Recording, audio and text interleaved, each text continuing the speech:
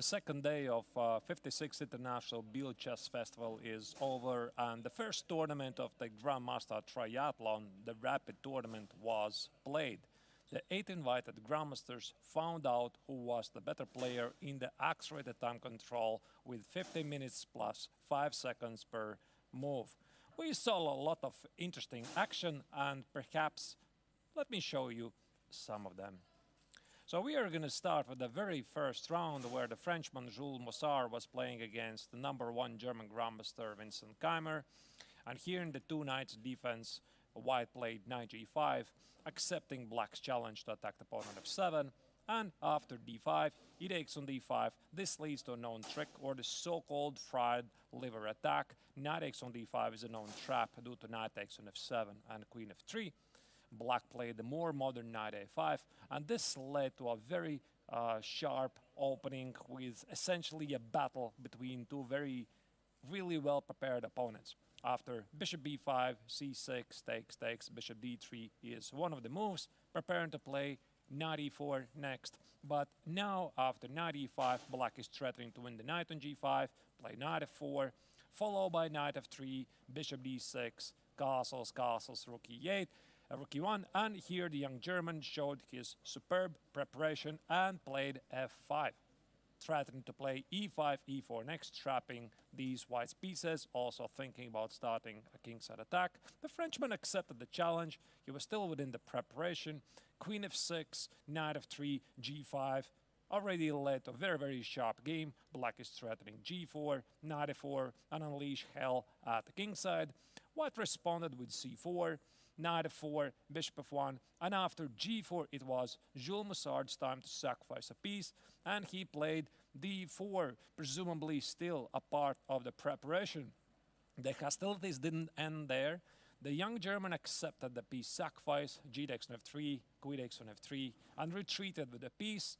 And after queen c3, now that White was threatening to take the knight on a5 and also secure his very strong center, once again Winston sacrificed the piece and he played c5. Queen a5, knight takes on d4.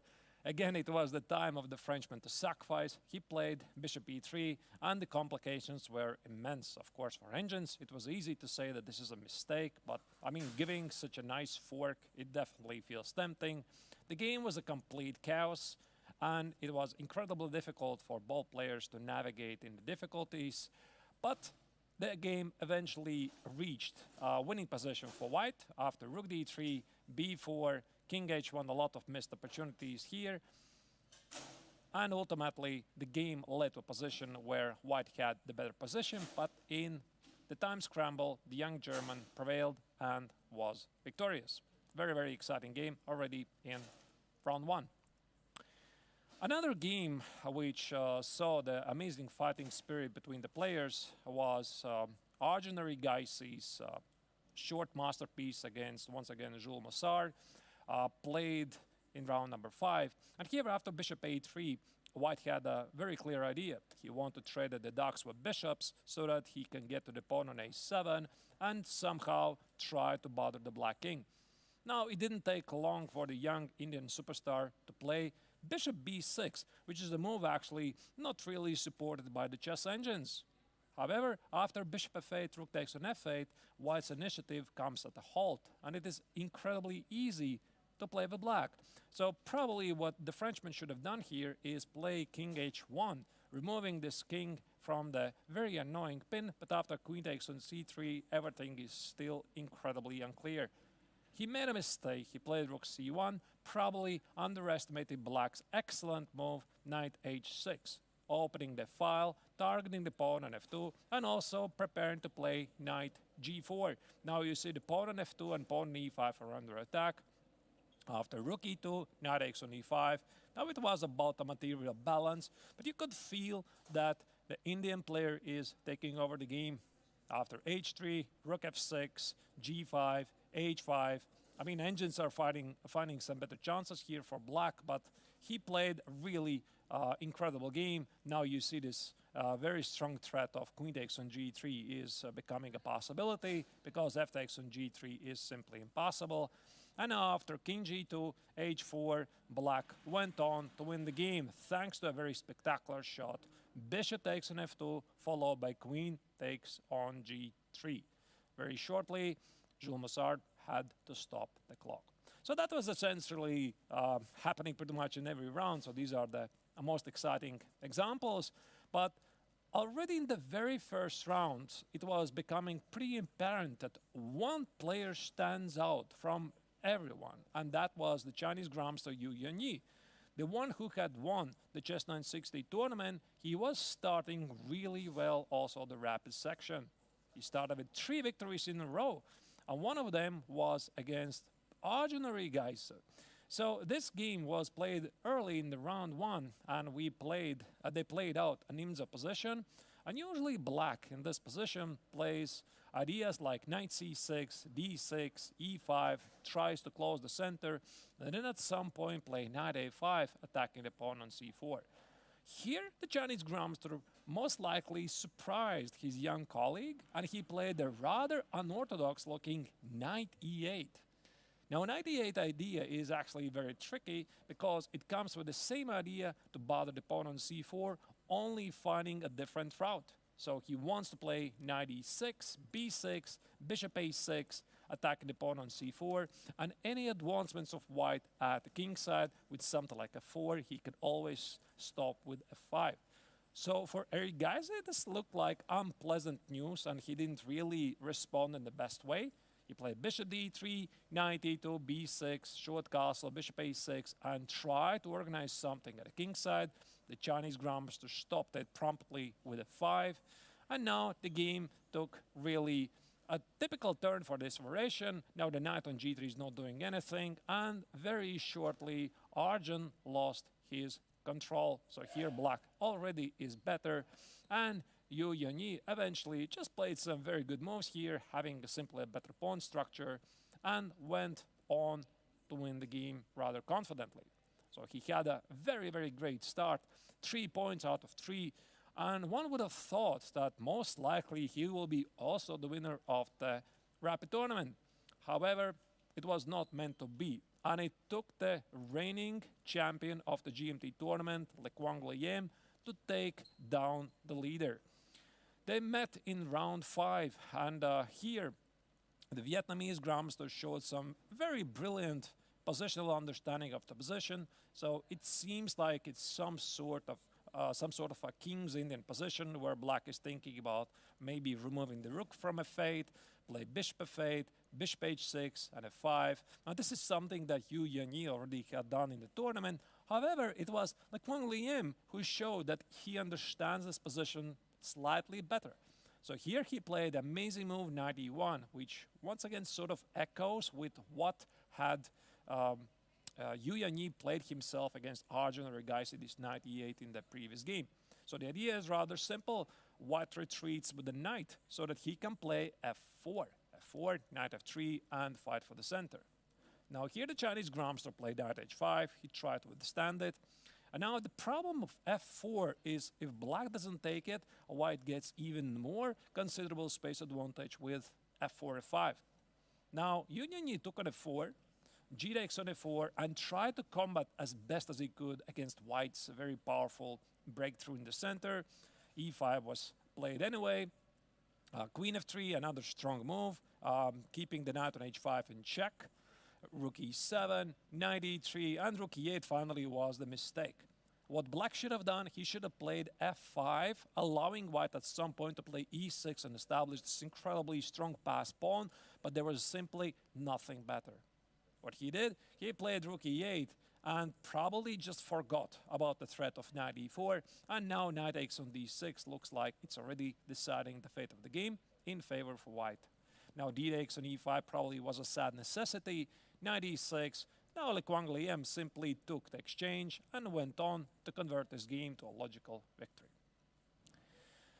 One of the most important games of the GMT Rapid Tournament most likely was played in round 5 when two of the future winners of the Rapid Tournament played against each other. It was the German player Vincent Keimer against the very creative David Navarra.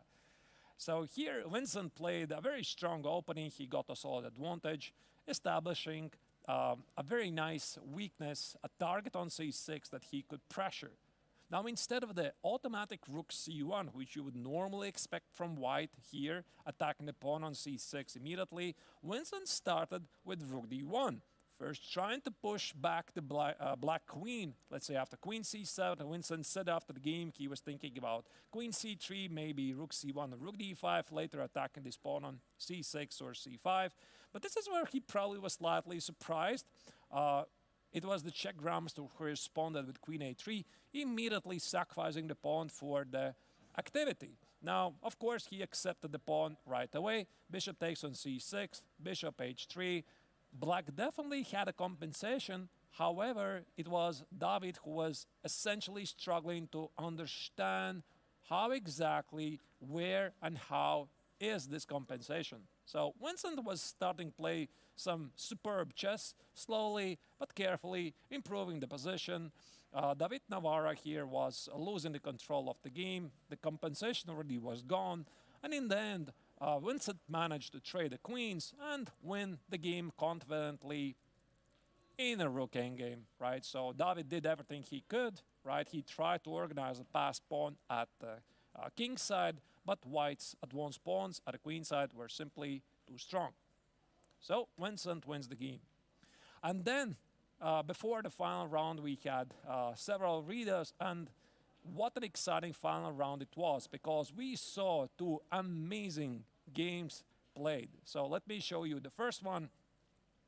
Now, this was the game played between the former leader Yu Yanyi and Amin Bassem, the Egyptian grandmaster who was recovering after a dreadful start in the Chess 960 tournament. However, it was Yu Yanyi who had a great game played. He had outplayed his opponent and now was completely winning. All he should have done here is to play a6. a6, keep the rook on the board, maybe advance it with bishop b7, king h4, king g5, and this normally would have been probably an easy victory for the Chinese grandmaster. But now you probably can't help but feel, why do I need this if I can play rook b7 immediately, right? White decided he can trade the rooks and just advance the a pawn and win the game on the spot. And of course, indeed, this looks like an easy victory. However, this was amazing study-like position where apparently white is not winning. So the Egyptian grandmaster here found an amazing defense, which feels like indeed composed and never happening in the real game. So he played first rook d8, attacking the pawn on d3. Well, doesn't really seem it matters. White played a6, rook d3, a7, rook a3, and this is where you normally expect that black resigns. Of course, he has a passed c pawn, but white has an extra piece. However, if you look more closely to the position, you realize the king on h3 for white is not playing. Now, after c4, bishop d5, c3, bishop b3, here g5 was played, and essentially the white king on h3 is imprisoned. It cannot join the game because at any moment, if white plays g4, black responds h4.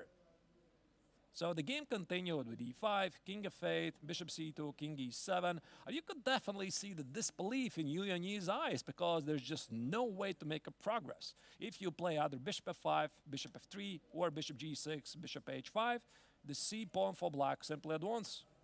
So after bishop b3, king d7, e6, king d6, actually in the end it was white who had to play very carefully because the black king was heading to the pawn on f2. Think about king b4, king a3, king b2, king c1, and win the pawn on f2, and then go back after the pawn on c2. So, however, it was not meant to be, because as soon as the black king is about to threaten to go to c1, Yu Yanyi played bishop e4, so that he is in time to take on f3 and retreat back to e4. The game lasted a couple of moves, and then both opponents were smiling. After c2, king c2, we had actually our very first stalemate on the board. Quite a picturesque position. But everyone's eyes were on the game of the last year's triathlon winner, Lequang Liem, against David Navarra. And David Navarra clearly is one of the most creative players here. In the first tournament of Chess 960, he played incredibly beautiful game against Egyptian Grandmaster Amin Bassem. And here also, this game did not disappoint. So it was Lequang Liem who found initially a very beautiful combination. He played d takes on c5, knight takes on c5, and found this beautiful shot, bishop takes on g7. Now the idea is obviously after king takes on g7, it seems that white wins a material. However, after king takes on g7, queen d4 check, king h6, things suddenly are not so simple, because if white takes with the knight on c5, black has a very powerful attack at the king side. Despite the fact that the king is standing on h6, the white king actually feels weaker. Now here Lequang Liem's idea was to include intermezzo move knight h4. So the knight on c5 is going nowhere because knight f5 check is in the air.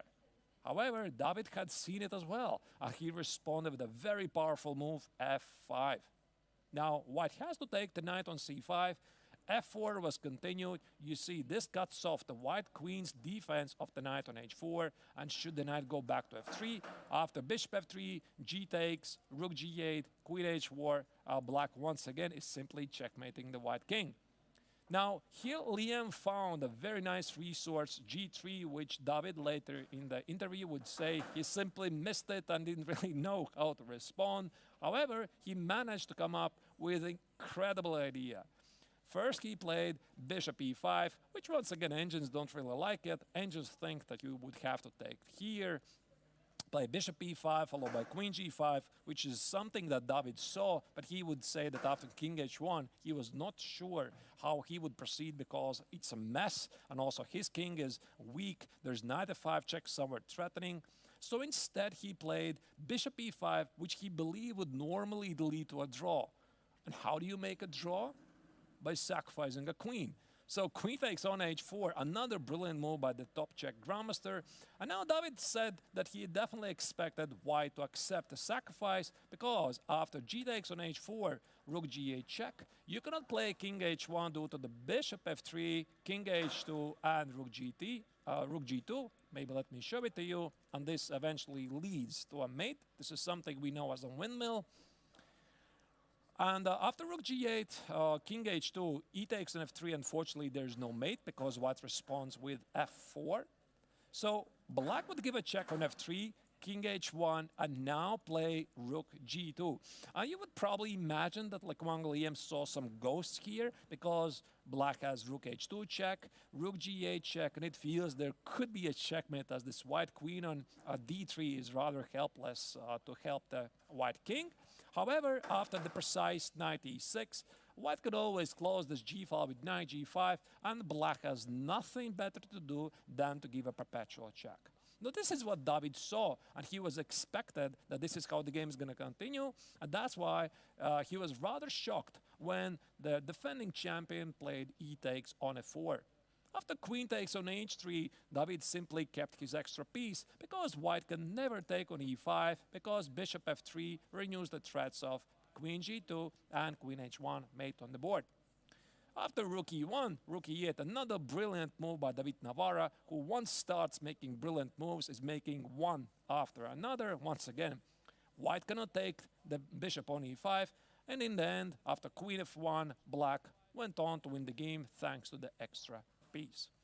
What did it mean for the overall rankings is that Vincent Keimer and David Navarra shared the first place. Well, technically, according to Rapid Tournament, Vincent won it. However, for the overall rankings, it is David Navarra who is currently leading in the overall rankings because he played a better tournament in the Chess 960 tournament, which essentially serves as a tiebreaker.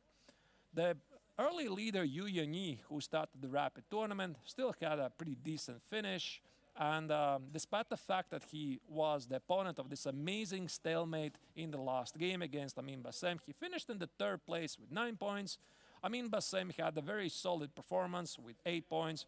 And then we have Jules Mussar with 6, Arjun Regaisi, Lequang Liem with 5, and Daniel Bogdandiak had a rather disappointing tournament with only 3 points. So the action will resume on Tuesday when the invited eight grandmasters will come back and play the first round of the classical tournament. Then after 4 rounds, they're gonna have a blitz tournament. So once again, don't miss the action. Come back on Tuesday, 2 p.m. Central European Summer Time, and follow us watching some exciting chess from Biel.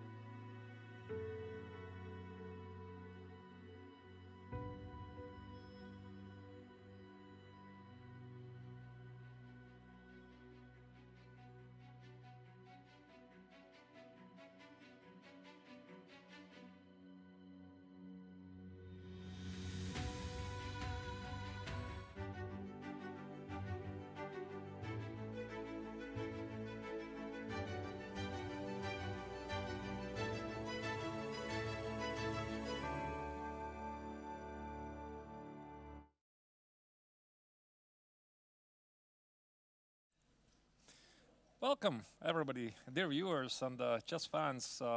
We are saying hello from the beautiful Swiss city of Biel.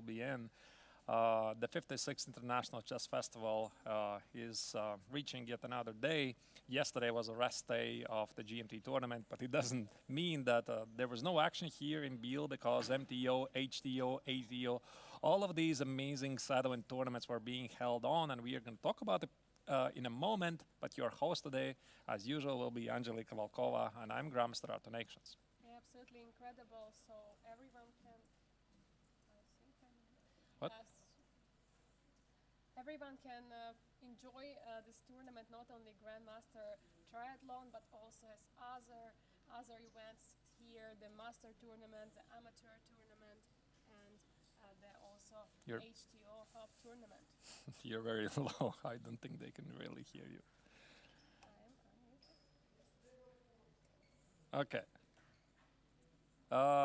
Yeah, volume is very low for Angelique. I'm not sure why. Just a second. Yeah. Yeah, great, right? I mean, immediately we're stucking some technical issues while... Sorry for that. Now you can hear me better. Okay. Okay. Technical issues and everything. All that makes life exciting. So the games are about to start. I think that they're going to be given a green light basically in a minute or so. And this time you're not going to immediately jump into the games because this is a classical game, right? I mean, it's going to be very, very, very long day, 6-7 hours. And I think that what we could do is brief you for a moment what exactly the Biel Chess Festival is all about and have a look at all of these amazing events being held here in Switzerland. Yeah, exactly. We have here not only the closed tournaments, which are talking about the Grandmaster Triathlon and Accentus Chess 960, but also the Swiss Championships in the Blitz, in Rapid, and also Rapid Fischer Random Championship. There are as well open tournaments, Master Tournament, Main Tournament, Amateur Tournament. There is also Weeks Tournament for those who can stay here only 1 week. There are also Rapid Blitz tournaments, also Vinetum Views Tournament, and Simul exhibitions. That's right, and these are the past winners of the previous Biel edition tournaments. As you can see, some of the best players in the world have played here before. Of course, it's the great Magnus Carlsen from Norway who won the tournament back in 2011, Fabi Caruana, the former World Championship challenger, the legendary Frenchman Maxime Vachier-Lagrave, who has won the tournament, the GMT tournament record 4 times, and of course other household names like Medvedyarov, Vidit, Wojtaszek, including the last year winners Garakamsky and Le Quang Liem. But also, the MTO tournament features quite a few amazing players, and also you can see last year's winner Mahamat Muradli won the MTO, but this year he did not return. Yeah, and here you can see the live stream schedule. We already have the Accentus Chess 960 and the GMT Rapid behind us. The players had the rest day yesterday, and today we're starting with round one of classical portion of the Grandmaster Triathlon, which is going to be till July 21st, round 4. And then on July 22nd, we are going to have the Blitz portion of the Grandmaster Triathlon, where players are going to play 2 games against each other. After that, there will be a 1-day break, and then there will be 3 rounds of classical portion of GMT to follow. That's right. Now, let's familiarize ourselves once again with the players of the GMT tournament, because this is the main event, so to speak, of the festival. 8 invited special grandmasters are playing here, and what makes it incredibly special, all of these 8 players in a couple of weeks are heading to Azerbaijan to play in the World Cup, right? So 7 of them are directly seeded in the second round. Jules Massard is the only one to play in the round 1, but he is going to be a big favorite. So once again, yeah, quite a strong field. And if I'm not terribly mistaken, Angelica, I think that the average rating of these very strong players is 1 point shy of 2700 ELO. Yeah, absolutely incredible. We have the first seed here with rating 2735, Yu Yangyi from China. He actually participated last year in the MTO tournament, and he was replacing Andrei Sipenko in the Chess 960 tournament last year. He's a national Chinese champion and numerous youth world champion. And of course, it's the reigning champion Lee Quang Liem, the top Vietnamese grandmaster, now the head coach of Webster University, succeeding Susan Polgar, one of the most famous chess coaches. He confessed to us that this is his first tournament after last year's classical tournament victory here in Biel. He is back. He wants to show that last year's tournament victory was not an accident. And yeah, I guess we're going to see.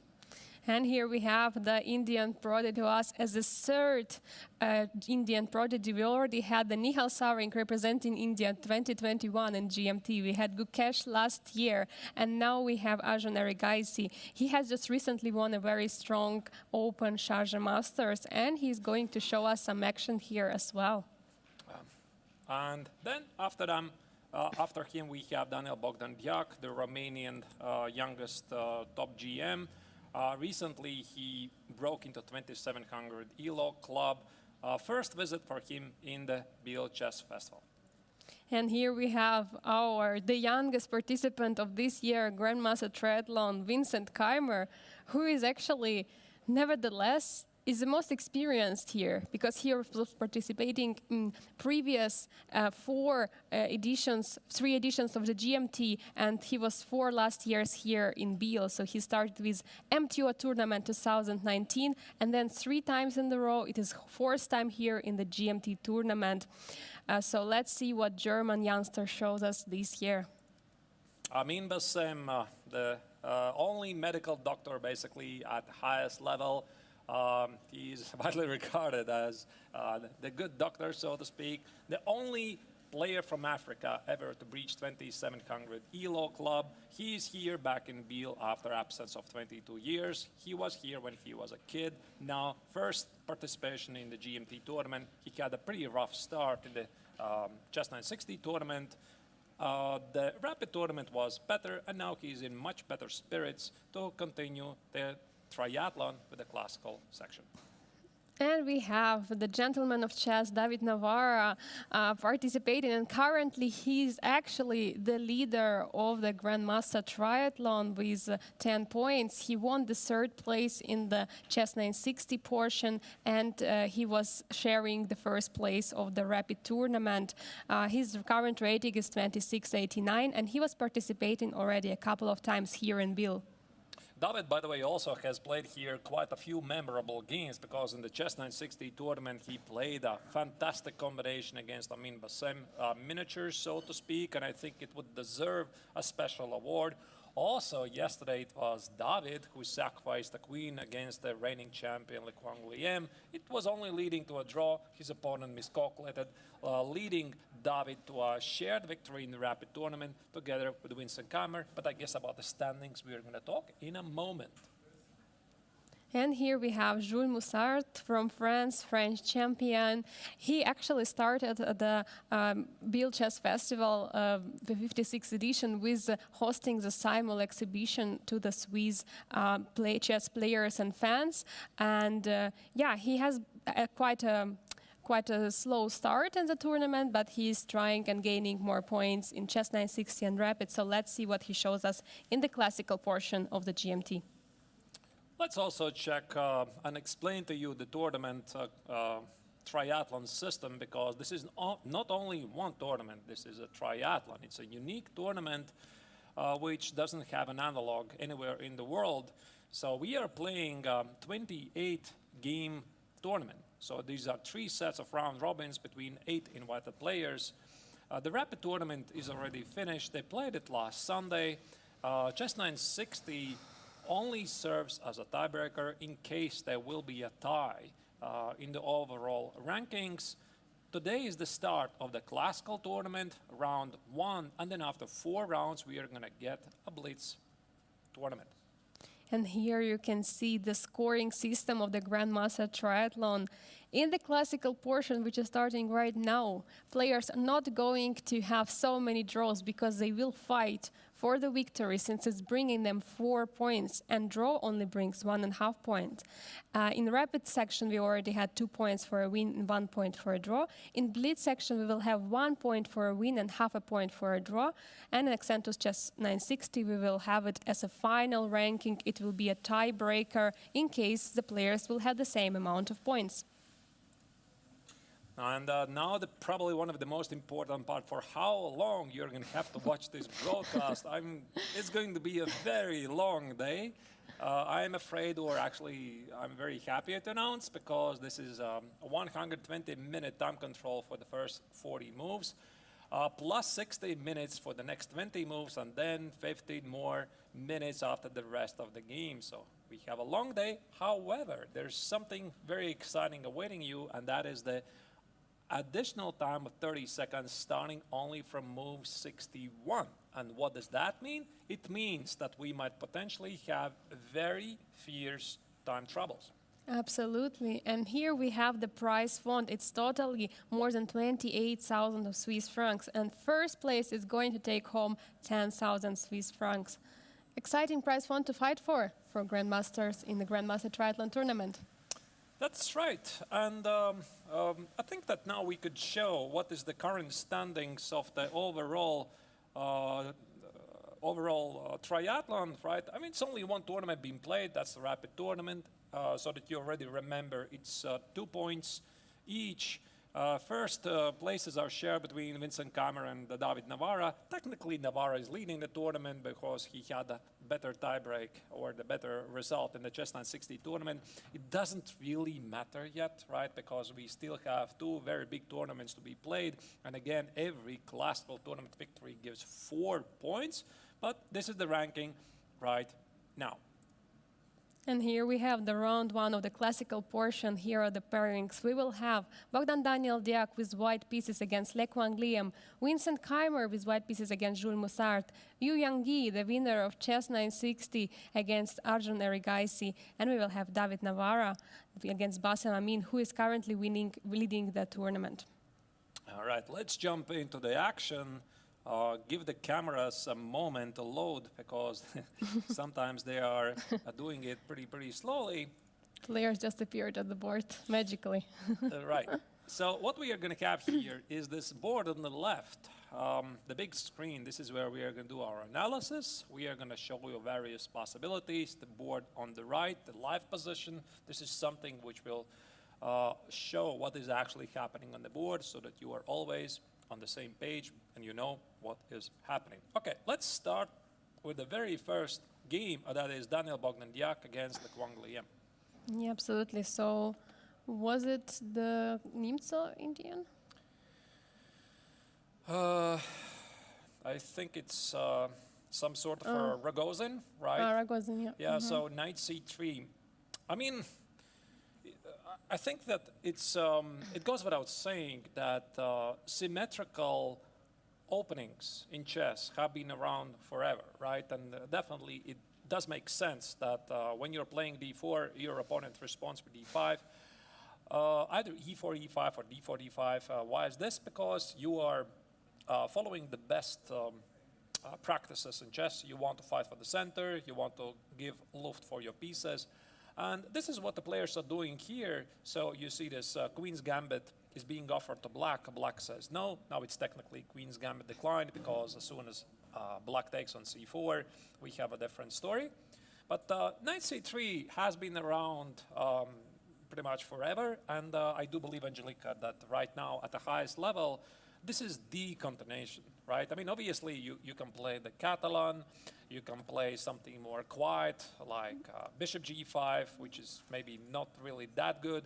Knight c3 immediately applies some pressure against the center, and White is quite flexible with his choices.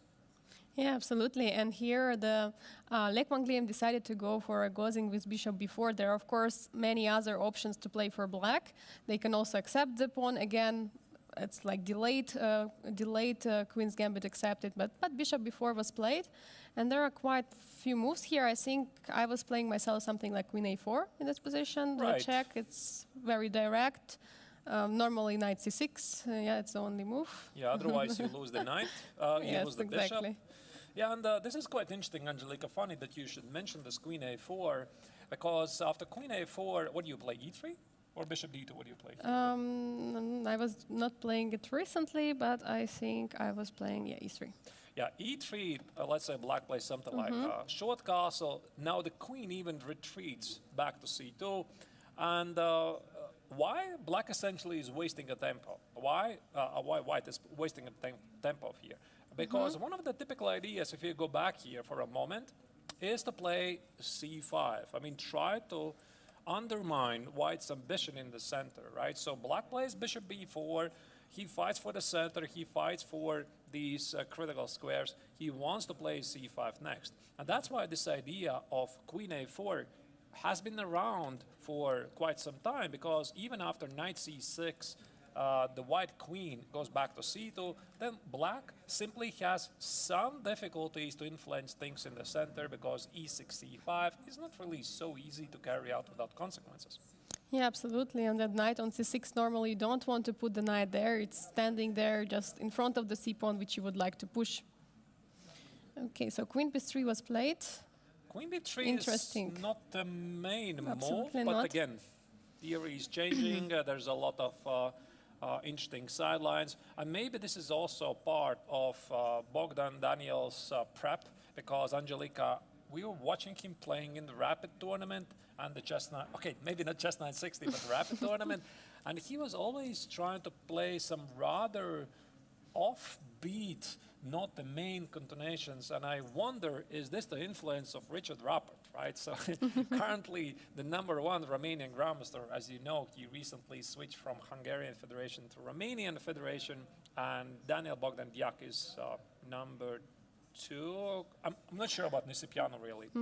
So he's #2, and maybe Richard gave him some advice. Why do you bother to play the main opening when you can be tricky? Yeah, you can be tricky, and you know, with this kind of preparation, you're bringing the surprise to the board, to your opponent. Most likely, he's not ready for that. So, yeah, so we can see that actually, like Wangleem is not spending much time, and He sacrificed the pawn. he's sacrificing the pawn on c5.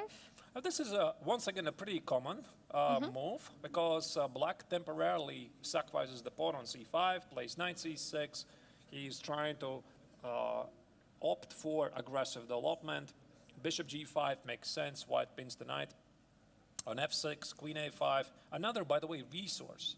As soon as Black plays c5 here, it immediately opens him the possibility to put the queen on a5, so that some threats like c takes on d4, knight e4, attacking the knight on c3 immediately become a possibility. Yeah, absolutely. And pressure on the c3 square. Okay, he's trying to double the pawns immediately on f6. Yeah, and I think black has to make this intermezzo move. Yeah. Otherwise, this pawn structure, I don't know how good are black's dynamic chances here, but this pawn structure is not really great. Yeah, absolutely. So intermediate dc4 was played, okay, queen c4, and now gf6 with rook c1 to follow. Yeah, controlling the c3 square, and he took the pawn on c5. Yeah, I guess you have to take the pawn at some point, and I don't really, again, know how this game is going to proceed, but what we can see, make the first evaluations from this opening is that white has gotten a very, very tiny edge, perhaps due to the better pawn structure. So you would expect that Daniel Bogdan, he is going to play something like queen c5, maybe not immediately, but the point I just want to show, e3 carefully, not e4, which would weaken the dark squares, but e3 to control some of the squares. And then, white wants to play some quiet chess like a3, maybe bishop d3, king e2, rook d1, and say, your weaknesses are a long-term problem. Exactly, it will be a problem for an endgame to which actually the players are reaching to already. Almost queens are traded on the board. We don't know if they're going to trade the queens, but we think so. And then it's going to be a tough time to guard those double pawns. But right. maybe he can try somehow to use the two-bishop advantage. Maybe. He can. I mean, you're right, Angelica. So it's not only white who has his advantages, it's also black. Because obviously you don't want to give away this bishop just like that. So imagine putting it on f6 and then somehow try to open the position and use the power of those two bishops. By the way, I would like to say hello to every dear viewer who is watching us. Hope you appreciate the coverage so far. And if you have some interesting questions, insights, or you just want to say something to us, do that. We are watching the commentary. I see that there's a mention in the chat that queen h4 is the main move, and somehow after king e7 there's a forced draw. I'm not really sure there's a forced draw, but I'm not going to argue. Actually, there was a comment from the chat regarding, the Romanian players. Romanian Federation is getting richer, since Richard Rappert is joining. Also, Ukrainian chess player Kirill Shevchenko also joined. And actually, currently he's 1 elo point higher than Bogdan Daniel Diak. So, Romania is getting richer with chess. Some chess ideas. Speaking exactly, Angelique, about Romania, it's amazing, right, how things have improved there. And I had a chance a couple of weeks ago to talk with one of the Romanian grandmaster, Andras Guyula Gergali Shabo. Yeah? Oh my goodness, sorry. I mixed up. He had several first names. So we talked about the Romanian chess, and he was also saying, listen, right now there is a big boom, right, in chess because of this big sponsor, Superbet, right, which has contributed to a major boost of the chess, and they're inviting not only high-class players like Shevchenko, they're inviting back Nisipiano, of course, Rappert, came from Hungary, and now Romanian national team looks stronger than ever. They are hosting these various super tournaments, these Superbet tournaments, right? So it's really great time in Romania, and that's why also it's understandable that in these circumstances there are local talent who are using this opportunity to show the results, and Daniel Bogdan Diak is one of them. Yeah, absolutely, and that's great how country is showing this big support to the players, and that the Superbet tournament is one of the parts of the Grand Chess Tour, the strongest event in the world of chess every year. Okay, so... what do you think White is going to play? Yeah, there was a, by the way, mentioned in the chat, Angelica, e3 could be a move, maybe. I don't think this is a forced draw, to be honest, right? So e3, queen c4, bishop c4 looks pretty much playable position to me. However, I do agree if the players sometimes, if especially if the white player is not really in the mood to fight and at that level, they're gonna find a draw. However, let's again remind you the tournament system. You get 4 points for the victory and only 1.5 for a draw. So it simply doesn't pay off, right? I mean, if you're really interested to fight for the top prize or the top prizes, making short draws, it just does not pay off. So that's what motivates everybody to fight. And you don't need something like Sophia rule to force people, to fight, which is, of course, a big problem sometimes at the competitive chess. But the system, the tournament system itself already motivates the players. Absolutely, and if we recall the situation, the current situation in the tournament, for sure, Bogdan Daniel and Lekwan Liam, they have to try to fight. So I think the both sides are going to try to find the weaknesses in other position and try to push for it. I mean, if they cannot make it, of course, there could be a very peaceful result, but it's not given. Right. Also, actually, I'm thinking here, Angelica, something along the lines of Queen c5, Bishop c5, and g3. Playing a Catalan type position, because one of the things I immediately recognize in this position is some sort of a Catalan structure, where Black usually has the problem of the last square bishop, right? So let's say I'm gonna play Bishop d7, Bishop g2, and you can't easily put the bishop on c6. There's something like knight e4, knight c5, and in the end, maybe the position simplifies, but Black's weaknesses at the king side, well, they remain. Yeah, absolutely, and there is a problem for Black to develop the bishop because you cannot develop it on b7. I think, right, after in this line, if you put the bishop on g2, bishop on b7, it's not so easy to put because there will be always the knight jumps attacking the bishop and the knight. That's right. Let's also have a look at some of the other games. Obviously, there's 4 of them. This is game only number 1. And again, we are in a slightly slower pace today, right, compared to the rapid tournament. There's no need to hurry. We have 2 hours until the start of the second time control, 2 hours for 40 moves. We have all the time in the world. Yeah, absolutely. Let's move on to the second board. We have Vincent Keimer, one of the winners of the rapid tournament, facing Jules Mussard, one of the leaders of the current GMT standings. And we can see something This is quite a trendy line. I think I've definitely seen this early bishop d6 and rook e8. So perhaps if he could go back for a moment. So Vincent started with knight f3. Oh. Ready. Now it's switched to some English. Angelica, I'm a big fan of these. Of course, in a classical sense, if you would get to play 2 moves, like in a row, what you would do? You would probably play e4, d4, right? Yeah. But if you would be given 2 other moves to choose, I think what I would choose always is knight f3 and c4, because by doing this, you're still fighting for the central squares, and you have some flexibility then to decide what you want to do with your central pawns. And this is where it gets really interesting, because every single move that you're making usually has some sort of a drawback or the most annoying response. At least for me, knight f3, that is d5. Yeah. Right? So you're fighting for the center. c4, there's a very powerful response, d4, and the Black is usually getting a very satisfactory game. And for c4, guess what? It's e5, right? Yeah. So the reversed Sicilian, so to speak, with that extra tempo for White.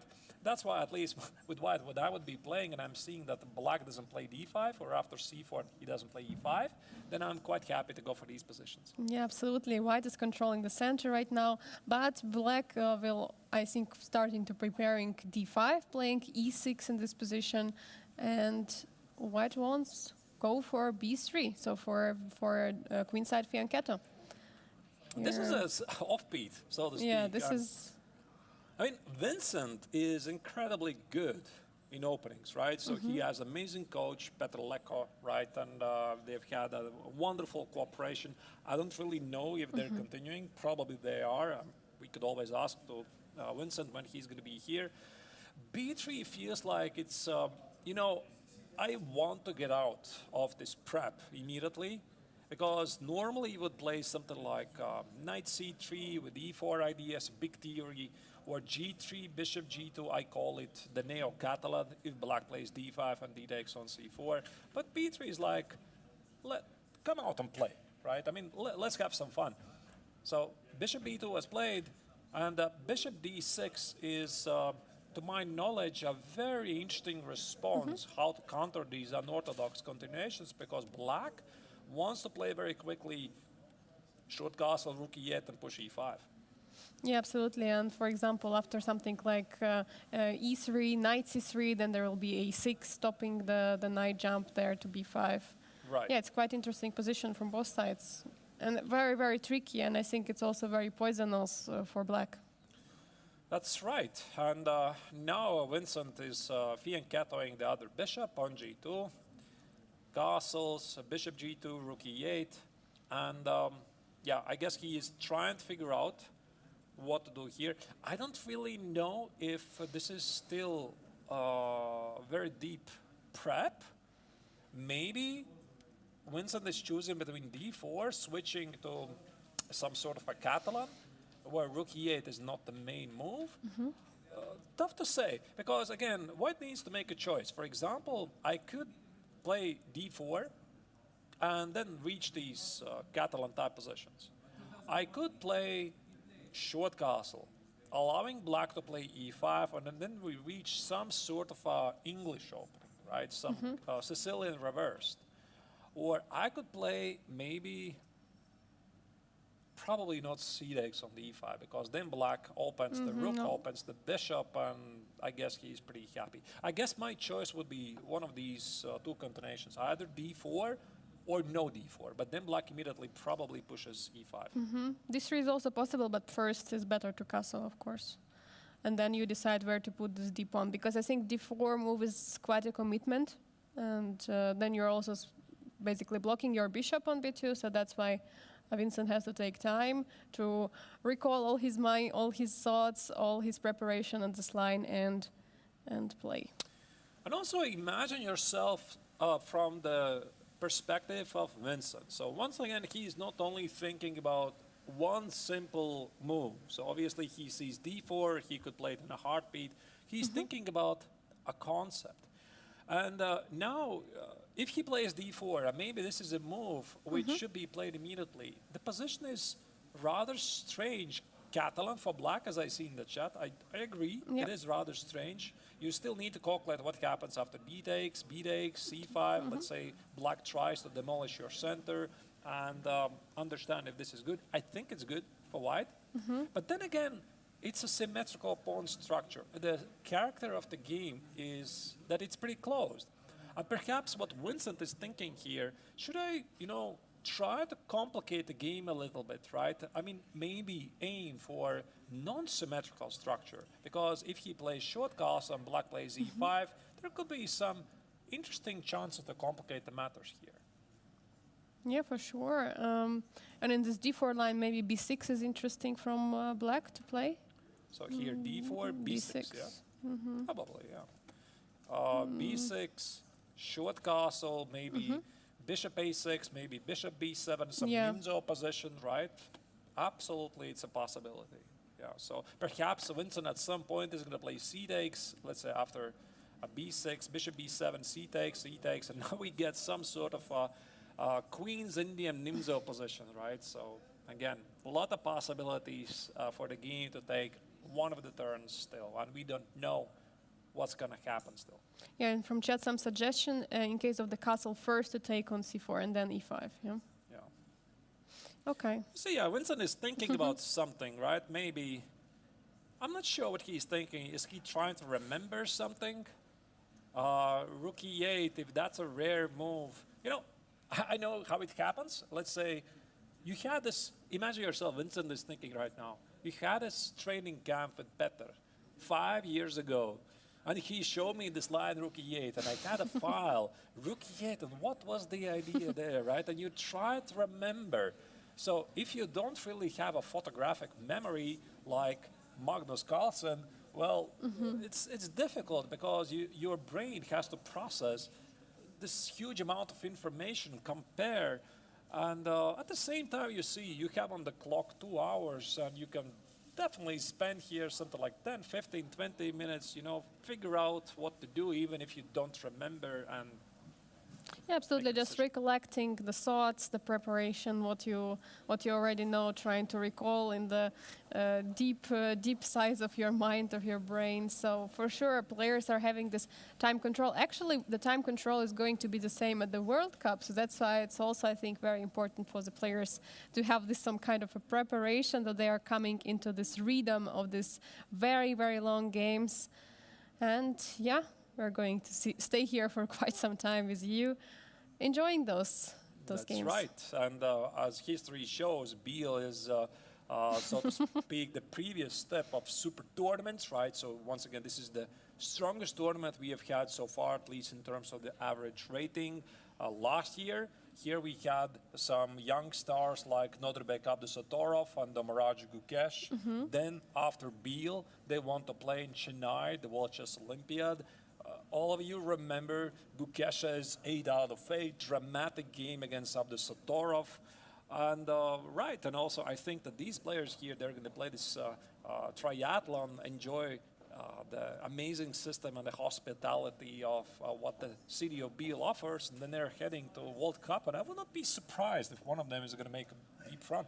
Yeah, for sure. Especially knowing, for example, Yu Yangyi already participated and had quite some successful participation in the World Cup. For example, 2019 when he lost to MVL in the tie breaks. Yeah, he had quite a nice event back then. What do you think, Angelica? Let's continue to observe. This is game number 2 out of 4. We have 2 more games to check. Let's Your go. selection? Let's go maybe to the current leader of the tournament, David All right. Navarro. David Navarro it is. Board number 4. And actually, Basamin is already in some kind of sinking bunker, if I can say, tank, in the tank, because we can see that David was playing everything almost instantly. He has almost 2 hours on the clock, while Basamin is taking some time. All right. That's Ray Lopez So Ray Breyer. Lopez, yeah. That's the Breyer, Ray Lopez. I mean, it's as old as it gets. It is incredibly popular system. It doesn't look like Breyer. Look at this. I mean, it's pretty amazing, right? I mean, so far, 17 moves have been made while displaying 99.8% accuracy. Chess.com engine says black is even better. 100%. I mean, you don't get better than that. Okay. Doesn't mean anything, of course. Yeah, absolutely. I just looked at this last move which was played. Bishop goes back to c1. I'm sorry?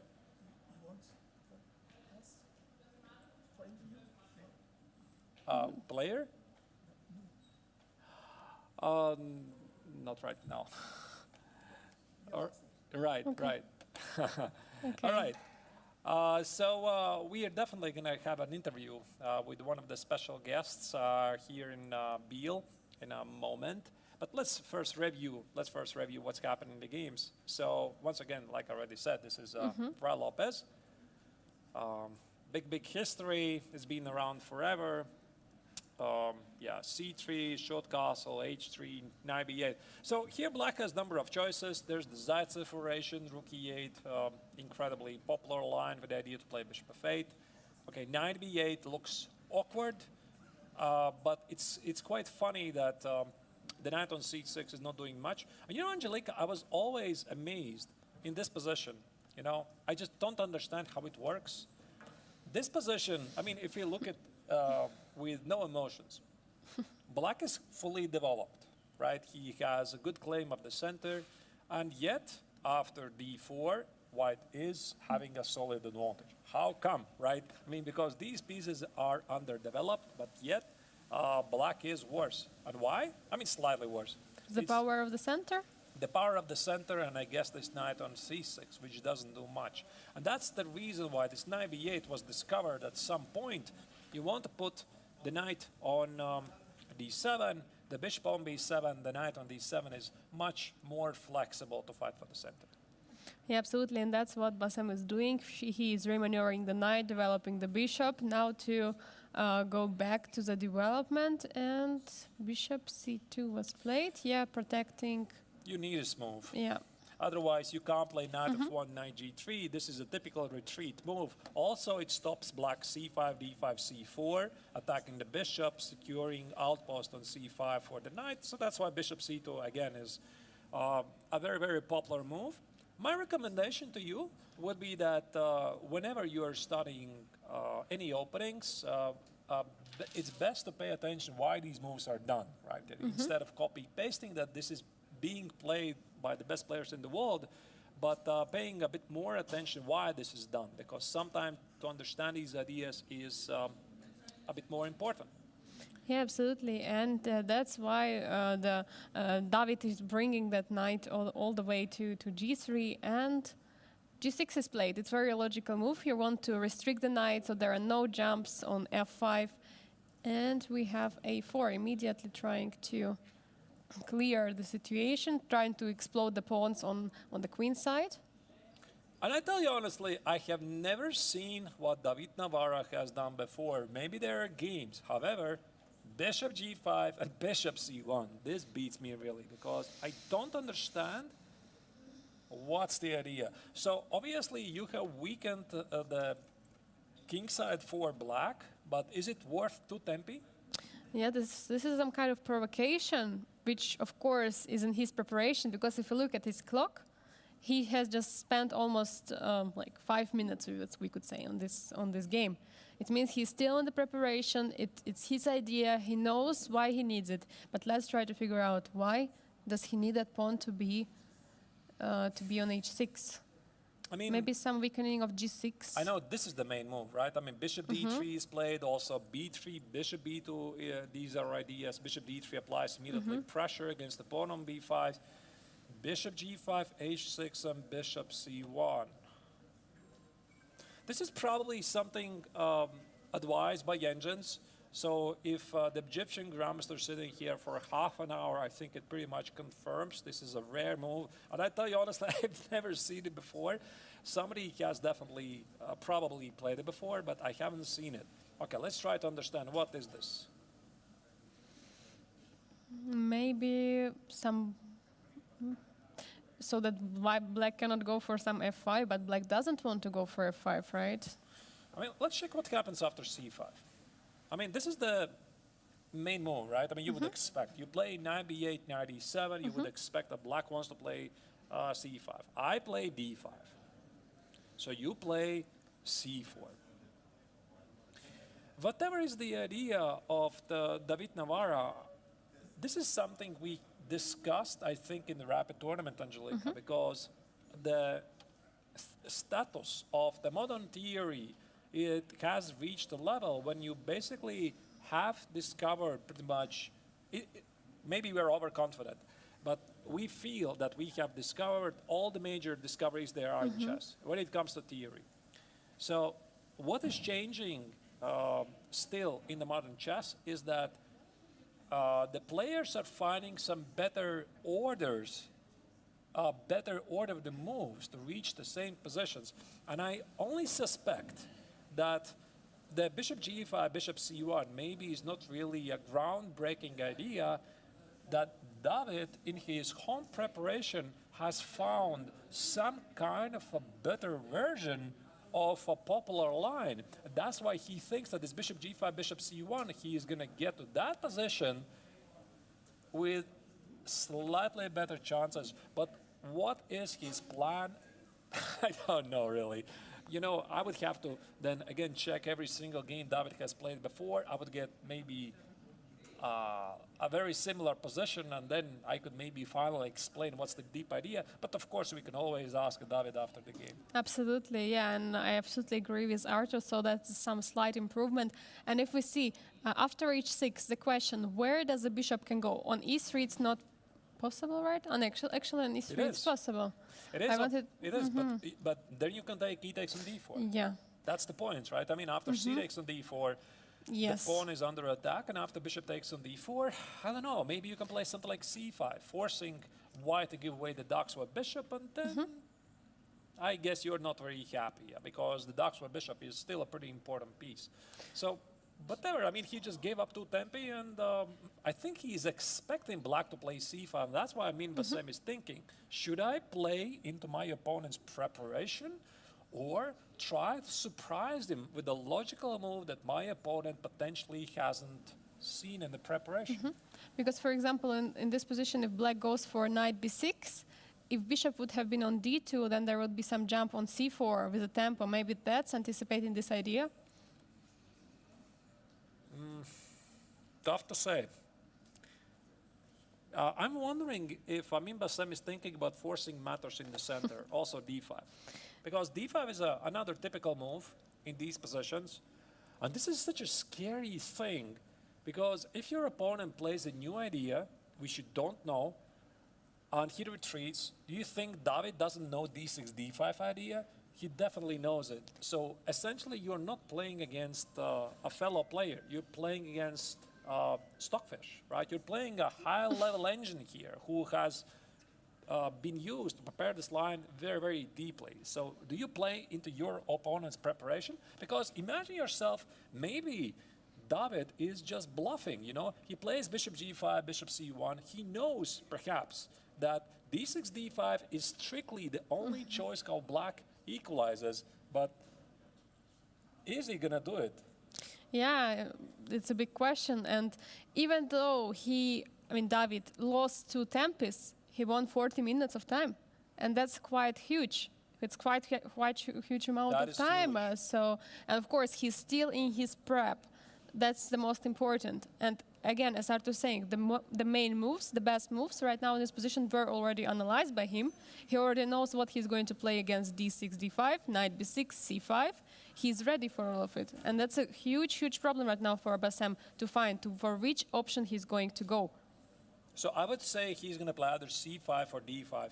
And it really depends on the player, because there are those kinds of players who are incredibly, what's the right word, principled. They're incredibly principled. And you know, Angelica, the first player who jumps to my mind, who you can never scare with an opening preparation, maybe you suspect who it could be. Magnus? Magnus, I mean, okay, Magnus perhaps is probably the strongest player in the world, but there's one player who is incredibly principled, and he's going to test whatever you have prepared. Levon Aronian? No. No, perhaps. Okay. I was thinking about Jan Nepomniachtchi. Ah, okay. Because Yes. Nepomniachtchi is, again, incredibly principled. And I've seen this happen quite a few times. When the opponent prepares a very deep idea, he's like, let's go for it. I mean, show me what you have, right? And this is where some players will bow down, right? Okay, you are in a deep prep. I'm not going to test it, right? But Nepomniachtchi's idea is, if I'm playing the best moves, I can work them out over the board, then probably they're the best one, right? Yeah, So, absolutely. It's curious. It's curious what is Amin's mindset here, because I have a feeling that d5 could be the critical move here. Yeah, for sure. Can we move it a bit? Yeah, let's try. Like- 95? Yeah, I guess 95, because takes is, I guess, take on d. Oh, by the way, takes on d5 also is a move. Okay, let's test this. Takes, here, here. Engine likes Bishop White's f4. position. Bishop f4. That's the idea. Look at this. Bishop f4, rook goes away, e5, E5. knight e7, and e6. And this is why you play bishop g5, bishop c1. Could it be? Wow. I You mean, know, it could be. yeah, it could be the idea, right? I mean, you first play bishop g5, you provoke this weakness, then you just go back, and you invite black to play d5, and then perhaps after this d5, indeed, this idea is so strong.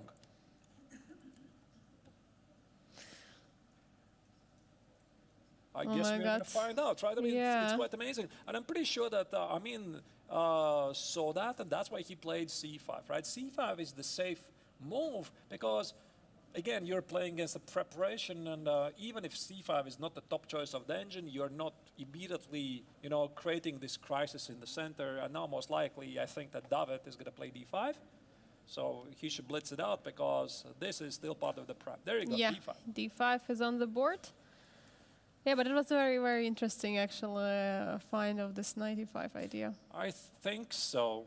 I can only jump to the conclusion that David found some version of this d6, d5 idea, and he found this idea of bishop g5, bishop c1, where black's d6, d5 idea now does not work. Very, very interesting. But speaking about this d4, d5 idea, this is one of the most famous moves in the Lopez for white's perspective. Why? Because black wants to take on d4 twice. If this happens, let's say you make some random move, can I make it something like whatever? I'm not sure. Yeah, b3? B3, whatever. So b3, I could take twice. This is very often the case in the Lopez. And some players think, okay, listen, you have a weakness on d6, you have a bad position, but it's already been long proven that the weak pawns, they don't matter in the modern chess. All that matters is the piece activity. And then black plays something like d5, e5, knight e4, maybe not immediately, but you get the point, right? And gets a brilliant game, or maybe plays queen b6, knight c5, and has a very serious pressure against the center. So that's why it has become a household continuation for white to play d4, d5, essentially splitting black's position in two halves. You have the queen side, and you have the king side. Yeah, and it's joining some kind of King's Indian types of position because we have this fianchetto bishop on the king side on g7. We have already the closed center as if black pushes for this e5 break. And there is already something going on the queen side because normally that's what we have actually in the King's Indian. That's right. I think that c4 is going to follow for black, because if black doesn't do that, let's say he plays something like queen c7, seems like a harmless move. A very, very powerful idea here is b3. Now, why b3? Because after b3, you look at the black's position, he is cramped, so that is one of the key ideas. And if you play c4, now try to open up the position at the queen side, white plays b4. So b4, maybe a5, bishop e3, queen d2, knight h2, remove the knight, g4. If you need to have some reference, watch some of the famous games by Anatoly Karpov. Karpov against Unziker, first game which jumps to my mind, with the bishop on e3, 8x on b5, bishop a7. Probably a lot of people remember this very famous game. But, I mean, maybe you don't need an open file, and you just focus on the king side attack. I think this is also the reason why black needs to play c4. Yeah, I absolutely love this idea to bring the knight back and to play the g4, so there is no f5 break. Maybe actually that's also what he was playing for, that basically after f5 break, if it will ever happen, then this g6 square is going to be weak. So basically black will not be able to push for f5 break. All right. And also this knight f1, g4 idea is very powerful. Yeah, and I'm now trying to compare. What was the main line here? I mean, I don't remember. I think it was something like, what was it? Bishop d3, c6. Oh my God, I don't remember. Yeah, I don't remember. Then at some point there was this move d5. Okay, I don't remember because I tried to compare this position to what happens normally. Oh my God. Yeah. So c4 is played. Third move by bishop. Wow. So bishop e3 is played, and this is definitely a position I have seen before, but probably it is slightly changed. Maybe it was the position without the pawn on h6 included, and perhaps this is what David has found, that by including this bishop g5, bishop c1, now playing bishop e3, perhaps he's winning the critical tempo of queen d2 and attacking the pawn on h6, you know? Yeah, absolutely. That's the sign of a big brain. Yeah, that's a sign of big brain and big preparation. We see how serious David Navarro is in this tournament. We're already seeing quite a few brilliances of him in the chess 960. We had that brilliant knight e4 move with a mating attack, was incredible. We had also the queen sacrifice yesterday. Actually, it was just an equal position, but Lek van Gliem couldn't trust himself to go for the sacrifice, and that's why actually David Navarro won. It's incredible. Angelica, it was so funny that when David was playing this rapid tournaments last game against Lek van Gliem, if you saw it in the recap, This queen sacrifice on h4. It was so funny that at the time, this was the last round, Vincent Keimer had finished his game, and then he would become the winner of the Rapid tournament. So I invited Vincent. What do you think about David Navarro's game? And he was, oh my God, I mean, oh my God, how can you play like that? That is so intense, that is so crazy.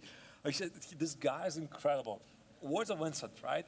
And he said, that's why you have to play against David Navarro. Simple positional chess. You don't enter with him these complicated lines. You try to play as simple as possible because there's a very good reason why Navarro was 2750 for some years. He was the top some years ago, right? And that's also, once again, proves Vincent's strategy against Navarro, where he beat him in their respective game in a quiet positional game. Yeah, he said also in the interview that he didn't want to go for any tactical complications because he knew he would lose that battle to David Navarro because his creativity and the calculation is very, very rich. Right. All right, knight c5. Bassem says, I'm not afraid of you. You want to take on c5, go for it. So here it appears that queen d2 should be included. The question is if David is going to take on c5. So I think something like king h7. I'm not sure. Do you want to take on c5 or you don't? It's an interesting idea to create this protected passer for the future, for the end game, and also the position is very close. That's why in this position the bishop don't have such a big value, but rather the knight. So that's why maybe trading the bishop for the strong knight on c5 could be a good idea. Yeah, and Bassem played h5, and this is what I wanted to mention immediately. h7, h5, or h6, h5. This is also quite a common maneuver. I'm not totally sure why king h7 is not working better, but perhaps the key idea is that black says, okay, I weaken the g5 square, but you know, you can't really use it because if you play bishop g5, if you play knight g5, only one of your pieces can stand on this square, and my king is still feeling pretty safe. I'm not sure, by the way, what is the problem? I think one of the key ideas of Bassem was just to stop this preparation of David Navarro, and he was maybe expecting this king h7. h5 is definitely a move in very similar positions. I'm not totally sure why is this, right? I mean, there probably is a very good explanation why the automatic king h7 is not working, why h5 is a better move, but okay, maybe it's not really so important. But at least we already see quite some thoughts here on the board from David Navarro. He's not blitzing out any moves. Just imagine if bishop g5 will be played again. Bishop comes back to g5. That would be too much, right? Too much. Bishop g5, bishop c1, bishop e3, bishop g5. Yeah, so white is spending a lot of time on these moves. Yeah, tough to say. I think one of the key ideas here is rook a3, rook a1, as far as I remember. I don't recall, was it with bishop c5 included? Maybe not. Maybe rook a3 was moved immediately. So David should know this move. And I think that he's going to play rook a3 unless he has another idea. Something like knight g5, maybe. Maybe let's do it like this, Angelica. Since David appears to be ready to make the move, let's watch it and then move on to the fourth game. What do you think? Yeah, absolutely. I mean, knight g5 is one of the key moves. I mean, to put the knight over there to occupy the g5 square. Let's see if he's going to make it or not. I would say rook a3, but then again, I'm not sure. I mean, black also sometimes wants to play knight e7, or ideally this bishop on b7, which stares at the pawn on d5. You would want to put it on d7.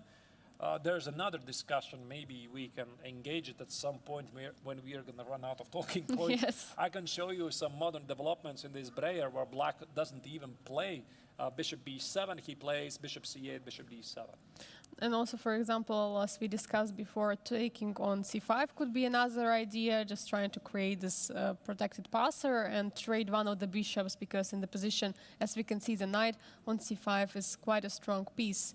That's right. David Navarro already, I think he thinks he already found his move. He knows what he's going to play, but he's just double checking, looking to other opportunities, maybe something in between. Maybe he's missing something, double checking, triple checking, because this position is pretty static. There is nothing dynamic happening here, and every move is very, very important because it's going to be a slight improvement for white or for black. Maybe, it could be like this, that David's file, so to speak, this chess space file that he has at home or in a hotel, he has several combinations, like this line is interesting and that line is interesting. And then you sit over the board, you start to feel that one of these combinations in particular looks better than the other, right? You feel in the mood because it's not a secret that all of the positions you can play out with several possibilities, and I'm pretty sure that here he most likely has a couple of plans, and he's just thinking, what should I do? Perhaps one of these continuations is like a semi-bluff, right, which requires his opponent to find very precisely the defense. And if the opponent finds the defense, then it's almost a draw. If he does not, then he gets a very good position. These semi-bluffs, this is such a common thing at the highest level, but again, I don't really know what is in David's mind right now. Yeah, absolutely. And for example, in this analysis, there is sometimes, for example, some move which is objectively better according to the engine, like top first line. And there is another continuation, which is maybe not the first engine move, but this idea is more human and more comfortable and better to play. So that's also what could be in the mind of David Navarro right now. Yeah. He wants to make a move. He wants to make a move. We feel like his hand is reaching towards the board. It also, it helps definitely to play the move up faster, because this would imply to the opponent that you're still in the prep. And if you're still in the prep, your opponent is going to spend more time, right? He wants to make sure that he's not missing anything. But since David is already sitting here for something like 7-8 minutes, I think that Bassem suspects that, okay, I have successfully survived the opening. My opponent most likely is out of the deep prep, so it's a bit more comfortable feeling. Yeah, that's actually a question. What if David wants to trick his opponent? And that's why he's just spending time to make him feel more comfortable and think, okay, my opponent is out of the prep. But in reality, he's not out of the prep, but he's just taking some 10 minutes of his time because he has some very, very big time advantage right now. I don't know, maybe David is just playing tricks here, he's just sitting there and counting the minutes. Okay, now I have to sit there quietly for 5 minutes, make a very word expression so that my opponent thinks I'm still out of the prep. Maybe my prep is still, 10 moves deep. I've seen even this happen. Who was this who spent 1 hour just to fool the opponent that he's out of the prep? I think we shook against Aronian or something, yeah.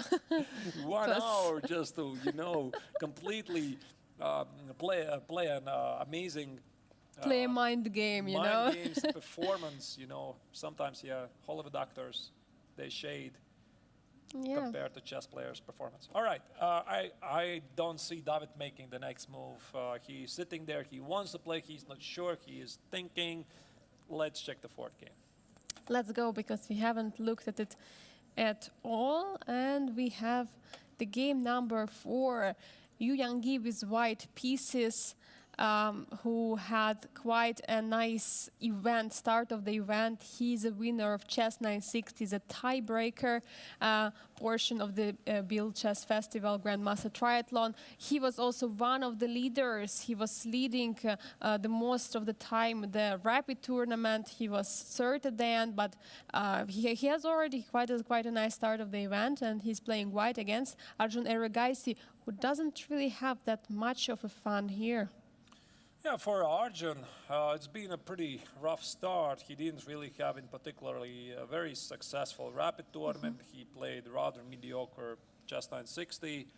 Arjun had an excellent growth last year. What was it? He gained something like 100 points incredibly quickly, something like half a year or so. Then he broke into 2700 level club. He's been battling against some of the best players in the world already. He has played against Magnus Carlsen. He has played against everybody. And then some of the results for him obviously started to decline, right? It's difficult to adapt playing chess at the highest level because it's more fast-paced, it's more concrete. But he's recovering. He had a couple of rough moments in the winter, and just recently, Eric Gaisi won a very strong open tournament in Sharjah. We are going to perhaps talk about at some point later his chances in the FIDE circuit. In case you don't know what's FIDE circuit, that is a new creation, new project by FIDE in order to give everybody a chance to qualify for the FIDE candidates tournament. And there's one place who gets to qualify out of FIDE circuit.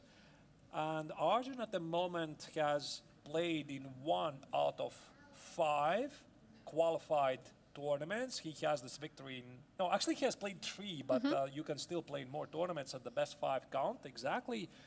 And this is what it's going to make a really exciting topic to talk about because Biel participates in this, in the circuit. Yeah, and I'm absolutely. not exactly sure if all of the 3 tournaments, it's classical, rapid, and blitz. And this is what has attracted the Sharks. So for Eric Gaisi, this could be an excellent shot to fight for the circuit. And also, I saw Daniel Bogdan-Diak rates pretty high. And in case he wins, let's say, the classical portion, this could give him, you know, good chances to have a real shot for the candidates, perhaps. Yeah, absolutely. And just talking about the FIDE circuit, I think actually from the players of Biel, of the former players of Biel, I think currently Gukesh is leading the FIDE circuit, if I'm not mistaken, with something like 75 points.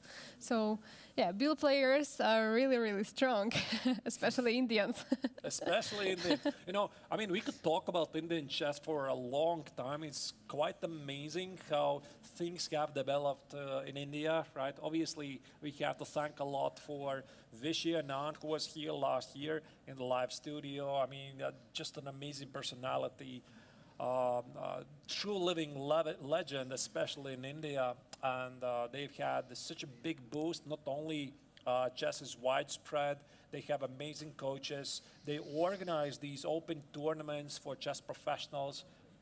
Grandmasters from Europe, all over the world, they're invited to play in India to give the chance for the local players to get abilities to fulfill norms. And basically, it's like every week we get news. Another player from India has become a grandmaster. This is absolutely incredible. I know many grandmasters, European grandmasters, they're just scared to play. You know, there are many opens. Indians are constantly traveling and playing.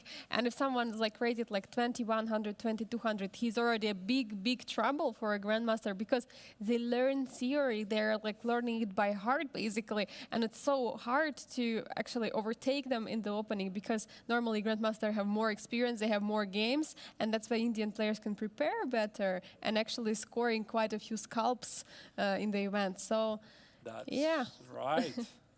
So again, amazing time for Indian chess, and I think there's a fair chance they're going to be dominating the world chess in coming years if they're not already. So I don't think it's going to take long before one of the young stars of India is going to become a world champion. Of course, it was Vishy Anand who was a champion before. My best bet would be Dharmaraj Gukesh, right, who is making incredible wonders, and he's still not even 18.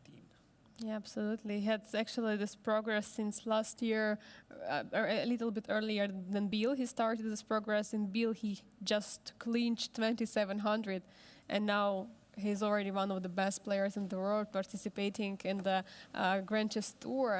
It's incredible. All right, and that's what also Eric Gaisi is trying to achieve, and so we wish him best of luck. But anyway, let's have a look at this position, right? So what do we have here? We have some Italian, yeah. Feels like Italian. Feels like Italian, yeah. Some offbeat Italian. Yep, it's Italian. You know, the reason why Italian has become quite a big thing, I think there's one person we have to thank for that, and that is Vladimir Kramnik. Why would you think it's Vladimir Kramnik? Why do we have to thank to Vladimir Kramnik about the Italian game? Because in year 2000, Vladimir Kramnik played the World Championship match against Garry Kasparov. So this This moment when he brought into practice the so-called Berlin defense, knight e4, d4, knight e6, takes, and oh my goodness, was Gary trying here to break through black's defenses. He basically spent the entire match trying to find a crack in black's preparation. He did not. And in the end, the Berlin variation would become a super popular weapon at the highest level, and it is still today. So what people started to think, what else could be done against this annoying variation, which immediately forces the game into the endgame? That is the move d3. But then after d3, the bishop on b5 not always is so well positioned, and that's why it was only logical that at some point people started to explore, you know, why do we even bother to play Ra Lopez? We just play Italian game right away. Because now after knight f6, this is a different story. There's the two knights variation with knight g5. But of course, you can always just play d3. Yeah, absolutely. And this is already, something I think we've been seeing quite some time already in the Rapid tournament. Okay, knight f6 was played very logical. Yeah, all of this is pretty standard. Yeah, by the way, Angelika, also another famous game which jumps to my mind is this candidates tournament. Which year was this? Vladimir Kramnik with black against Levon Aronian. Year 16, I think. 16, Berlin, yeah. was it? Berlin 18. Berlin was 18. 18, was it? Okay, so we're very early. It was Aronian who unexpectedly had played e4 to surprise his opponent, and then it was Kramnik who unleashed rook g8, g5, g4, and started this kingside attack. Very, very famous game. I really don't remember the other moves, but one of the tricks here is that white tries to avoid playing h3 before black has castle short. Yeah, so that they're not getting rolled over there on the king side. c3, very logical move, trying to prepare also some squares for the bishop to retreat and push for d4. Yeah, very so logical. Often black is thinking about playing knight a5, trapping the bishop. So that's why c3 just prepares some escape route. Knight e2. There's a common knowledge that black pretty much never plays bishop g4, which is something that perhaps it's difficult to understand, but maybe let's put it this way. I mean, even though this looks like a very nice spin, after h3, bishop h5, the bishop on h5 is doing nothing. So white plays knight f1, g4, knight g3, and the bishop on g6 is just a sad piece. Sad piece. So that's why you pretty much never play bishop g4. Yeah, absolutely. So now bishop b6 was played, so there is no Threatening knight threat. a5. Yeah.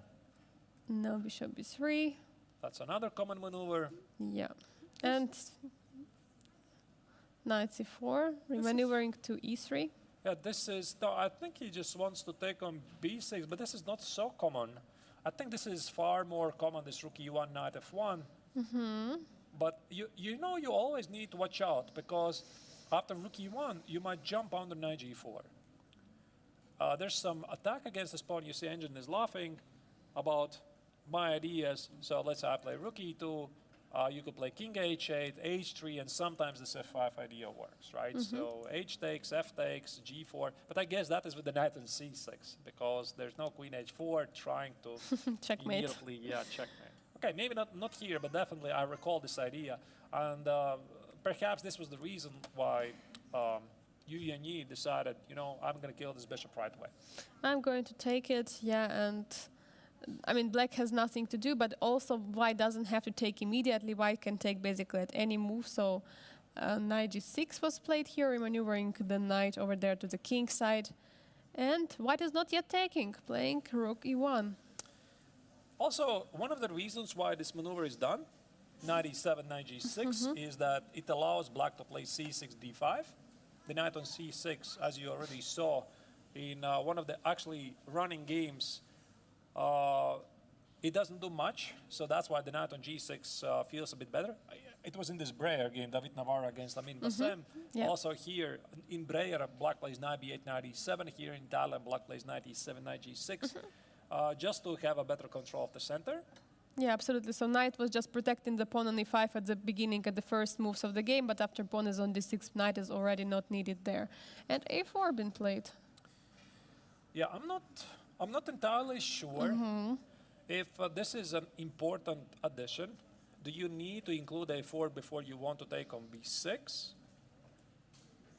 Tough to say, because the pawn on a4 could become a liability at some point later. Maybe best have it on a2. But I'm sure that Yanin knows what he's doing. Of course, because c6 was the only move in that position, so that's why he was expecting it. That's why he played this, so that the pawn on b6 is a target. And Otherwise, now, if he would take it immediately, then bishop e3 sort of loses the yeah, power. it doesn't make any sense. So a4, c6, and now bishop e3. Looking at that pawn, just keeping an eye on it. h3.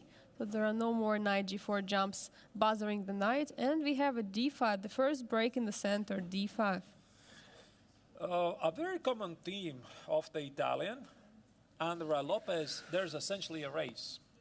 Who is going to first to play either d4 or d5? And I do believe that the one who manages to do it faster and does it without any consequences has a satisfactory position. So in a classical sense, the more tested continuation would be rook e1, knight f1, knight g3, bishop b3, and d4. So there's essentially a race. Who is doing this faster? It seems that black is doing it a bit faster than white. So he should have a satisfactory game. Okay, c5, b4. Okay, he's trying to He's complicate trying, matters. yeah. You can't take it, I guess. There's some problems. And if you play d4 now, this is what we call a long-term problem. So that's why d4, c takes, bishop d2 was played. Actually, the same position happened. This is what happened, yeah? Actually, yes. All right. So knight h7, Angelika, what did you play here? Knight h7, so his idea might be to... I don't know if pushing f5 is an idea, opening the king. This is a little bit too much, I guess. Maybe knight g5? Maybe knight g5 trying to trade those knights or bishop, and if takes, we have a pawn, and then knight could have this very nice square on f4. Knight could jump on f4. So what does white... I guess bishop b3 makes sense. This bishop on c2 now is doing not anything.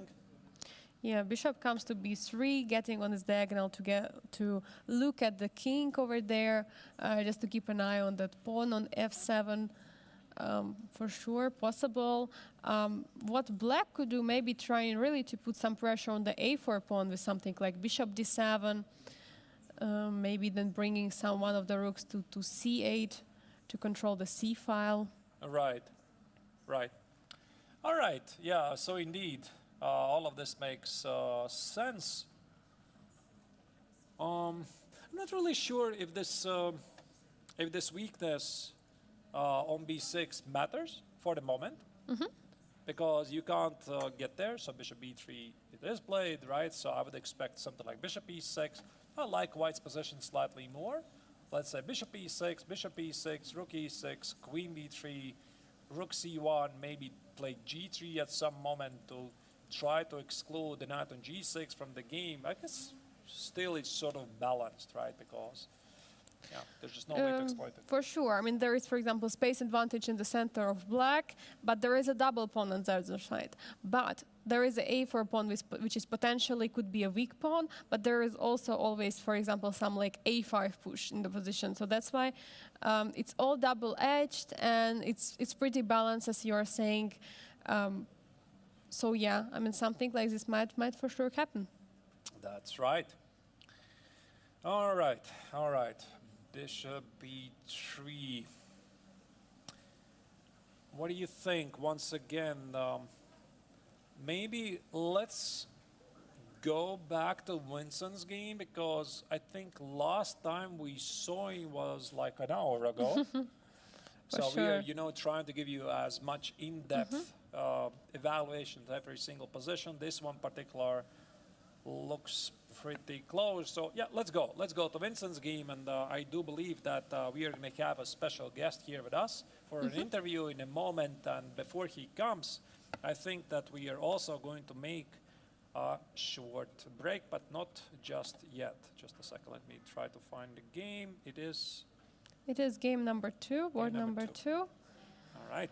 So yeah, we already were talking about this this system of Vincent. He really likes to play this idea, and as we can see, he didn't go for d4. Right.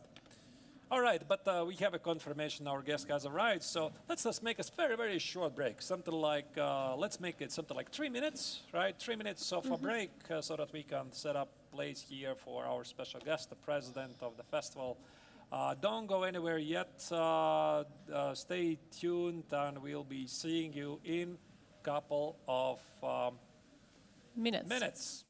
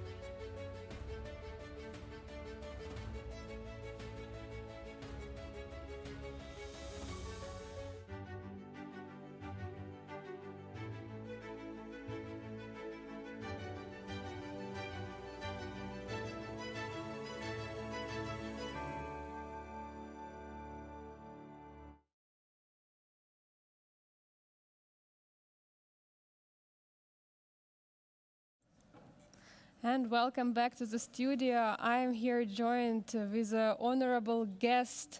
He is the Swiss Chess Federation president. And here I have with me Andre Fötklin. I would like to welcome you to our studio, to our audience. Thank you very much for inviting me. This is such a great pleasure to have you. Tell us, please, more about the chess in Switzerland. Well, Switzerland has, of course, this wonderful tournament, Biel, which is one of these tournaments like Dortmund and Vacancy, who have been for years the flagship of Swiss chess in the summer. We have also the Swiss individual championships, who are actually in Leukerbad.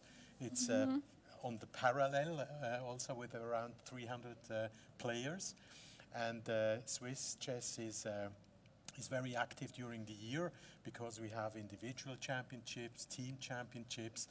And what is very special in our situation is that we have two team championships during the year and two individual championships, because we are a product of a fusion of two federations.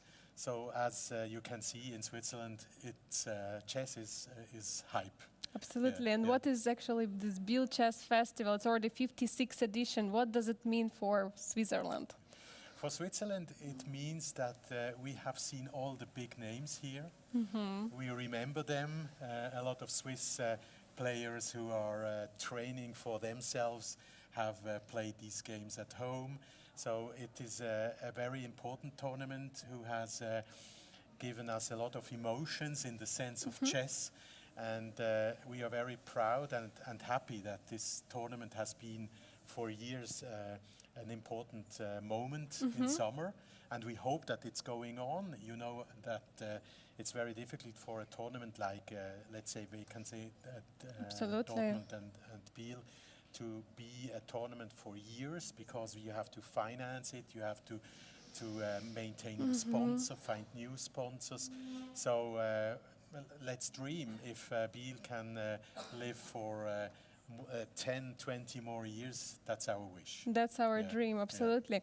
Andre, besides being the president of Chess Federation of Switzerland, you're also a member of FIDE Social Board, is it correct? Exactly, yes. I'm the chairman of the Social Commission. Social Commission, okay. Yes, which is a commission who has different projects in the world for refugees, for example. This is a project who is in Kenya, in the Kakuma camp, where we have a big activity. Then we have this Chess for Freedom, which is a program for prisoner inmates. We will have a championship in October with 50 countries. Incredible. And there is also Infinite Chess for the autists. And these are big projects who are run by amazing people who dedicate their time for this, and I'm very proud to be this part of this commission. This is absolutely incredible, because this involves to the chess all people, so it doesn't matter who you are, which profession you have, what happened in your life, chess unites us all, correct? Exactly, and when I started this job, I realized that I was always focused as a president of Swiss Chess on the aspect of competition. And social chess is more than the game. It's also all these benefits we are giving to people in that personal development. So if you take someone in a refugee camp, it's a very important moment to have this sport, to have this opportunity. So I'm also learning in this new job, and I'm very happy that FIDE does a lot for these people. Yeah. Absolutely. Next year, there is something special, right? Exactly. What is it? In fact, for the world, we have 100 years of FIDE, and we also have in Switzerland 50 years of youth chess fund. So the funding of our youth chess has been organized by a fund, and it's already 50 years. And we would like in Switzerland to have a kind of a chess party, in the sense that chess will be important. And FIDE also will do a lot of activities around the world, 100 years FIDE. and we hope to be part of it, and we are ready to start organizing events. We have something secret I cannot tell I you wanted about. to ask. But a great thing for Switzerland, and we have also dedicated people who are waiting to start organizing. Yes. That's absolutely awesome. So tell us more, like about the plans for Swiss Chess Federation in youth, for example, in the training, maybe some training camps. Maybe you have some prodigies in the Switzerland, because there has been so many events happening here in Biel, Swiss Championship, Youth Championship, and everything. It's so incredible. Yes, we have in our board we have one person responsible for youth chess, and his team has organized a concrete talent program where we start in the regions and then we build up until our national team. And for us, it's important to get the best young people for the national team, but also to promote chess in this generation Z. Yes. Because we in Switzerland, of course, as in a lot of other developed countries, we have the problem of the society getting too old. So we are looking for having enough young people playing chess, and that's why we invest a lot of money and time to have these developments running. But it will be a hard fight, because the aging, it's a big topic in society, also in chess. For sure. Yeah. Andrea, you play chess yourself? Of course. Do you enjoy? Yes, I always say I'm a good amateur for a club, and I have not yet given up the hope to get world champion. It's not realistic, but I'm a chess aficionado. I like chess, so that's why I'm engaged in organizing chess, in being part of such wonderful tournaments. Yes, that's the reason. So if you had a chance, you would for sure play the ATO amateur tournament here in Biel. Yeah, of course. I mean, I should take some time to play also in tournaments. I can give you the information that I love to go to Weikansee with friends, and there we play a weekender usually, and we live all this wonderful chess culture in Amsterdam, in Weikansee. So it's a short time playing, and during the year I play in a team, of course. Great. But big long tournaments I have not yet, not the time for that. Because you're simply too engaged in it. Exactly. So well, Andres, thank you so much for making chess in Switzerland and overall in the world a better place for any kind of people. Thank you so much for being here with us. Thank you very much for having me. Thank you. Sure. Dear audience, we are going to be back just in a few moments. We're going to have another short break. Stay tuned.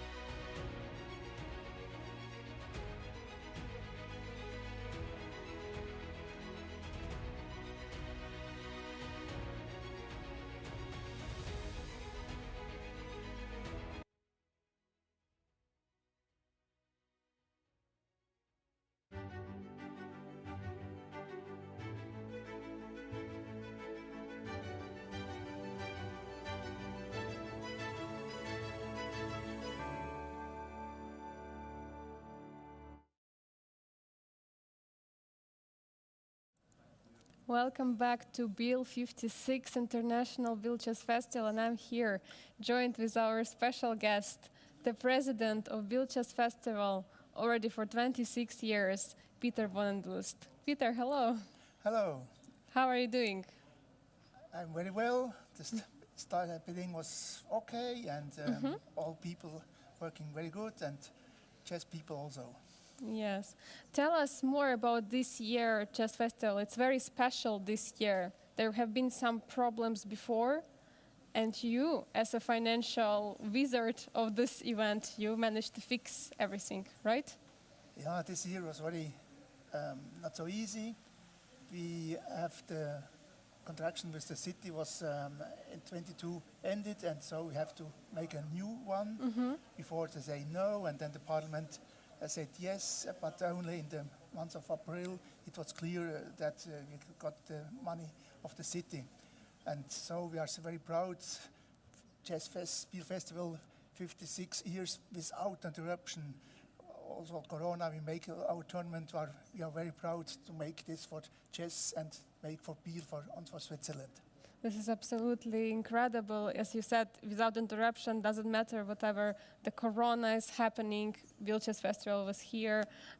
Great problems in the world, financial problems. Biel Chess Festival is happening. This is all thanks to you.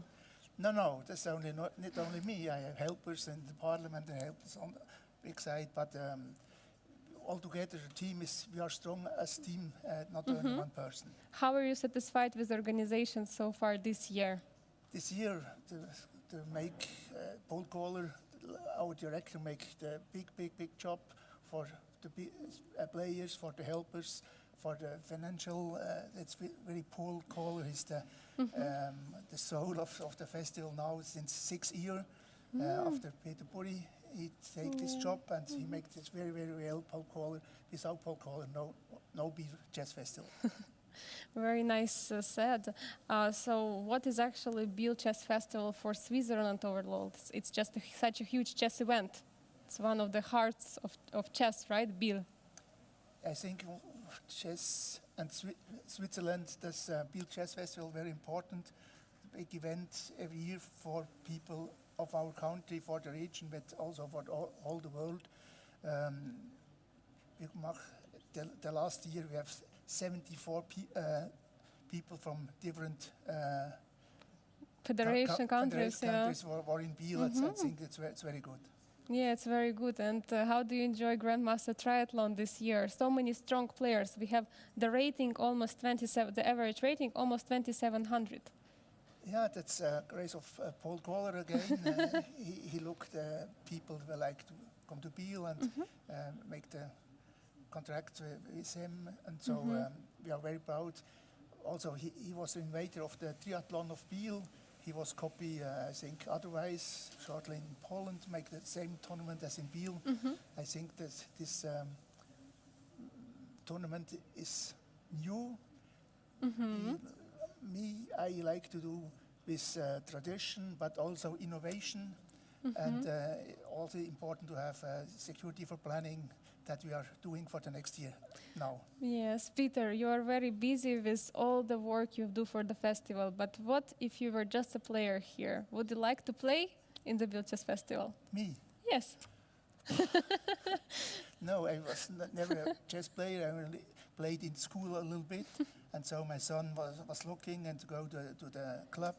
And when he was at the third class, he beat me, so we played together tennis, but not chess, so beat him longer. But Mr. Suri, he made the festival 30 years. He told me to come in the organizing committee as father and also as political, and so I became then president 26 years before. Incredible. So we hope that chess will bloom and more in Biel in the next years. And our dream is to hold this chess festival, Biel Chess Festival, as long as possible, right, Peter? Right, so we do our best, like as team. Correct. Yes. The team is the best. Thank you so much, Peter, for joining for the commentary. We are going to be back together with Arthur's back with the commentary in just a few moments, in few minutes. Please stay tuned. Don't go anywhere. Bring the drinks. come here and we will be watching the games of the Grandmaster Triathlon.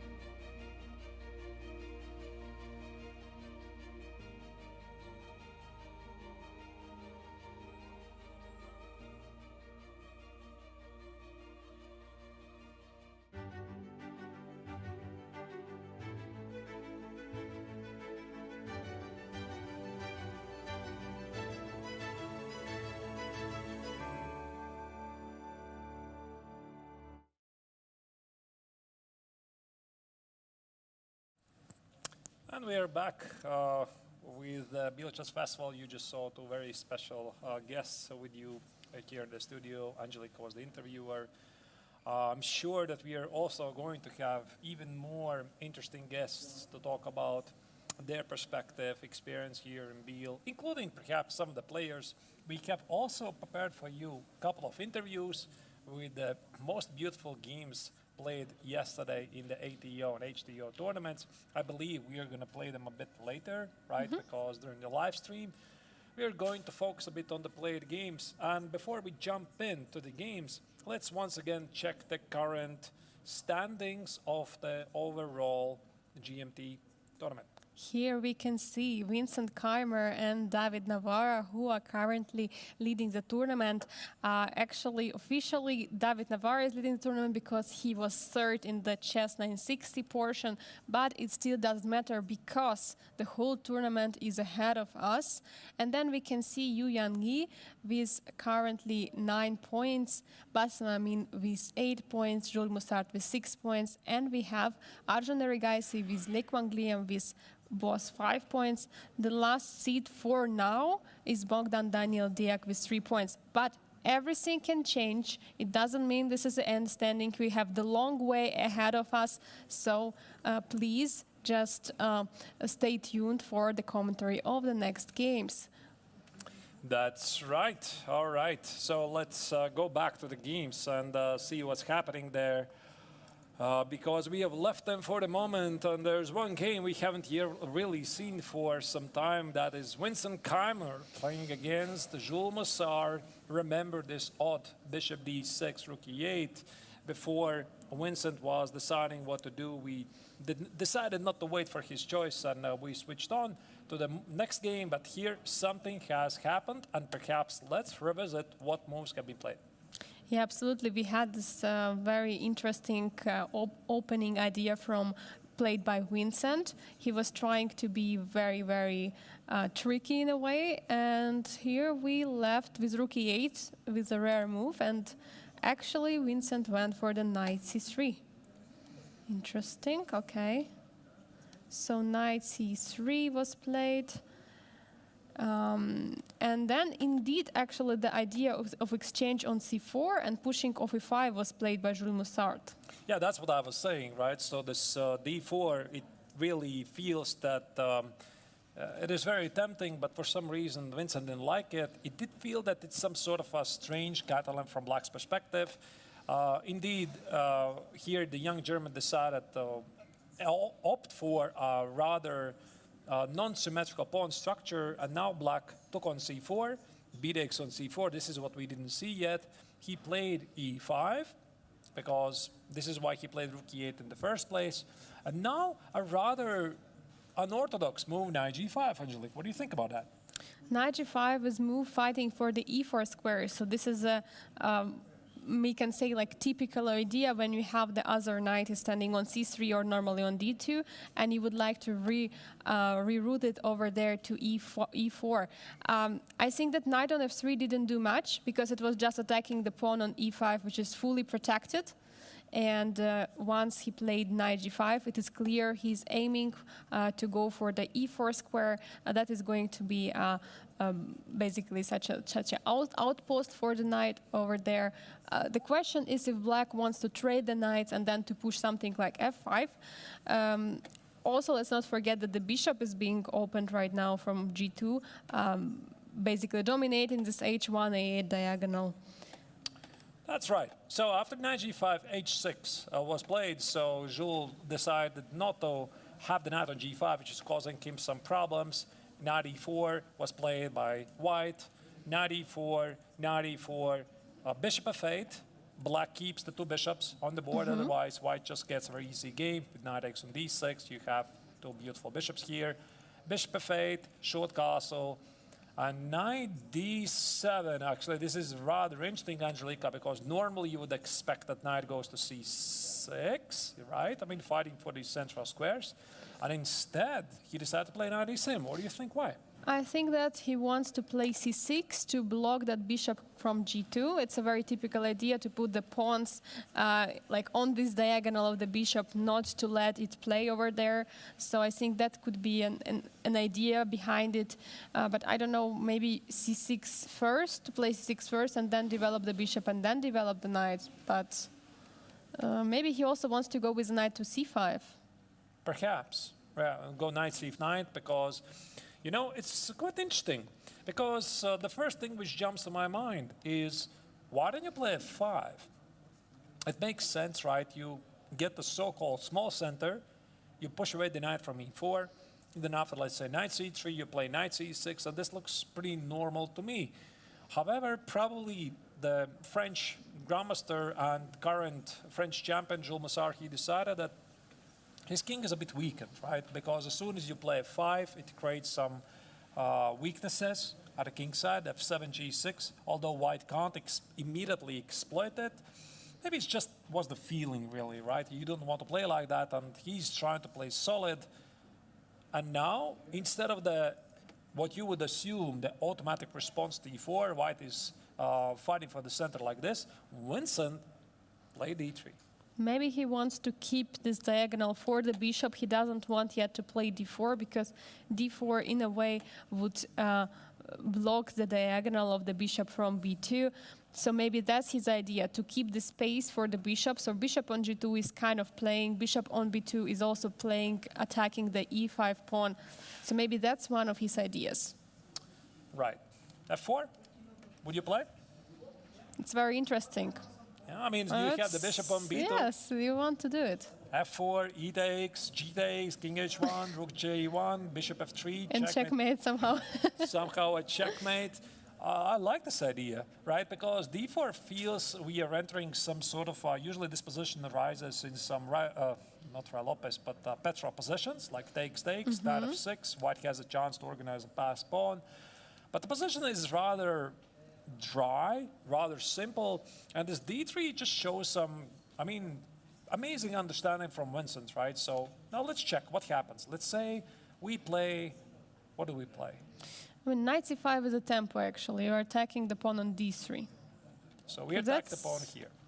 So that's the question for White. White has to clarify here. So does White want to take on c5 and then push d4? I guess you have to. I mean, unless you are happy to give away the pawn.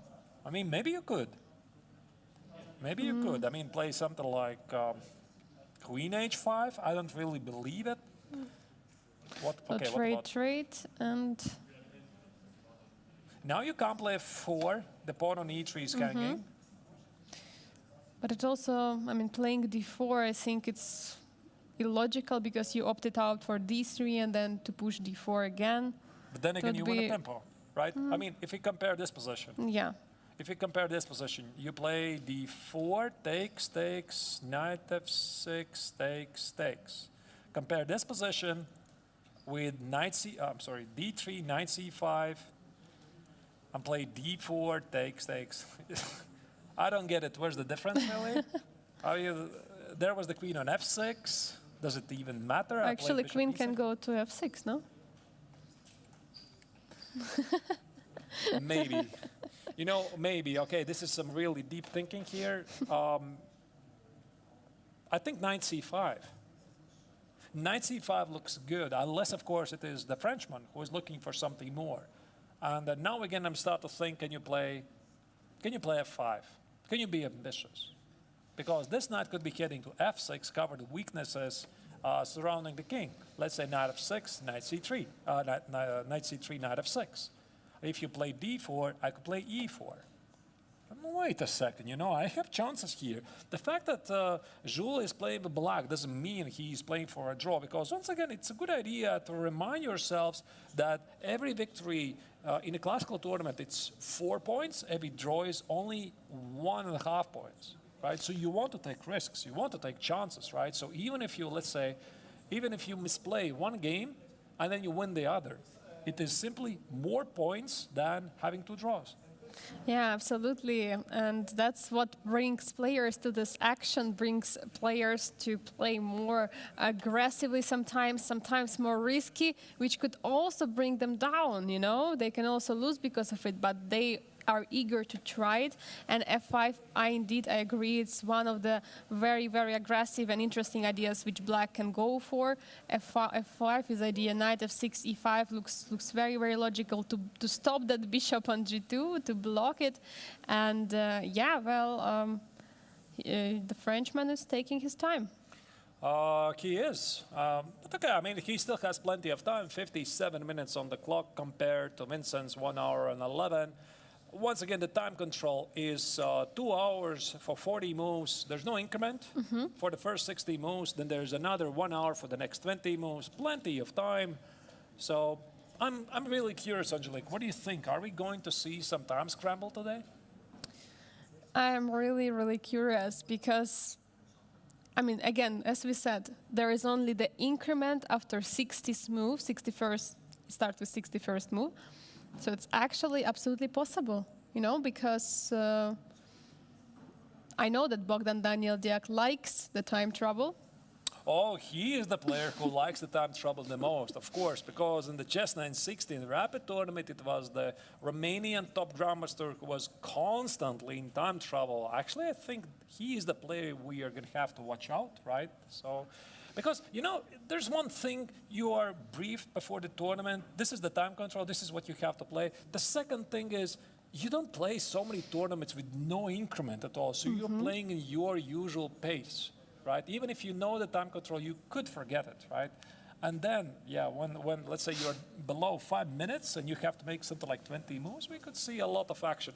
But again, we are still far away from that.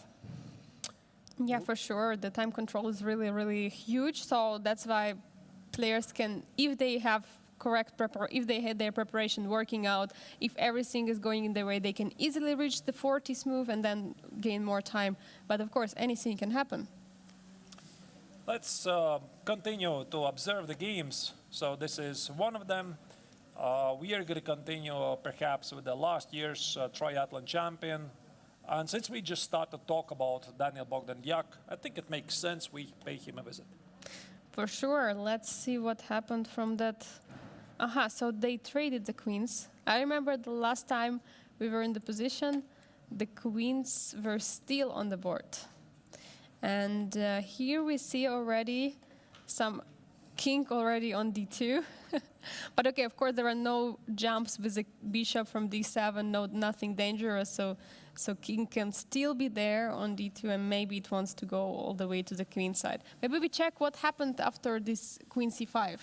That's right. Let's check it. Indeed, I kind of already suspected we could see about this kind of position. So we left it, where was this? About Queen c5, yeah. Here. Yeah. Yeah, we're discussing, that black has this some problems with the king side pawn structure, and we are not really sure if this is a big deal, at least not immediately. Black had the two bishops, but at some point, yeah, look at this queen b3, white decided to keep the queens on the board. And actually, it makes sense, right? Because with the queens on the board, black probably feels a bit uncomfortable casting short. And this probably was the reason why the Vietnamese grandmaster decided to play knight a5. Try to force some matters, a rather unorthodox looking move. He is not only attacking the queen, maybe thinking about knight c4. And whatever choices Daniel Bogdan had here, he could have played perhaps queen d1, maybe. He decided to play queen c2, and now this allowed the Vietnamese grandmaster after a3 take on c3. And yeah, we see the trade happened. We see for sure the improvement, I think, rather for black than for white, because we see already the bishop developed. The bishop is ready to go maybe somewhere on c6. Okay, actually it cannot go on c6 because the knight is going to be trapped. So yeah, that's why probably knight c6 at some moment will be played. But yeah, a king is just ready to place to e7 to connect the rooks, and here we have a perfect endgame position. Both sides will try to prove something here. White is going to say, okay, there are double pawns on the king side, but black will say, okay, but it doesn't matter much because there are almost no weaknesses there. How could you get to my weaknesses? How can you attack them? This is also the reason why black plays king e7, because normally what we are taught, right, if you can castle, you should castle. So the question is why black is not castling short here. Why don't you castle short? But again, I think it's a good idea to remind ourselves a couple of principles why castling is there in the first place. So there's two reasons. Reason number one, connect the rooks. We can do that with king e7. We can do that with the short castle. Reason number two, we want to bring the king to the safety. And that's what brings the question, do we have to castle short to bring the king to the safety, where the king on e7 not only is safer, but also it is closer to the action when the endgame is about to arise. Because the way the pieces are positioned here, I think it's a safe bet to assume that we are going to see some trades incoming in the next moves. And that's why it wouldn't really make any sense here for black to play a short castle, rook c8, trade rooks, and then run with the king towards the center. Absolutely, and also I think it would safe to say that king on e7 might be even safer, because king on g8 is also on the half-open file, and the other fact is that there are no dark squared bishops, and e7 square is perfectly safe. Knight cannot come to it. The bishop is on light squares. It will never check it. So this is just a perfect square for the king. So. That's right. So he played king e7. We have b4 by white. King e7 pushed away the knight. Otherwise, rook c8 could be a problem because white is slightly underdeveloped. So you have to be a bit careful. e3, look at that. I mean, the bar says that. The bar we are seeing here, we're not using any engines there, viewers. The bar says black is slightly even better. I wonder why. Because of all the development, I guess. Maybe there is some direct way to claim the c file. Rook c8, and okay, he played rook c8. This is what he did. So I'm thinking if there's some immediate possibility, it's got to be a5. a5, b5, knight a7, but now I play a4, right? And after a4, I protect the pawn, and perhaps there was some idea with knight c8, knight b6, and make this a potential target. Or also rook a c8 now after That's after actually a a4. brilliant point. That's a brilliant point. Now rook c8, trade the rooks, and then after knight c8, knight b6, this is what makes a target. But I'm not sure, because now this bishop on d7 cannot really jump into the game. And if you want to find a way for this bishop to join the game, you have to play e5. This creates some ugly holes on f5 and d5. And this probably was the reason why I'm sure that Lien was looking at this a5, but he just evaluated it's creating unnecessary risks. Let's just play solid. Yeah, rook a8 is for sure a solid and natural move. You want to bring your rooks. You want to try to claim that C file. You want to trade the rooks. You want to bring your rook maybe somewhere to the action to c2. And that's why king d2 was played. Again, white is saying we also need the kings in the center. We don't need to castle or do anything. We need kings in the center. I think that this game most likely is heading to a draw if one particular thing happens, if both rooks disappear from the board. If that happens, there's no way that white can somehow get to this weakness on h7. If, and that is a big if one rook remains on the board, then white at some point might have a possibility to bother this pawn with some kind of a fourth rank rook left. So let me just show you. Let's say something like what we could play. Let's say this is a check, right? King c2, yeah. Okay, king c2. I'm going to play, let's say, knight e5. It makes sense. Okay, I'm going to try to maybe, I'm not sure how accurate is this, just follow me. So rook c8, rook c8, King b3. king b3. Let's say I'm going to trade it, bishop c6, trade it, and it feels like it's almost a dead draw. But is it really a dead draw? Because now rook d4, rook h4 could be some problem in some endgames, and you don't really want to put the king back. And rook d6, you know, this pawn endgame could be a problematic. Maybe rook c1. Maybe rook c1, maybe even take it. Maybe this endgame is actually not so bad because you have double pawns. It's not very clear, you know, at least from afar. And I think this is exactly what Diak was having in his mind. I mean, maybe not immediately this pawn endgame, but having some sort of an endgame like this, you know, to have some chances.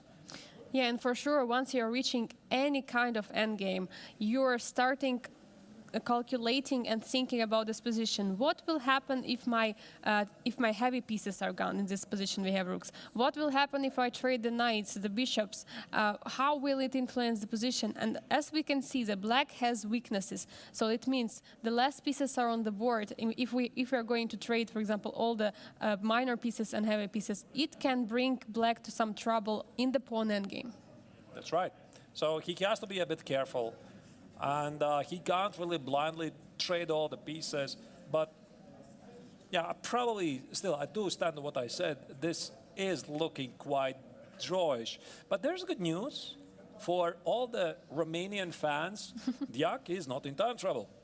I mean, he has 52 minutes, not what we had seen in the Chess 960 Rapid Tournament, when Diak would be spending like 90% of the time for the first 10-15 moves, and then he was very precise in the time trouble. Here, almost 20 moves have been played. He has half of the time. The position is rather simple. So we were discussing previously, Angelika, that perhaps he's the player we would want to watch out for. There could be a potential time trouble. I don't think this is going to happen in this round. Yeah, for sure. And also they are trying to be in a way solid, and try to keep the time, because this is actually very, very tricky, this no increment, because normally you think, okay, I'm going to get into some kind of a time trouble, but I will have this always 30 seconds. And here players understand they will not have it. And they don't want to end up in the position in which Dean Liran was during the FIDE World Championship. I mean, that was really pretty stressful, I would say, at the least. So yeah, Which of the games are you talking about? the one when he played like one move with 4 seconds, I think. Oh, yeah, yeah. Okay. Probably you're not going to see it here. Yeah. Who knows? Maybe we will. Maybe. Who knows? Maybe not this round, maybe tomorrow. I would be rooting for it for some action, for the content here at the Biel Chess Festival. I'm sure we're going to get the content here. All right. So this is just one game. Let's continue to browse the games. 2 more to go from what we haven't yet made the second circle. And perhaps let's go to Yu Jianyi against Arjun Erigaisi. Okay, so we have been here already a few moves before, and we were wondering about these pawns. There were double pawns over there, and actually he went for a5, I assume. We were discussing actually that there is always a opportunity to push for a5. So there was some party with the bishops. We were here. So I estimated this position to be slightly better for white because of the double pawn structure that the black has. Black played bishop e6, the white bishop on b3 is not very good. White played a5. I think we were looking at trade and queen b3 or something like this. Trade of the bishop. Yeah, I mean, yeah, we're looking at bishop takes on b3 immediately, but of course, once you look at this position, Angelica, more closely, you realize that black doesn't want to take on b3. Why? Because the rook on e6 is pretty active, and the least you can do for the rook is you can always use it to double the rooks faster. Rook c8, rook c6, and this is one move faster doubling the rook. So, of course, if you want to take on e6, take on e6 yourself. So, knight f8 was played. What I find it quite curious that black did not take on a5.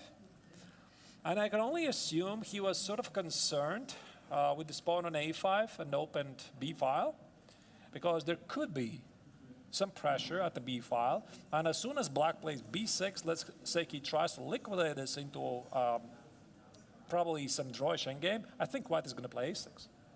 Yeah, and trying to create in a way the... I have a move. I have a move suggestion. Instead of a6, what about bishop e6?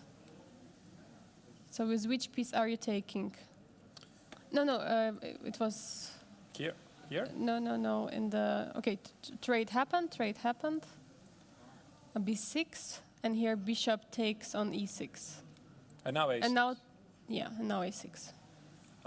Yeah, it's definitely a possibility. And then the idea is to bring the queen over there to b3. We can double the rooks, and that a pawn is, I mean, maybe it's not as dangerous, but it looks a little bit scary. It definitely looks scary. I mean, if somebody's not scared, that's the engine. Engines are never scared. An engine says this is nothing, right? I guess you can play something like b5. But it's understandable, right? That black feels probably a bit threatened that this pawn on a6 could be a problem. And that's the reason why he didn't do it. I mean, if you want to take on b6, you take yourself. Exactly, and we have here bishop a4, and almost the only move is bishop d7. Now bishop goes back to b3, and we have here a repetition. Again, draw offer. This is what we call a hidden draw offer. You can always test if your opponent is in the mood. And whoever, once again, was this, one of the greats who said that the players, that was 60s, I think, 60s, 70s, the players are using the resource of not trefoil, but repeating the position too rarely, because you achieve a couple of things by repeating the position. Why it's such a good idea? First, you are fishing. You're fishing for information, and you want to find out what does your opponent want. So you play bishop a4, bishop b3, bishop a4. You're looking at your opponent. You're trying to extract in what kind of mood he is. Because let's say your opponent gets the wrong impression that you are the one who wants a draw. He might decline and play a worse move on purpose just to avoid a draw against you. This is, again, a common trick. So black didn't fall for this. Black, okay, says, I'm happy. You want to draw? Fine. Let's do it. Let's do it. And this is where you decided not to do it and play bishop takes on d7. And this is the second advantage why it makes sense to repeat the position, because you essentially gain time. Sometimes it's added 30 seconds per move, but what is probably more important here, you are a couple of steps closer to the second time control, to the 40 moves when you get additional time. That's a huge advantage, and that's why players are using this double repetition of the position, not triple, because then it would be a draw. You can claim it. I mean, actually, I've been seeing that players were having triple repetition, but they didn't claim the draw. I mean, it's also possible if they want to play on. Sometimes the positions were simply too complicated. It was just repeating, but they didn't know it was repeating. So, and we have a takes on b6. Okay. It would be interesting, Angelica. Are we going to get some trebled repetition claim in this tournament or not? Because it's very interesting. Because what is the right way to claim a draw? I'm not sure. All of you know. Maybe you do know it. Everybody knows. I mean, the position repeats 3 times. It's a draw. But what exactly happens? So you can't execute the move on the board. So the right procedure is, you see, it's going to be a trebled repetition with the exact order of the moves that your opponent after your move will have to move, and not the other way. So you write down the move, you stop the clock, you call for the arbiter comes, then he sets up a separate board, he verifies your claim, and then he says either you're right or you're wrong. So if he says you're right, your claim is right, then the game is agreed to draw. But this move is never played on the board. You know, that's what it makes it interesting, because sometimes people mix up. They make the move, like this is a trebled repetition, then they call the arbiter arrives and he's like, what do you want from me, right? Exactly. Because your opponent can already decline and he can play something else. And this has happened millions of times. many times before. The player declines, he plays something else, and the opportunity is gone. Yeah, this is incredible. You know, like you think, okay, it's triple repetition, you're playing the move, you're saying to it's triple repetition, and your opponent just playing some other move, and you have to continue playing. That's it. All right, let's check what happened here. The queen goes to b3, knight e7. Look at that. I mean, this is great thinking, right? So the queen on b6 could be played, but black says, I'm going to position the knight on b6 because it is simply more active there. Rook c1. Okay, I guess now knight b6, he had some issues with rook c5. Maybe takes, and rook c5. Yeah. Although the bar is unimpressed. Maybe rook c7 also possible. That's a fair point. That's a fair point, Angelica. Yeah, rook c7, attack the pawns here. The bar still says this is nothing. Okay, what are we doing here? I mean, just laughing about our ideas. Okay. Yeah, but that's also what players have to realize and to neutralize those ideas, because it looked like at the first sight it looked pretty deadly, but okay, there is some, for sure, some neutralization. Maybe knight jumps back to d7, we don't know. And rook ec1, queen b6, queen d5. Yeah, all of this was played. Queen c4, minor improvement of the queen. Queen c6. Bar is giving white some advantage, but again, the players don't know that. Okay, so maybe we should try to go for direct way. So let's trade the queens, and let's see if we can play something like rook a6 or rook c1. I like rook a6 more, but I understand. Wait, rook c1, b5 idea. Good b5 idea.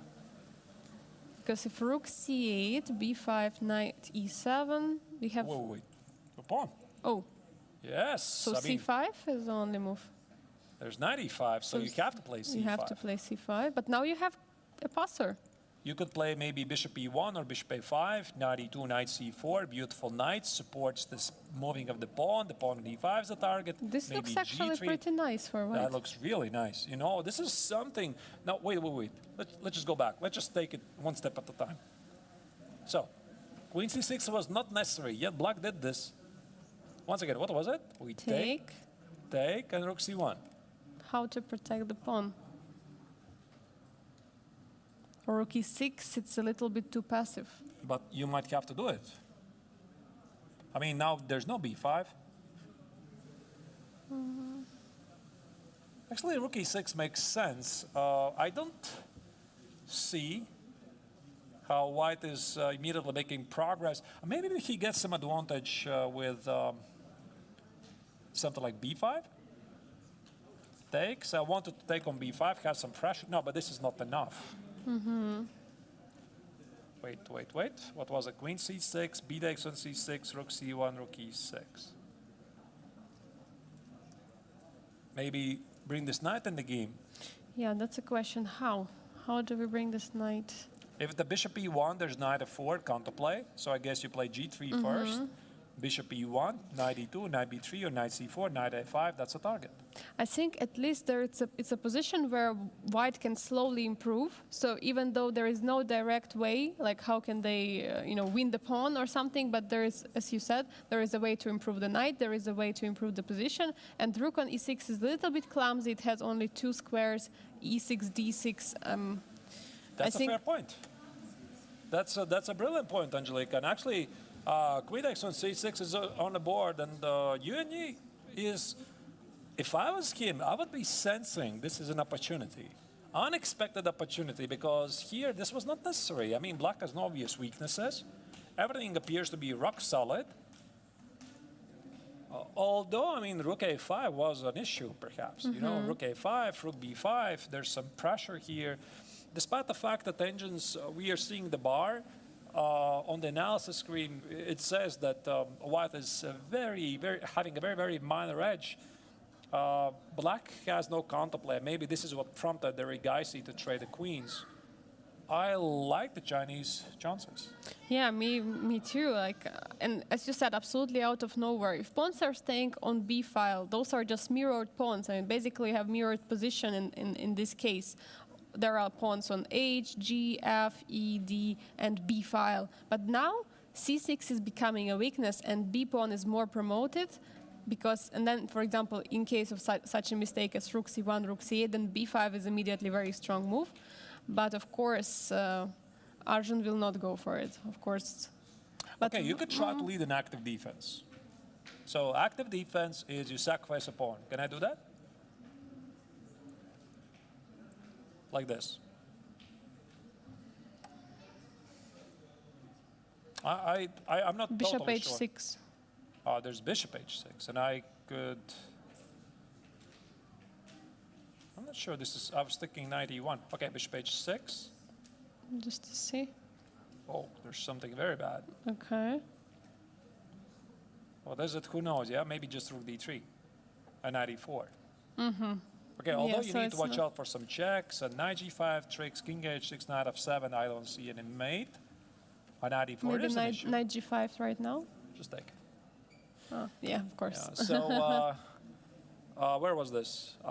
Here, rook a8 takes. Here, I think it's just knight e1, Angelica. Just protect the pawn. Yeah, and then you play king h2 and. Or king of man. Yeah, king of man is faster. Yeah. Also g3 to make sure there's no knight f4. Okay, I mean, black is very active, but the opponent's a pawn. So going for activity here, it's not going to cut it for the Indian young star. He is going to have to face some tough choices. Rook a5 instead is played by Yu Yanyi. Interesting choice. So he wants to pin the rook to the e pawn. So there is no knight from g6 jump, there is no knight f4, something like this, and there is no move of the rook. I mean, it's also, I think, interesting choice. I mean, probably he, of course, obviously, he looked at rook c1, he looked at rook a6, but for some reason he opted out for rook a5. I'm not so sure, like, if it's better or worse, but I like it. You know, I like it because he keeps the pressure here, like you already said. He's not targeting the pawn on c6, and he wants to execute the same idea, Angelica. He's going to play g3 to take care of the f4 square. He's going to play bishop e1 to open the d2 square for the knight. Knight b3 or knight c4. The rook on a5 always can be moved to relieve the a5 square for the knight. But most importantly, he keeps the control of the only open file open, and that is the a file. It's a perfectly logical move. yeah, I think also he takes control over the cool position, to be honest, because I don't see any weakness of white that black can reach to. Like, weakness on d3, okay, there is only knight f4, but even in the worst case scenario, you can just trade that knight. But on contrary, for black, pawn on c6 is a weakness, pawn on e5 is a weakness, pawn on b4 weakness for white is protected. So I don't know. It looks very risky for black. That's a fair point, Angelica. That's a fair point. And also, perhaps what's more important is there's no counterplay. I mean, this is the scenario you never want to fall into when you're playing with either the color. When your opponent has easy moves, he has an easy plan, and you don't, right? You just basically sit there and watch. And it's a very difficult situation to be in. So I don't think that Arjun here has any reason to be optimistic, although he's a very optimistic player, right? Absolutely. One of the most optimistic players in the circuit. But here, this position, I don't like it. And this queen c6, I think he's simply wrongly evaluated. You know, and usually this realization, something is not right, it just comes like, boom. I mean, you immediately realize, what have I done? And maybe here Arjun is looking at this position, and he's wondering, why did I play queen c6 in the first place? Do I like even this position? Yeah, but what's done is done. Yeah, I think ideally black would like king to have on e6. I mean, ideally, if you could put like piece to e6, the king to e6, you would do it. I mean, I think like king would protect the pawn on e5, and that's the problem. You cannot reach there. I mean, you can, but there are such clumsy ways. Okay, so maybe he needs to play f6, right, to relieve the knight on g6. So let's think in terms of the structure. It's a good idea. Envision yourself what I want to achieve, like visually, the pawn on f6, and then you're thinking, how do I achieve it? So obviously the knight on f6 doesn't do much, so I guess knight e7 could be a move. Knight e7 is a good idea. Maybe knight h5 also, reaching for the f4 square. Yeah, but I want to play g3 anyway, right? So this knight on f4 is not going to do anything. It's going to go back. So knight e7 is a bit more, you know, closer to the defense. Closer to the action. Closer to the action. So maybe g3, white takes care of this square. Arjun could be playing f6. Let's say something like, I'm not sure, bishop e1 or king f1. Okay, let's say bishop e1. Now this knight comes into play. Let's say something like rook c8, knight e2, could be, I'm not sure what put this knight, let's say knight f8, knight c4, king f7. Oh, I missed the fork. Careful. Okay, careful. Yeah. So rook c7. Also, there's another idea. Look at this. Oh, this is such an unpleasant idea. Look at this. Now, Actually, that's why yeah. he played rook a5.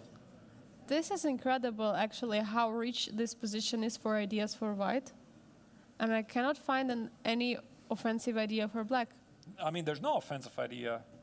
So, once again, okay, knight d7, g3, I guess you play f6? It's logical, right? It's logical, right? Okay, maybe you could postpone it. You would play knight f8. Okay, I'm going to play bishop e1. Okay, you can postpone f6, but what? You cannot postpone f6, right? Okay, I guess you don't postpone it. I play knight e2. Okay, maybe knight e6. I play knight c4. Look at, I mean, it's so easy for me to play. I mean, next moves are bishop d2, f4, creating a weakness. This is a weakness. Aaron Nemtsovich would be proud. So, any c5 is b5. You can't trade rooks. Because these players, they're, again, not thinking, I'm going to play the next move, knight e7, f6, and everything's great. He's thinking much deeper. Arjun is thinking what my opponent's plan is. He sees this idea. This is such a typical plan for this pawn structure, at least at the GM level. And he's thinking, what's going to be my response? And if you don't see this response, then it's a problem. Then it's going to be a big trouble, for sure. I mean, it's incredible. Also, like, considering the time, he has so much time. I mean, both the players have so much time, even though they got in some, it feels like some kind of trouble. And again, like it questions the move queen c6. Queen c6, I think it was simply a positional mistake. We can already call what it is. It was simply a mistake, right? Because right now, I think that Argent has excellent chances to lose control of the game, which seemed to be rather innocent-looking position after the opening. Everything was solid, no obvious weaknesses. Now there is some Now he trouble. has some problems. Yeah. All right, let's leave Arjun thinking about his issues here in this position, but check some other games. We haven't yet seen for a moment David Navara, the current overall ranking leader, against the Egyptian top grandmaster Amin Bassem. Yeah, absolutely. We had this interesting idea by David Navarra. He was maneuvering with the pieces. So we can see he's still up on time, actually. And yeah, well, the position improved, I think, pretty much for white. Like managing to get those two rooks to the A file. Yeah, and I think in the end, he did play what I was recommending. Yes. Where was this? We left it here, and I said, David is going to play rook a3. He did play rook a3. I'm taking no credit because this is a very common move. You want to double the rooks. The only thing, perhaps, I think it's worth mentioning, that David didn't play bishop takes on c5.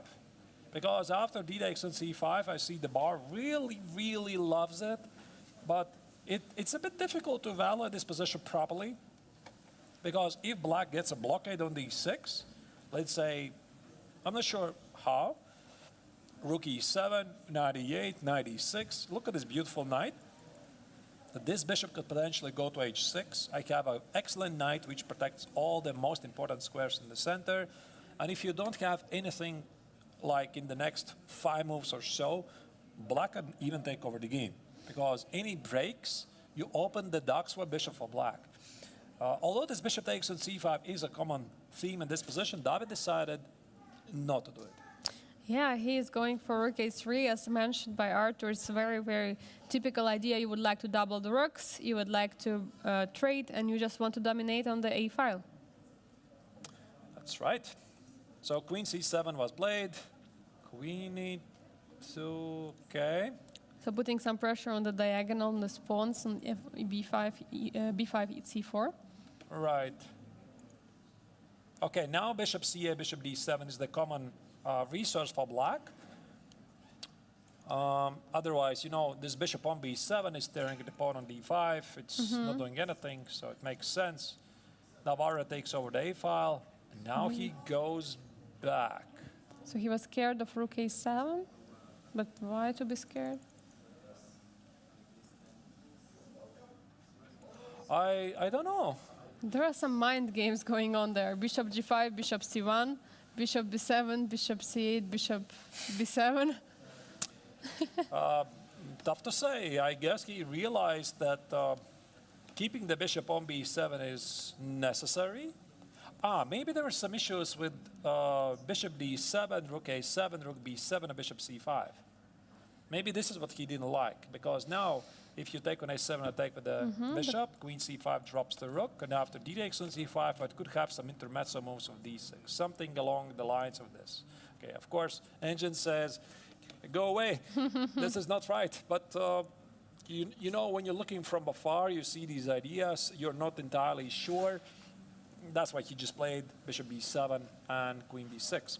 Yeah, and we see that rooks are already dominating the A file, but is it enough? Because there is only one square where they could try to enter, but even that will not bring too much of a pressure. You know, rook a7 would bring much, so that's why he keeps the rook on a5, keeping pressure on this b5 pawn. It's quite unpleasant for Amin. Yes. Because again, what I could do, I want to play b4. Yeah, maybe b3, very b4. much. Yeah? Yeah, so even if I trade these 2 pawns, these 4 pawns, right? I can get the knight on c4. This pawn is always a target. At the same time, the question is, where's your counterplay? So, yeah, I guess this rook at a5 is an issue. And that's why he tries to trade it. Now there is actually b4, because after take, you can take with the knight. I like this move very much. You know, it's such a typical move. B4, I think we just saw it. Yes. It was B4. played. Okay, it's saying CB, great move, but it's the only move. Yeah, because, I think there's definitely be some funny moments in the history of chess when people think they can take now, and they see takes on B3. But one thing about en passant is you can't do it only the next move. You can't do it 5 moves later. Absolutely, you cannot do it any other move. So CB, the great move, but the only move, and knight b3, very logical, protecting the rook on a5, attacking, also putting pressure on this knight on c5. This diagonal, yeah, this battery against the queen. Yeah, it's quite an unpleasant position to play from black's perspective. Also, there could be some threats to go after the pawn on b5. Think about David's queen e2 at some point back. Let's say you play knight e7. You need to watch out actually for queen e2 immediately. I mean, how are you going to defend this pawn on b5? Bishop a6? It looks rather ugly, right? Yeah, bishop a6 is ugly, and white already improved because white brought the knight to b3. White putting so much pressure on this knight on c5, and meanwhile, while the pieces are busy there on the queen side, maybe white even can try to do something on the king side, because you can see this full concentration on the queen side of the black's pieces, and queen, yeah, is also far away there. Maybe removing the knight, pushing g4. Who knows? I completely agree. I think that so far here, Navarra is playing a really model game. He shows how this should be done, right? So he's not only a brilliant, sharp tactical player, his skills we already saw in the Chess 960 Rapid Tournament. He's the author of the most beautiful games of both tournaments so far, and he shows he's in a great shape, But okay, let's not underestimate Bassem's chances here, right? Sure. He has recovered after the dreadful start in the Chess 960. He's in good spirits. I had a chance to talk with him a bit yesterday. We bumped into him. Me and Angelique were walking from the dinner. We bumped into him a couple of times. He was just walking around the city and enjoying the sights. And actually, he was one of the players who was watching MTO. He came here and he wanted to see how the players are playing MTO. It was really funny, that normally players are coming to watch Grandmaster Triathlon players on the stage. And here we see one of the players who's playing in Grandmaster Triathlon, watching how the other players are doing in the MTO. That's quite nice. Right. I mean, he arrived here, the playing hall, something like 10 minutes to 2. Yesterday, and I said, did you not mix up the days? You have rest day today, right? I know, right? I'm just coming here, to have a look, and such a nice guy. Yeah, absolutely. All right, rook a5 is included. How do you deal with these issues here? Yeah, for now, there are, of course, not much of an issue because of the rook on a5, but there can be easily played queen a1. Right. Queen a1, protecting the rook, and then the next moves, there are many threats. Even queen a3 could be a queen move? a3, absolutely. Wow. Not only queen e2, but also queen a1, queen a3, or perhaps even, if you're, let's make some random move. King f8. I'm going to start with queen f1, attack the pawn. You play bishop a6, and now I started from here, right? Queen a1, queen a3, pressures incoming, and these are weaknesses, and you have no counterplay. So you need something immediately, and that's what Bassem does. He plays rook a8. It's time to say rook at a5, goodbye. So now the question is, what is happening after the rook trade? Rook a8, bishop a8, queen a1, tempo. That's a very good question. And then again go for the same idea, queen a3. Yep. Queen a3, attack the knight, knight e7. Can I get the knight on d3? Knight e2, knight c1, knight e3. Oh, pardon my arrows. Could I do that? You could try, of course. Could be a problem, yeah? Maybe queen c7. Queen b4. Now there's no pin, yeah? Maybe you should include queen b4 after knight bd7. Here. Queen b4. Maybe, yeah.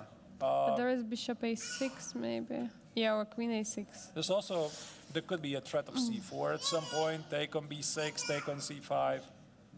Such a difficult position, to be honest, even though there is so much pressure, black is holding. So black is in control. Queen a1 is even immediately. Yeah, queen a1 immediately is also big, huge move. very pleasant. Very pleasant situation for the Czech Grandmaster because he knows he's in charge. He has zero risk here. Also, look at the clock. He's ahead of his opponent by half an hour with no increment. You remember that, right? There's no increment. They have to play without increment until 60 moves. So after 40 moves, they're going to get an extra hour on the clock. But what you're seeing on the clock, 30 minutes, this is what Amin Bassem has for the next 10 moves. Should be able to do it, but Still, there is a pressure. there's a pressure. Actually, let's maybe look at Queen A1.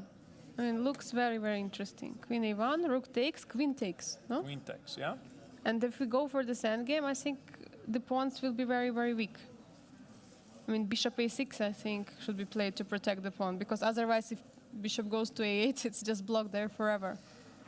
That's right. So now the question is if we can somehow attack those pawns. No, but you know, Angelica, I think that what David is thinking here, he sees this Queen A1 idea, Queen A3. He's thinking, which of my pieces are not yet playing here? The knight on G3. The knight on G3, the bishop on C2. So you're naturally thinking, how do I keep the pressure, but also bring those pieces into the game, right? So I think that this line makes, in this regard, perfect sense. You play Yeah. Queen A1, Bishop B7. You play Queen A3, keeping the pressure. Then after Knight E7, you're looking, can I bring this knight in the game, or can I bring the bishop in the game? Let's try something like Knight E2.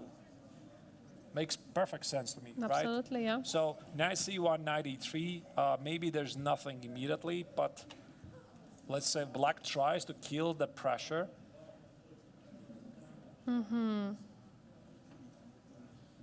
Perhaps it's just not enough, you know. And I can easily imagine David thinking in these categories. He sees all of these beautiful ideas, but he just tries to work out: is it enough, right? How do I keep my opponent under this constant pressure? Yeah, that's actually a huge question. How do you keep this, you know, there is no real advantage, but there is advantage in the initiative. For sure, White has more initiative in this position, and that's what he doesn't want to lose. Because in classical time control, it's not already the rapid madness we had a few days ago. This is actually already, players are having so much time to spend for one move. And that's why it's all happening very, very solid. If you do one slight mistake and you don't claim your advantage, then you might lose it at all. That's right. All right, let's check maybe one more game before we go into our break, right? It's the game of Daniel Bogdan-Diak against Lekwang Layem, the last year's triathlon winner. What do we have here? Nothing really much is happening. It's a rather peaceful game. Yeah, there is not much going on. We can see that the players traded the knight, the one pair of rooks, and as we were saying that if players are going to remove the rooks off the board, it is going to be most likely a draw. Now we can see that, some pressure is actually being put by black because of the semi-open file and also the diagonal. So, yeah, I mean, it looks all very balanced and it can still, you know, become a big fight because perhaps it is Lekwang Layem who becomes ambitious. He starts to think about H5, H4, Rook G2 ideas, maybe F4 ideas, fixing this bishop on E2. The queen side, it's a bit vulnerable for White. But I still do believe that as soon as Diak is going to realize there's even the slightest danger and he has no realistic chances, he's just going to fix a draw. All right. All right, then what we could do now, we do have a bit time, right? Oh, I sure. think we have nothing yet much is happening here. The players are way already outside of the opening phase, and the time trouble is still a bit far away. It's something like 1 hour at least, more or less 1 hour until the time trouble. So I think it's a good idea to make a very short break. Let's make it, what is it, something like, I'm not sure, 10, 15 minutes? yeah, we can do even longer break because we're still don't have the time travel right now, and maybe we could show the interview. Right, right. Yeah, then let's do it like. How long was the interview? It was something 20. like 20 minutes. Yeah, there's a very beautiful game played in the HTO, was it, or ATO? Yes, it was I don't- HTO. Yes, exactly. One of those parallel tournaments here in Biel, because it's not just the GMT, there's some other very nice tournaments. And Angelika in the morning recorded interview with the most beautiful game author. So this is what we could show you. So okay, let's make it something like, okay, let's maybe make no timer, but just show you this amazing game. Absolutely, yes. Let's And go. yeah, don't go anywhere. Stay tuned, and we'll be showing you a recorded interview. But right after that, we will be back with action from Bill.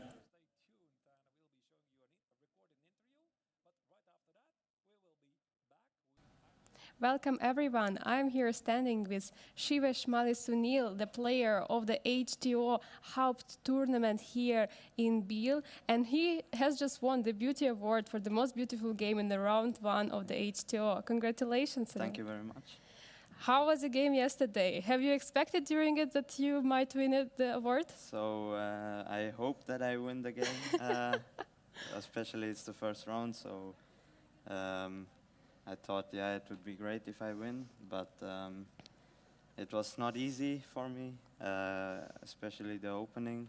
He played d4, d5 with the exchange variation, So you which play I Slav. don't really like to play against. And one more question before we go deeper yeah. into the game.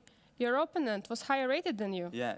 What was his rating? Around 2000, I guess, yeah. And your rating? Around 1850, I think. So it was expected that you lose actually this game. Yeah. It's quite incredible. Okay, so he played this exchange line, yes? You can also play this. So yeah, obviously I take here, knight c3, knight f6, knight f3, knight c6, bishop f4. Now Welcome everyone. I'm here standing with Shivesh Sunil, the player of there are, I think the correct moves are maybe bishop f5 or something, but I didn't really know after queen b3 the correct moves with knight f5. But so e6 is also fine, yeah. yeah, E6, so e6 was I was just going with the safer option. Then okay, e3, and now a6.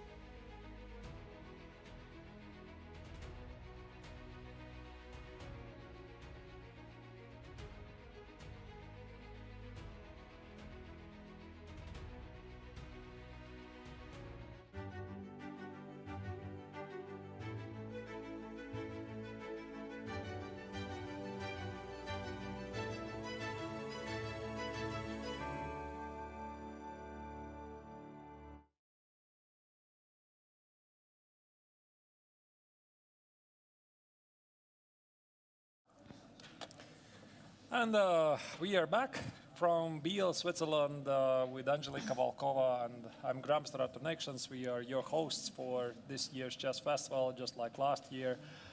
Sorry about that technical issue with showing the recorded interviews. Twice. I don't know what was happening there. There was some audio, overlap. We are going to try to fix it.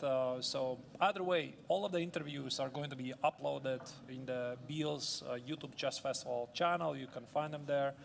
And definitely next time we are going to replay them with no issues whatsoever. So I hope you're enjoying this so far. And Angelika, what do you think we should do right now? I think we should remind our audience that there is not only the Grandmaster Triathlon going on here, because there are also the MTO, the Masters Tournament, which is also very, very strong open. So maybe we could take some time and check it out, what is happening there. Let's absolutely do that, right? And I think that makes also sense to have some overview. What is the MTO Open and all about? What does it even mean, the MTO? Who is playing an MTO and what is the prize fund? And here we have the top players of MTO from this year. We have the Chinese Bu, Grandmaster Bu, with the ELO rating of 26.76 as a top seed in this tournament. We have the Vietnamese Nguyen, and actually it was pretty funny. We have in Grandmaster Triathlon, we have both Chinese and Vietnamese participating, and this we also have here the Chinese and Vietnamese top 2 rated in the MTO tournament.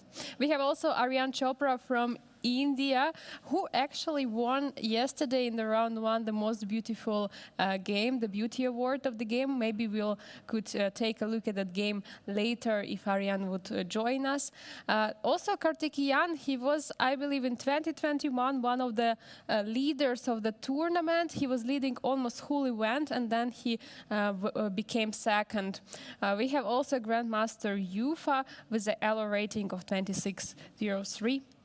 And of course, there's more Grandmasters. You see that from 6 to 10, all of them are seasoned Grandmasters. All of them are looking for this opportunity to score victory here in the tournament, as the first place is 6,000 Swiss francs. There's the prizes for top 8 finishers, but also top 4 women and top 3 veterans are going to get nice prizes, and the total prize fund for the MTO is about the same as for GMT, up 28,000 Swiss francs, and non-cash prizes are extra there as well. Yeah, for sure, a great idea. If you would like to not only spectate the players who are playing this Grandmaster Triathlon, but also participate yourself, you can play the MTO tournament and fight for the prizes. That's right, and perhaps let's have a look at what's happening in MDO for a moment at least, because I do believe we have a little time before time trouble is approaching the GMT tournament. And let's see if I can give you the camera of the hall. Just a second, give me a moment. Yeah, I think you should be able to see it. So here we have Buksanji, currently the top 1 seeded player of the MTO. MTO, by the way, is an acronym for Masters Open Tournament, which is by tradition one of the strongest open tournaments in Europe with great tradition. Here, yeah, Buksanji, I think he won the first game yesterday with the white collar, because they have a different schedule, right, Angelika? Mm-hmm. They have 10 rounds. Unlike the GMT tournament, this is an open tournament of 10 rounds, and they are starting pretty much at the same time. You can see this big hall. I'm not sure if they're playing on the right or left. I really can't tell it, but because there's another tournament. I can tell you they're on the, if we are looking on there on the right side. Okay. On the left side, there are amateurs. So amateur tournament. All right. So we have already, by the way, some early results. So this position from Buksanji's perspective, I think he simply enjoys some advantage. He's playing against Krishna Rohith. So White has created himself a weakness on d3. Black has a very nice Marozzi-like pawn structure. The knight is heading to d4. So even think about putting the knight on d4, c takes on d4, or perhaps take on f3, play knight e4, keep this outpost on d4. Looks really nice, you know, maybe even some h5, bishop h6 ideas. Also bring the bishop in the game. I think that the main tournament favorite looks really good to hold the second victory in a row. Yeah, for sure. It's very, he's putting much pressure in this position. And yeah, well, we have actually quite some results already. And actually on the second board, we already have a result. It was a draw. So we had the The It's interesting, right? I mean, usually you don't see the side. Nguyen got strong son. The second see the player, he was playing with white against Qian Huang from China. Being an Elo favorite, playing with white, he decided not to play on. Perhaps he felt there's some sort of a danger for his possession, right? Because if black gets to play rook f5, play c5, open the bishop on b7, followed by knight f4, he realized that this could lead to some problems. And this is, by the way, a very nice trick by experienced players. They know when to offer a draw, right? If they sense that the game is not heading their way, and the opponent perhaps doesn't yet suspect that she has a very good position, then why not you offer a draw immediately, right? Because also, I know this very well. When I'm playing with black against a nominally stronger opponent, and he offers a draw with white, the first question which jumps to your mind is, will I be able to beat him if I don't say no? Draw is a great result, so you agree, right? So draw was agreed in this game. Absolutely good for both players. So the Vietnamese grandmaster is not risking, and at the same time, the Chinese women grandmaster is enjoying a draw against much higher rated, more than 200 points, higher rated point. And we have some decisive results already. Let's check how Luis Ernesto Quezada Perez, he won his first game. Perhaps let's go through it. So he's one of the pre-tournament favorites. He won against Ajay Krishna very quickly. How did this happen? So we have this. Okay. It got into the stone wall. Yeah, Dutch Stonewall position. White played e3, knight g2, queen c2, f3. Try to demolish the center as quickly as you can. Makes perfect sense Absolutely, yeah. to me. King h8, bishop d2, and now he castle. You know, this was interesting. He played bishop d2 with the idea to castle the long way, and now instead, after bishop d2, he changed his mind and castled the short way. Playing mind tricks here. Bishop a6, very logical, trying to put some pressure on the c4 pawn. And here now the question for white, what to do with that pawn, protect one more time, for example, with something like b3, or to trade it on d5. And what do we have? White decided that he has a lead in development. That's why he took on d5. Bishop d3 seems to be necessary. Intermezzo move, c takes, e takes on d5, and e4. Yeah, so it was all calculated that e4 is possible here. Okay. Right, so the position opened very quickly, and you can definitely feel that black is behind in development because the queen side pieces are underdeveloped. Yeah, we have isolated pawn as white, but the development issues of black are very, very visible here. Like basically the pieces are standing there like in the, I don't know, toilet or something like this. They're just waiting for to come out. And yeah, we have here queen e4 played, also blocking the development of the knight because the pawn on c6 is going to fall. Yeah, so black tried to trade queens, and nice queen Oh my God. sacrifice. Queen sacrifice. You want to trade the queens? I give it up for free. Yeah, not really for free. I mean, that's like a mate in one. And here black realized, okay, I'm in a lot of danger. I have to go away the pawn on c6. Queen c6, rook d8. It doesn't really feel so bad, but black collapsed very quickly. Oh, that's nice. Bishop c3, knight h5. So white has the extra pawn and the compensation for it. I mean, very strong attack, keeping the queens on the board. And this is where white started. Already decisive attack with knight f6, queen g6, and you see queen h7 is unstoppable because after g takes an f6, rook f6, there's always incoming d5. And also this bishop is going to say something in this game. Yeah, so that's why black played queen d5 to try to block the bishop, but unfortunately there is not much safe from the checkmate. That's how it finished. I mean, really a very nice game by the Cuban grandmaster. I'm not really sure if he's related to Quezada Perez brothers. I know quite a bit Quezada Perez grandmasters from Cuba, right? There's Quezada Perez Unieski, there's Quezada Perez. What was the name of the other guy? I don't remember. So it's at least 3 grandmasters. I think they're probably related, you know. Maybe not all of them, but at least 2 of them. Okay, and we have another decisive game at the top boards. So Irene Charisma Sukandar won the game very quickly with a white color. And she was playing against Xiong Zhang Peng. And actually, this is a small upset because black was an ELO favorite. Yeah, absolutely. Even though the rating difference was not that much high, but it was like more than 100 points. And let's see what Rina made here. Well, okay. This is a theoretical line. After Rai Lopez, quite a sharp line. White is playing very ambitiously, taking the center.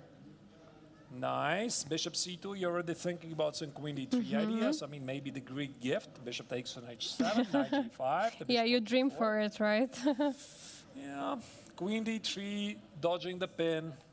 G6, not so sure about that, but maybe there was nothing better. Otherwise, you know, this battery of the queen and the bishop looks very strong, right?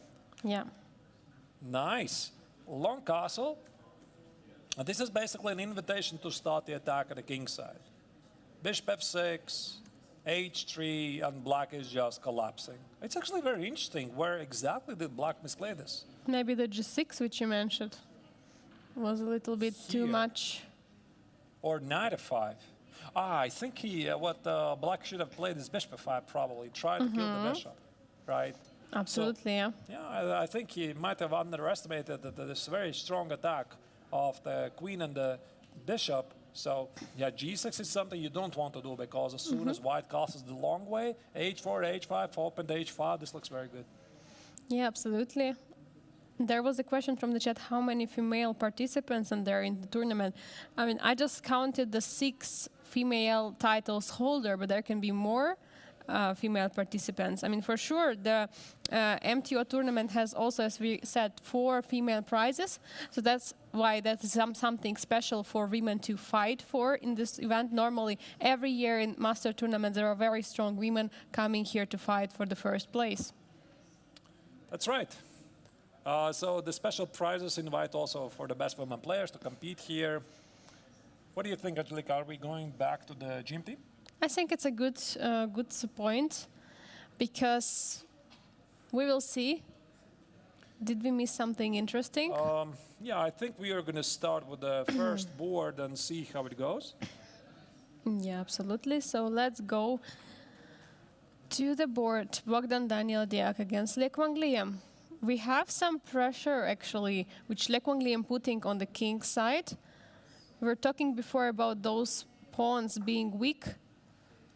But actually, wait, something happened? Was there a trade or something on... There were doubled pawns on f-file, right? And now we have doubled pawns on e-file. No, but this already we saw. I think we... Ah, the knight trade, okay. We Yes, saw the knight trade, yes. Yeah, and here, perhaps it's already Le Quang Liam who is ambitious, right? He feels that he can, you know, try to take over the game, this h5, h4, which allows him to simplify matters. And I think that white is here already trying, you know, to survive. He is just trying to avoid this game going the wrong way. So I think that something like h takes on g3, if white could get this, takes, and get some kind of an equal endgame, I think that Diak probably would take it. But here's the trick. I mean, after h takes on g3, rook takes on g3, perhaps black can decline it. Yeah, and use the fact that h2 pawn is actually a weakness. That's indeed a weakness, right? So f4 is a threat fixing this pawn here. If white plays f4, it's quite interesting, right, how things change, because if we remove the rooks from the board, let's say here, poof, the rooks disappear, white is just better, because he has the outside pass pawn at h-file. But here, black is better. Why? Because he has the more active rook. Yeah, and the only way to protect the pawn is either to play h3 or rook g2, but... Yeah, I mean, the pressure which black is putting on white's position is just tremendous. Looks very unpleasant for white, and maybe this is the reason why here the remaining grandmaster decides to change the course of the game. He plays g4. He doesn't like the prospects of h takes on g3, whatever happens there. Maybe he wants to play g5, f4, establish himself a pass pawn. And by the way, this move makes perfect sense because if at some point, let's say this trade happens, let's say takes and takes, black is left with double pawns at the e file, and white essentially plays with something like an extra pawn. Maybe you want to take with the rook. What do you think? I mean, in an ideal world, yes. If I could Yes. get Okay. this, Okay. Yeah, so I get a pass pawn, which probably is not going to go anywhere. And yeah, these pawns, they're not really helping black. Yeah, so quite an interesting game, endgame, and not so dry and not so. I mean, it was pretty balanced before, but right now it's getting sharper, I would say. Right. So king f6 could be a move, rook c8 could be a move. I would say that it's still more balanced and black is better. It does feel like black is slightly pressing here. He has some space advantage. Here, white's pieces are a bit awkward. But, I mean, still, I would say it's more likely this game is going to finish in a draw than black is going to win it. Yeah, for sure, because the players are also having a lot of time. But actually, the 12 minutes for Bogdan Daniel Diak for 10 moves. So it means that could be unpleasant, actually. So it means around 1 minute for one move. Wait, I mean, things are not really so simple. Look at this, because if I play king f2, you play rook c8. How do you deal with the invasion of the black rook? So you can't really play king f2, right? Okay, maybe g5 check, king goes here, f4. Okay, congratulations, white has established himself, the pass pawn, but it is black who has a dominating position here. Beautiful rook on c3, the bishop on d5, the pawn on g5 is not everything in this position. Yeah, suddenly the position has changed completely. So that's why Bogdan Daniel has 11 minutes for this time. I mean, it's quite a limited time, actually. Yeah. And that's also the reason why Diak plays king d2. He tries to secure the queen side. Now, the only question is if black can make any tangible progress. Because eventually the queen side, I think that what Lien would like to do, he would like to open some files. And I'm thinking, can I play something like a5? You know, can I play a5, takes, rook a8, rook a2? Can I do that?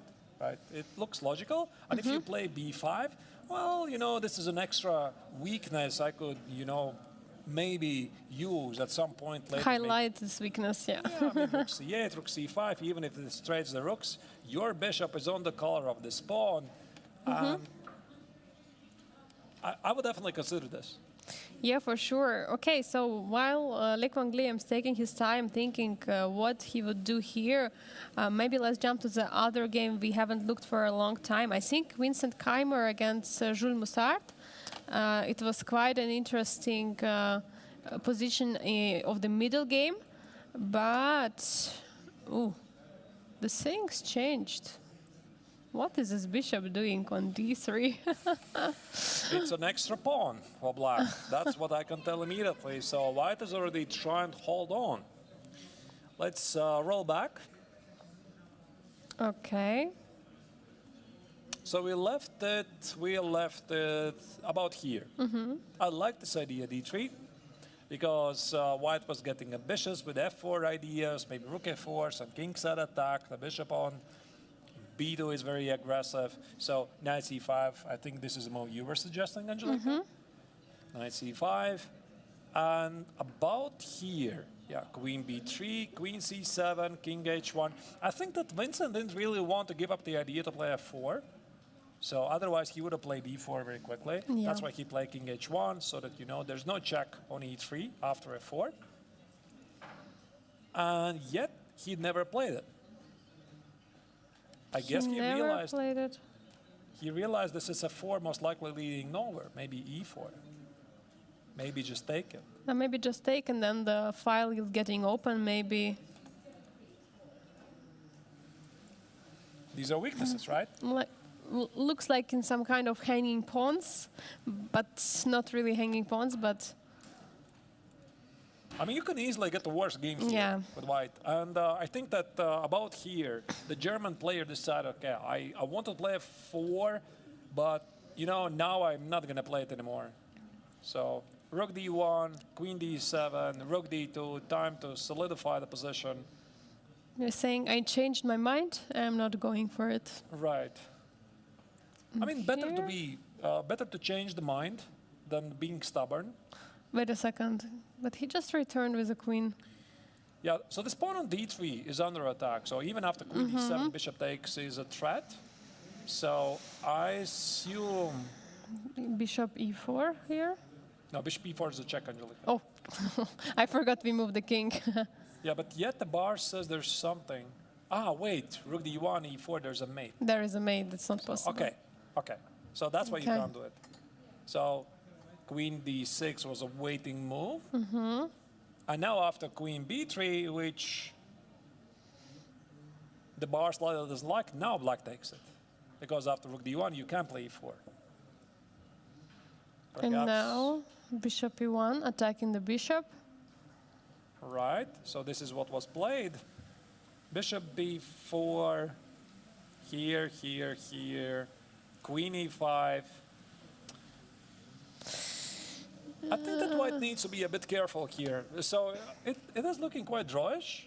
I mean, takes, takes, takes, takes, takes, here, here. I mean, these are weaknesses. But still probably within a drawing range. Yeah, but something like rook a5. Yeah, but I'm not going to go into passive defense. Actually, this will be a very, very nice example, right? To show for kids, right? This is how you don't want to play. You don't want to play something like this. For sure. I mean, any chess coach would say, big no-no. No, this is not how you play because rooks have to be active. In endgames, they don't have to be passive. So I think after rook a5 is just a check here. Yeah, just Okay, a check. king h8. And here. b6.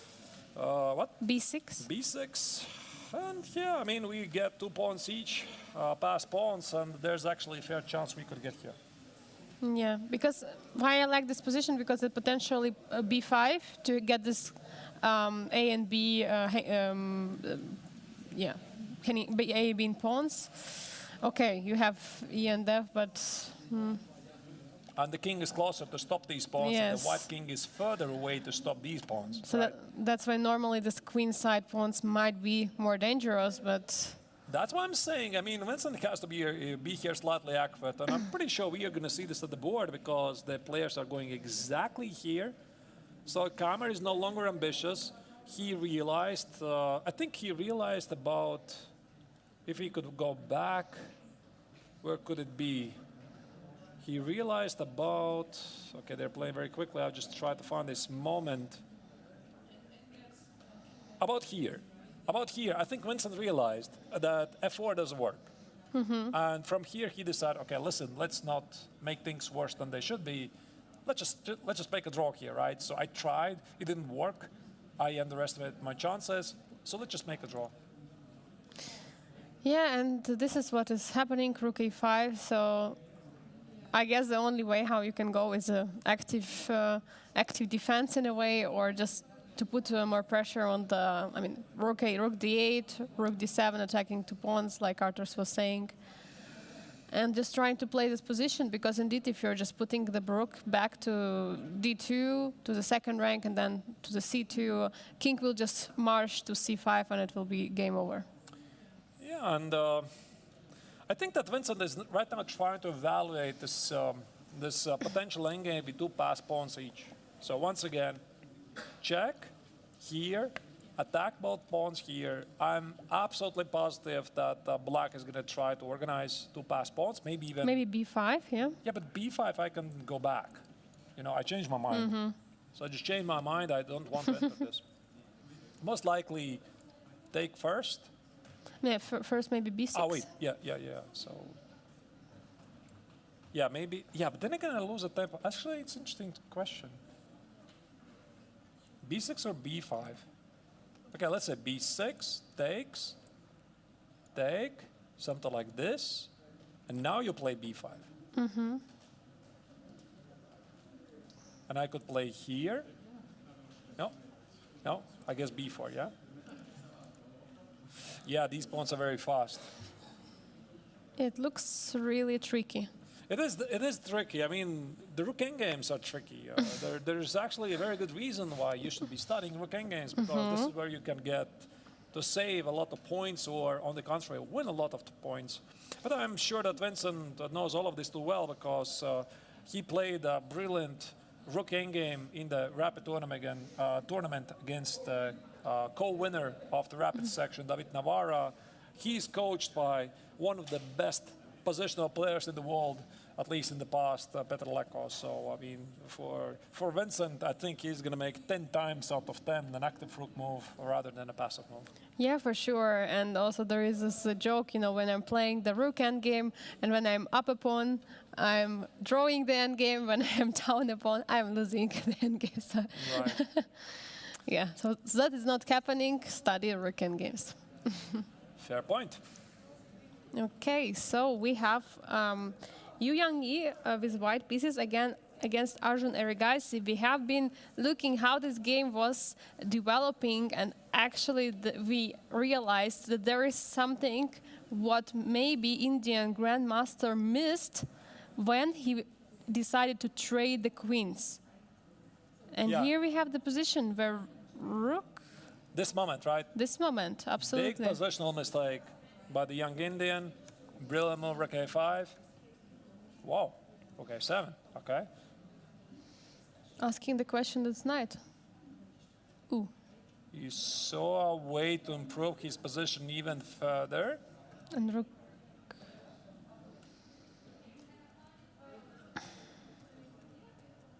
This is incredible how he's moving the pieces. It's like some, you know, some piano, you know, game. You know, you're playing this. No, It's just incredible. I don't understand, tell you honestly, because when we were here, right, I felt that White's plan is very obvious. You play g3 to take away the f4 square. Yes. You remove the bishop to relieve the d2 square. You play knight e2, you play knight c4, you play bishop d2, you play f4. I thought that was pretty obvious. But then again, Yu Yang-yi shows why he is 2750 level player, or why he's not 26 Kangi. Why he's not sitting here and commentating? Why he's not sitting here and commentating? Why he's playing in a GMT? Why I'm sitting here and commentating? He shows that chess is very concrete, right? So rook a7, I think he knows this. He saw this idea of rerouting the pieces, but chess is incredibly concrete, and he realized that this particular order of moves is far more annoying because if Black will play something like rook e6 here, then he would most likely continue with this idea. And here, now that there's no need for him to play bishop e1, knight e2, he says, why do I need to do that? Let's try this route, which maybe wasn't a possibility before. Yeah, for sure. It's incredible how the players are seeking for these opportunities, you know, and then they are choosing the best possible position to go for it. Yeah, and absolutely, as Artur is showing, g6 is not possible because the h6 pawn is there hanging. Yeah, and Black is now definitely suffering, leading a passive defense, trying to hold on. This is not the Arjun we know. I mean, I'm a bit surprised because I have a feeling he is not in a great shape. I mean, this tournament, I don't know why, because he had this rough winter, and just recently, Erigaisi won a very strong tournament in Sharjah, but already in the Chess 960 tournament portion, then in the Rapid tournament, Arjun was always rushing, you know, immediately trying to force some crisis in the game. He had some good games, like this game you saw probably in the Rapid recap against Jules Mussar. He played a brilliant game. But then again, there were some rushing moments like against David Navarra. You know, he just immediately forced crisis, sacrificed the two pawns in the opening, and then he lost very quickly. Also here, this queen c6, a bit strange decision. And now, yeah, just not really working for him. That's nice, actually. Look at this, Angelica. That's such a cute mate. It's nice. Checkmate on the board, yeah? What I would like to say about Arjun, you know, in Sharjah Masters, when he was playing, he actually didn't have a great start. I don't remember exactly how many points he had. He lost the game, then he drew, but then he won 4 games in a row at the end. And that's how he became a champion. So we shouldn't leave our hopes away from the Indian prodigy. But we will see what he's going to show us. I mean, of course, we see that he's right now in trouble, but it's just the beginning of the tournament, just beginning of the way. Fair point. Arjun is a fighter, right? Even though this game is not going well for him so far, and I think that Yu Yanyi is slowly but carefully cruising towards a victory here, I think that definitely we are going to still see the best of the Indian player. By the way, Angelika, they have crossed move 40, and that's why, oh my goodness. I mean, imagine yourself, you're God. having this position, you have 1 hour and 15 minutes on the clock. It just feels like eternity. Yeah, absolutely. I mean, like so much time, and it's incredible. Players are going to play with this time control. They play in today. They're going to finish their games if they're going to use all the time much later in the evening, have some dinner, and tomorrow they're going to go in again and again and again. It's going to repeat 3 rounds, then we will have blitz, and then again they're going to be back to the classical. It's incredible how much energy they're going to use in these games. That's why chess is one of the most energy or calorie burning sport, if we can say so. Like someone on some tournament can even lose like 10 kilograms or You want to something. burn calories? Play chess. Exactly. Don't go to the gym. Chess. All right, let's check further games. Absolutely. So we also didn't check Navarre's game Yep. for some time. Yeah. Navarra against Amin Bassam. Let's see what happened after this rook a8 move here. I think that was the last moment we were looking at the game. Yeah, So so when we far, were thinking if he's going to take on a8 and play queen a1, I think that's what happened. yeah, things are looking really well for white. So let's go back to see what... Yeah, We left it here. yeah. Rook a8 was played. Oh, wow, c4 was played immediately. That's a nice move. We didn't see this move. We We are didn't only see looking at queen a1, queen a3, and I'm pretty positive that the Czech grandmaster, he was looking at this immediate move first, because he did spend quite some time pondering about his choices. But in the end, he decided to positionally sacrifice a pawn. I like this choice because look at this. If you do nothing, then I just take on c5, I take on b5, and I essentially ruin your, pawn structure, right? Or maybe queen b4. Very good point. Yes, queen b4, attacking the knight on c5, attacking the pawn on b4. So if Black would play b4, and maybe he should have, I don't know. Oh, no, look at this. Takes, queen a1. Oh my god. Double attack we have Right. here on the board. That's a double attack. Maybe not in this order, but you get the point, right? The Maybe idea definitely- immediately also, Maybe instead of immediately. taking. Yeah, maybe immediately, maybe take with the bishop on c5, but you get the point. His pawn on e5 is under attack. So this is what probably gave the impression to the Egyptian grandmaster that he has to take on c4. Now knight takes on c5 is played, and queen a1 anyway. And again, double attack. Again, double attack. So queen b8 was played. Engines hate this move. I'm not sure why. I Why? think probably bishop b7, because I don't think you want to take the pawn on e5. Queen e5, I guess you have Just knight jump, e5. yes. No, Wait. what I'm missing.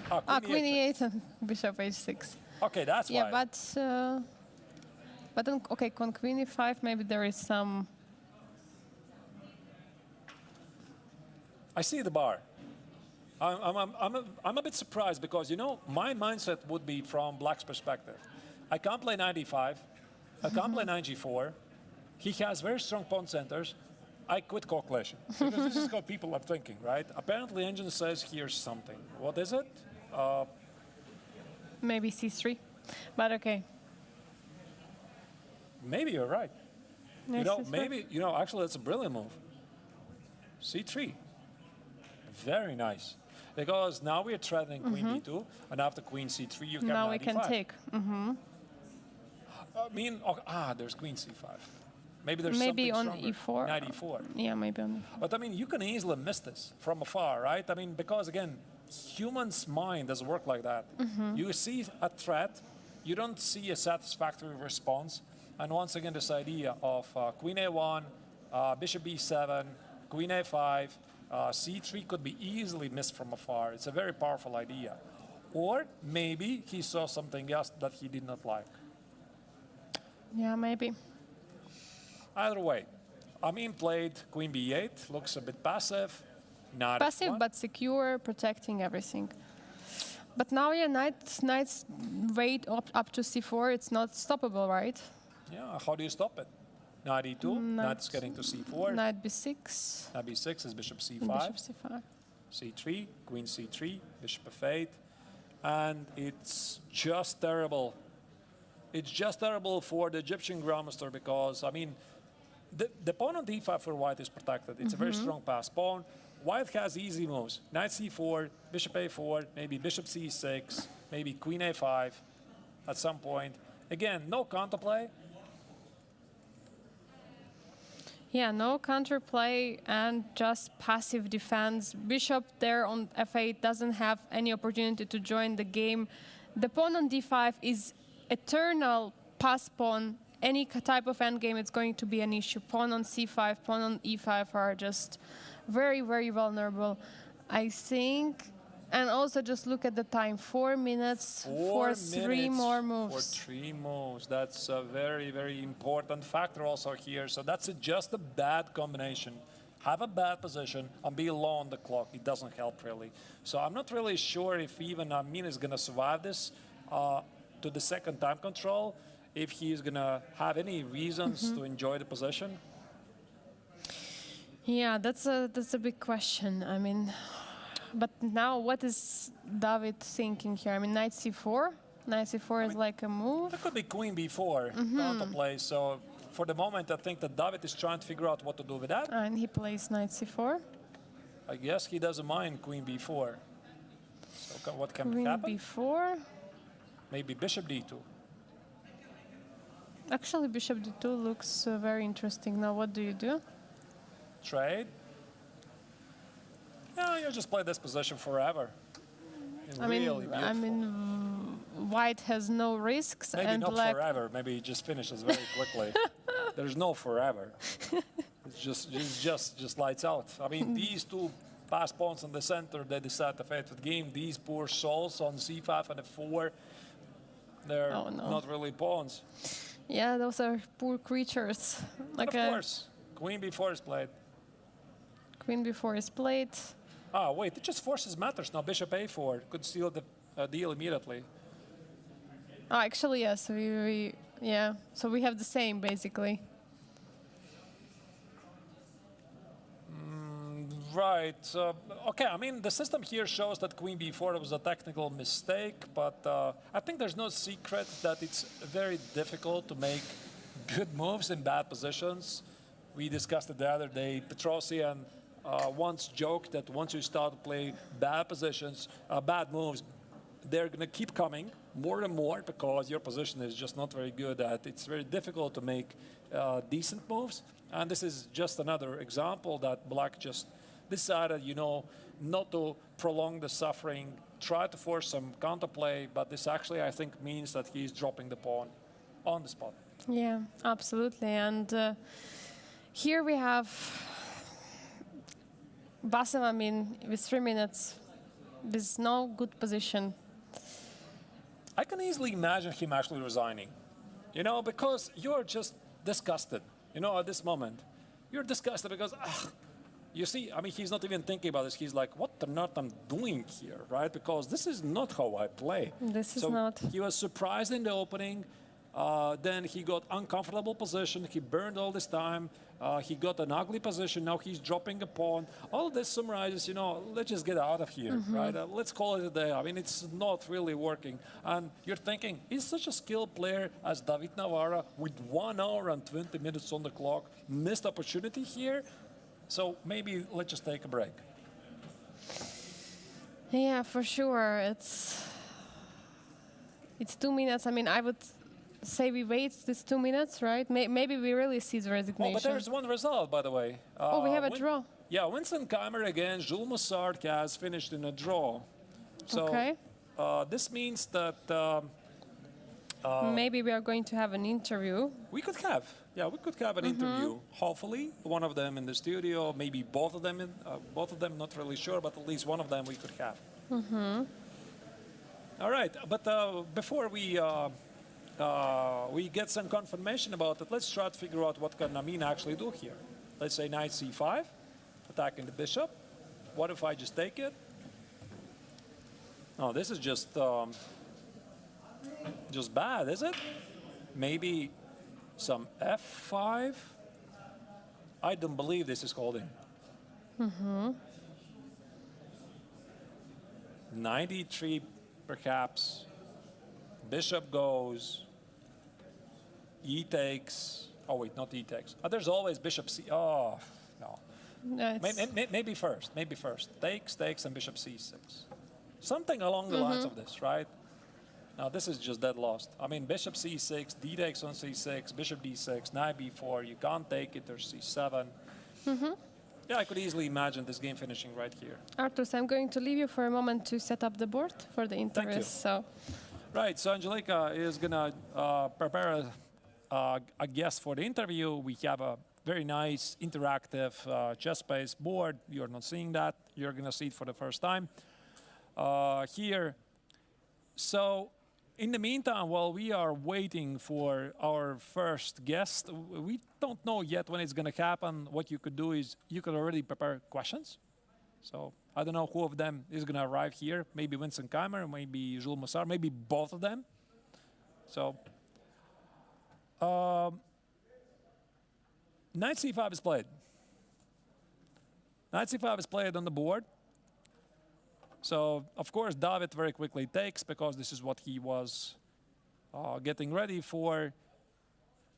Knight takes on e5 looks pretty decent. Maybe even d6 could be played. No, I think it's just knight e5. Bishop c... Oh, wait, there's bishop c6. Wait, that's it. Bishop c6 kills. That's it. There's no more chance. We actually missed this. Bishop c6, there's no even legal way to continue this game. Maybe b3, bishop a8, bishop d4 to play b2, but you can always play knight e2, knight b1. That's it. I think it's pretty official that David Navarra wins the first game because after bishop takes on c6, d takes on c6, there's no way to stop this pawn. And you can see, of course, the emotions of the Egyptian grandmaster's face. He's unhappy with himself, but you have to give a lot of credit to his very strong opponent who made it look easy. That's what makes it a great skill. So I think it's a fair chance that also David could join us with an interview after either Vincent Keimer or Jules Massard or both of them. They're going to be here. I'm not sure yet. So let's just watch the final moments of this game. In the meantime, I'm looking at what's happening in the game of Daniel Bogdan-Diak against Telekwang Liem. It's not peaceful. It is still a fight, despite the fact it is quite peaceful looking, but it's still ongoing fight.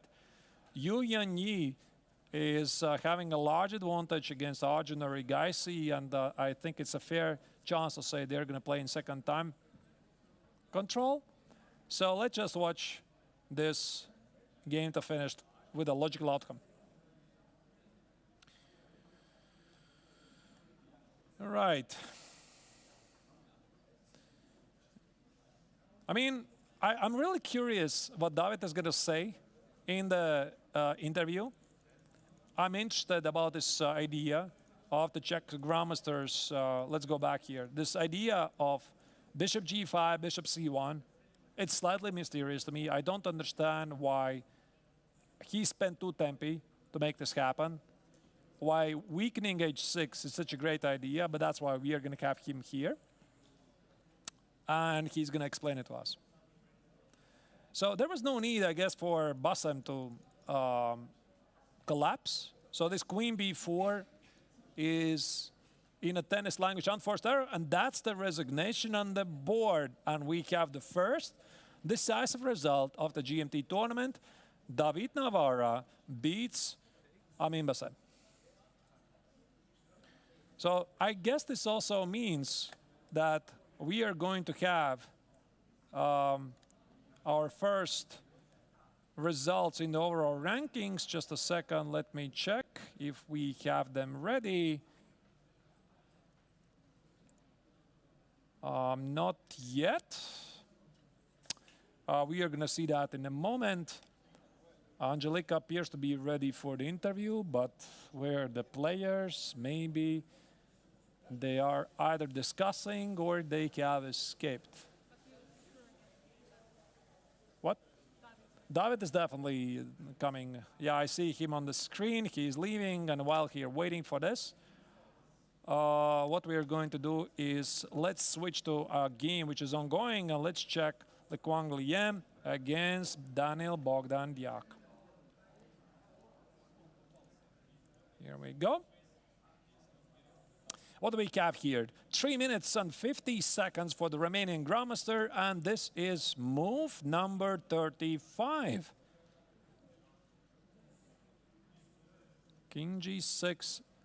I have a feeling that something is missing. I guess the camera is a bit delayed. Now after King G6, it is Diak who has to make a move. His clock is ticking. This could be potentially disastrous for the remaining Grandmaster. He is low on the clock. The position is slightly unpleasant. King G5, Rook D4. The pawn on E4 is the weakness, and he has to make 5 moves on 3 minutes. Danger alert for the remaining Grandmaster. Yeah, now the camera is back. It was frozen for a moment. Despite the fact that white has an extra pawn, not an extra pawn, it feels like an extra pawn on G4. It is black who is pressing because this pawn on E4 is very, very weak, and the white king cannot easily get to E3 to protect it. Bogdan Diak reaches for a move, but he's not sure. Does he want to play Rook C3? Sacrifice the pawn. It makes sense. Rook C3, Bishop E4, and play Rook C7. I would definitely do that.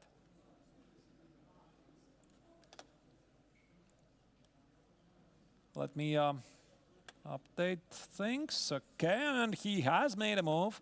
Rook C3 is on the board because all the self-respecting Grandmasters, they know passive defense is not the key to success. You have to play actively. Well, Engine says Rook C3 is a mistake, like Wang Liam already expected. The active defense from his colleague and played Bishop E4. Rook C7, white is seeking the salvation in an active defense. That's pretty curious. He stands up and walks, and there's still no increment. I mean, 2 minutes on the clock with 3 moves to make to reach the second time control.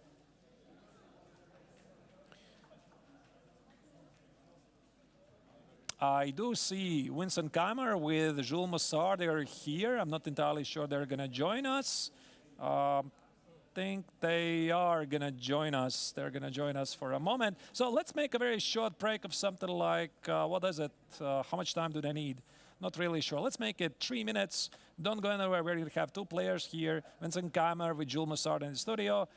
Enjoy the break. Be back in a moment.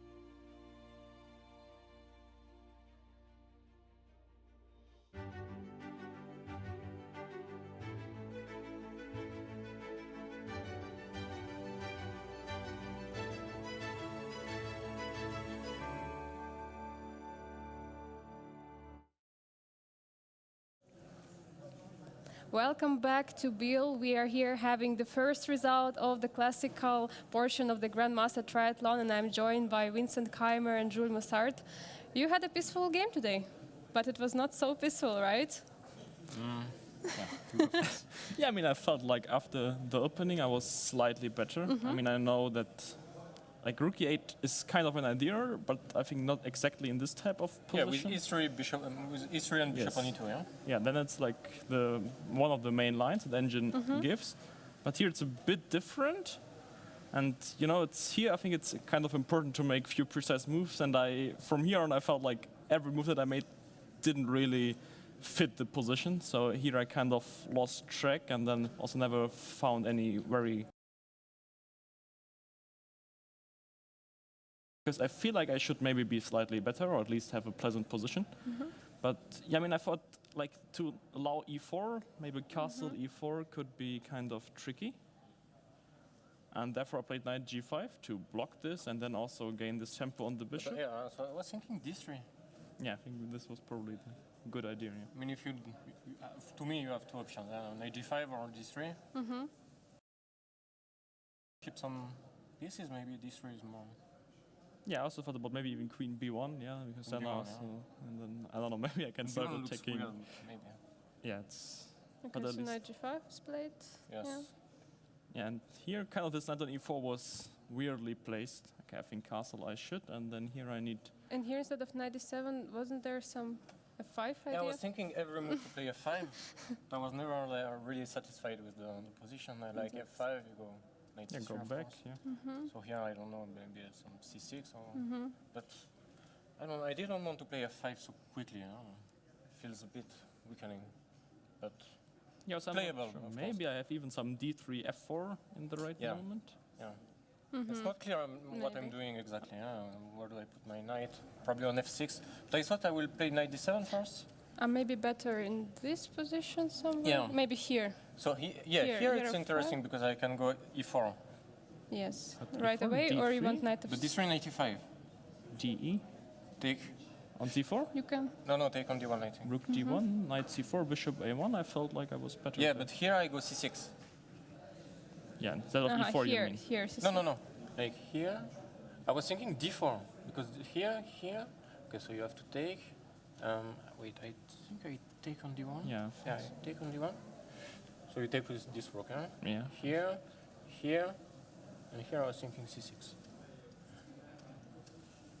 Yeah, and Rook D4, the knight goes. Yeah, maybe knight D6. Yeah, it's fine. Yeah. Looks. I thought C6 is important because if I take, you have some knight. Yeah, knight knight jump D5. I think Yeah. was annoying. Yeah. Yeah. So I was considering this position. I was not afraid of D3, but more. Where is it? Here. Oh, yeah. More like D4. I was not sure about this position.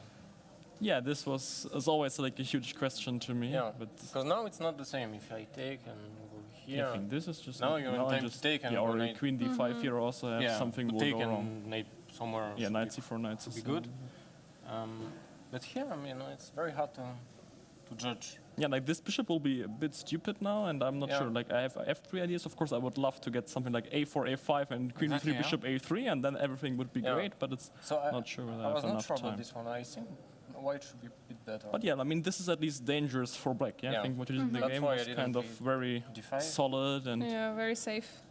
Yeah. It's hard so for here I me. was thinking probably D4 maybe to play for something.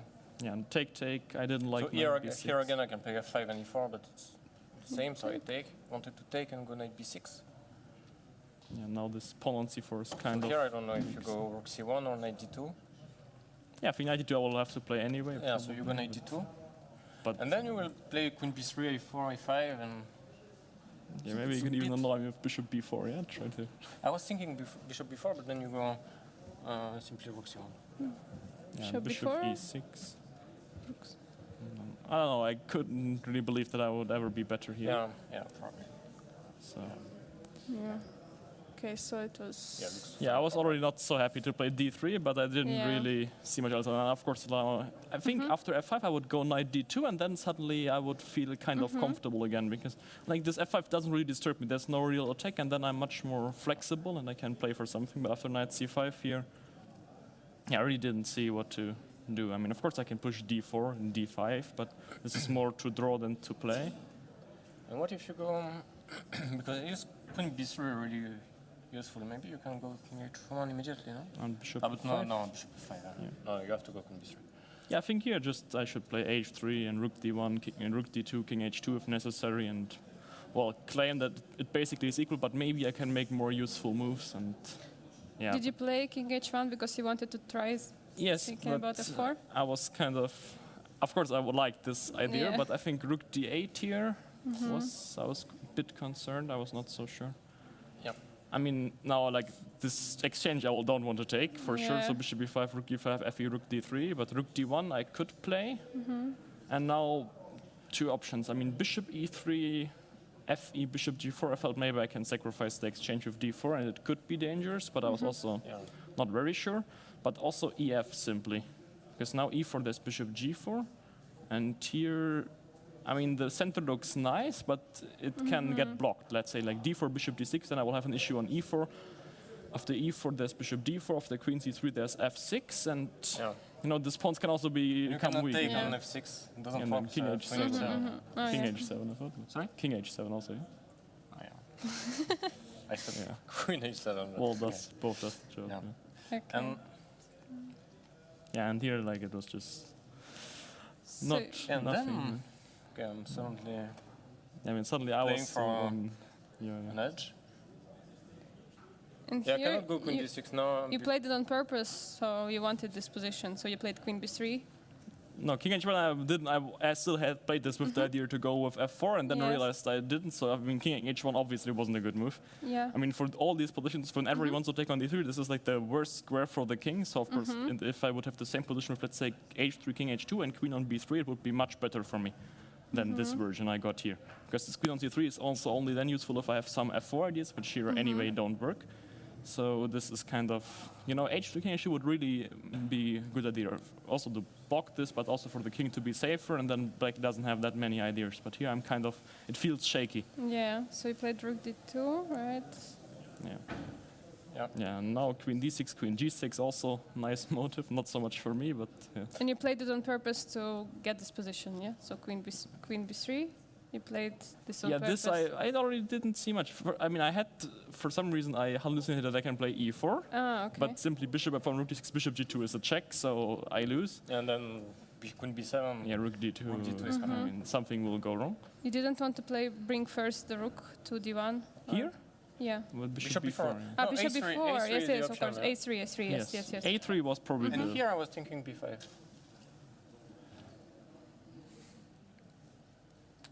And because now I have two ideas. One is to play b4, and the other one is to take on c4. Because then bishop d3 will come. Yeah, I mean, already I can only be worse, and I thought Yeah. what we got in the Okay. game Yeah, at maybe least... you will have to play e4 even, and then it's. I mean, it's very tricky to play. Yeah. No, of course, if something goes wrong, like this guy doesn't really do anything, and I Yeah. need to open up something. Yeah. But yeah, I mean, I hope I didn't blunder anything here, but No. I thought it is kind of okay at least. Yeah, e4, bishop f1. I mean, I of didn't course- see. I feel like I should play. Maybe I have something somewhere, but But I mean, okay, keeping the Yeah, bishops. If I get the d file, I also have no issue. Yeah, so bishop yeah. b4. No, bishop b4 looked. You know, I was logical. maybe worried that I will have to suffer a bit in this endgame. Yeah, that we got here now. Yeah. Yeah, this It's trade. Not too happy, but yeah, I mean, okay, I kind of misplayed it in the middle game, so it was. But I also felt like, you know, if I'm not blundering anything big, I also shouldn't lose this game. So here, so you were looking at this, right? Yes. Yeah, and rook So d7, of course, I was also this considering thing. rook d2, yeah, because then this king is on a different kind of route, Yeah. but I But think then I go it's- king g6. Yeah, and c5 and rook a4, Yeah. I didn't So like. Yeah. takes, and then b5, I guess. Or, oh, Well, no, I mean, sorry, king now g2, it's I think. yeah, king I g2. like king g6. I thought just king g6. Yeah. Rook c7, c5, and this problem is that my pawns can't start moving because they're still pinned. Yeah. And I mean, black always has some rooks a4, rook c4 idea, and then starting to push the pawns. So I felt again, it could potentially be dangerous. I'm pretty sure that any engine will hold this for white, but still, I was not Too dangerous. Yeah, I also thought that what I did in the game is, I mean, it's not great. Yeah, these pawns are kind of weak. My rook is tight, and I will maybe have to go rather passive. But I never saw any kind of breakthrough idea for him. Yeah. And I mean, yeah, of course you can go rook a4. Yeah, that's maybe the move Okay, too. four. Only try. Okay, four. Okay, So four. rook c3. Yeah, King d6. see, but maybe I have c5 d6. even here. I was only thinking about king e2, but c5. Yeah, king e2, king c5, And king d3. so but king it's d3. So now it's weird because, you know, like you cannot move anything, but only the pawns. But me too, pawns yeah. move, yeah. yes, So no one can move.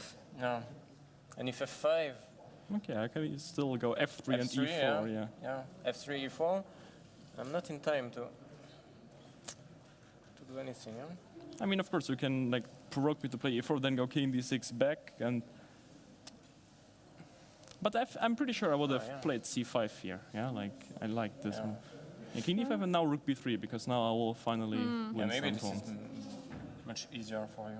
And I think if you have to go back, I can't really believe that then there's Yeah. big issues anymore. Ah, yeah, this is much simpler. So yeah, I thought then here after rook c3 maybe b6 was a move, but yeah, I mean it's more like I don't feel it should be that dangerous. Yeah, but now you can come here. It's not the same. You're right, I can king also d4. get the same with pawn on e4. I could get e4, king e3, and then you don't have f5 anymore, and I Yeah. can start pushing Okay, earlier. yeah, I mean, if you get the king on d4. Yeah, I'm never sure. Yeah, like I was always afraid that I'd lose some pawn end game after b5. But But b5, I mean, the pawn endgame is. yeah, I mean not also very bc4, I risky for can't take the pawn back, so something was weird. Yeah, but if you don't take, you go e4, then king e3. I mean, it should be a draw.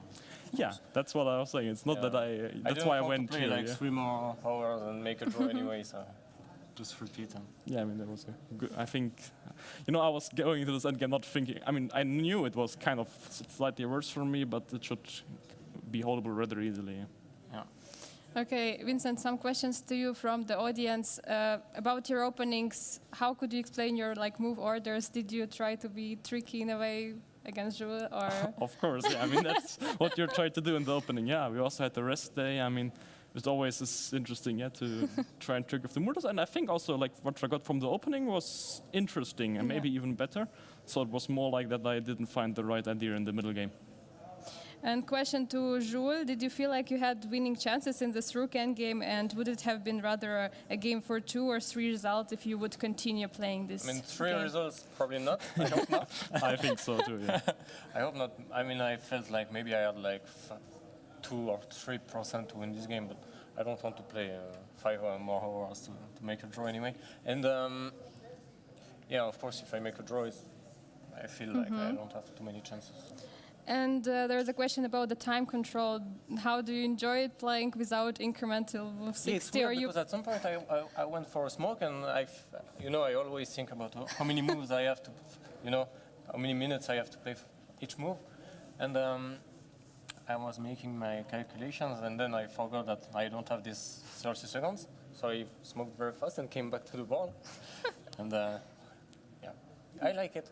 Yeah? And you, Vincent? I mean, I played this time control already once this year in February, and so I got kind of used to it, but still it's tricky, yeah, because you don't have this kind of natural rhythm that even if you have 0 time left, still you have this 30 seconds increment per move, which you can kind of live on. But here there's not this natural rhythm, so it's kind of dangerous. You can go very low, and because you still have more time on the clock, when you don't get anything back, especially for me, because I think I've. Before, I mean, nearly every tournament I ever played was with increments, so that's kind of what I'm used to. And then changing it is, of course, never easy, but it's interesting for sure. Yeah. And what about other games being played today? Have you kept an eye on other games? Do you find something interesting in the other positions? Yes, I mean, first of all, the Yongi game looks like a master class to me, again. Wow. I'm surprised that Dirk is in trouble now. Yeah, I also thought The like open- Biel I mean, was- it seems like an easy draw, for black, and then I don't Then know what suddenly, happened yeah. clearly, but I mean, probably he's still kind of okay, yeah? I see -2, so I guess it's probably not that good, yeah. And I'm also kind of surprised it's that bad already, yeah. But I mean, if king gets in for sure, but I didn't see how. Yeah, You get king g5. yeah and king if g5, king f2, and then I was. king f2 and king f2. But probably still you can even go Then rook c3. maybe I go can. king f6 first now. But I think you can go king g5, king f2, maybe even just rook c3. Because at rook a5, king f4, I don't know. Yeah, if this guy starts to. But what if king f6 first? Because then king f4, I want to take on g4. You don't have a good square with the bishop, it seems. Yeah, I think it's kind of for sure it's bad. Yeah. Even Yeah, king where f6 do is you no- put the bishop? Because if you go rook a6 now, king g5 is crushing. Yeah, and also the way this game has went, I would say there's even a quite fair chance he might lose it because like it felt like he played a kind of harmless opening and then suddenly got into trouble, which is already very unpleasant. But now this position might also actually just be very bad. Yeah. And what about Navarro's game? Are you? I didn't see what happened. Like to me, it was just the opening, yeah. and then he won. And then he quite won, yeah? quickly, yeah, kind of. so I don't know what happened. Okay. Then you can check out later. Yeah. Because I think he'll going to join us Yes, for the yes, interview very yeah. soon. Thank you so much for the interview. you. We wish you good luck in the next round. Thank you. Thank you.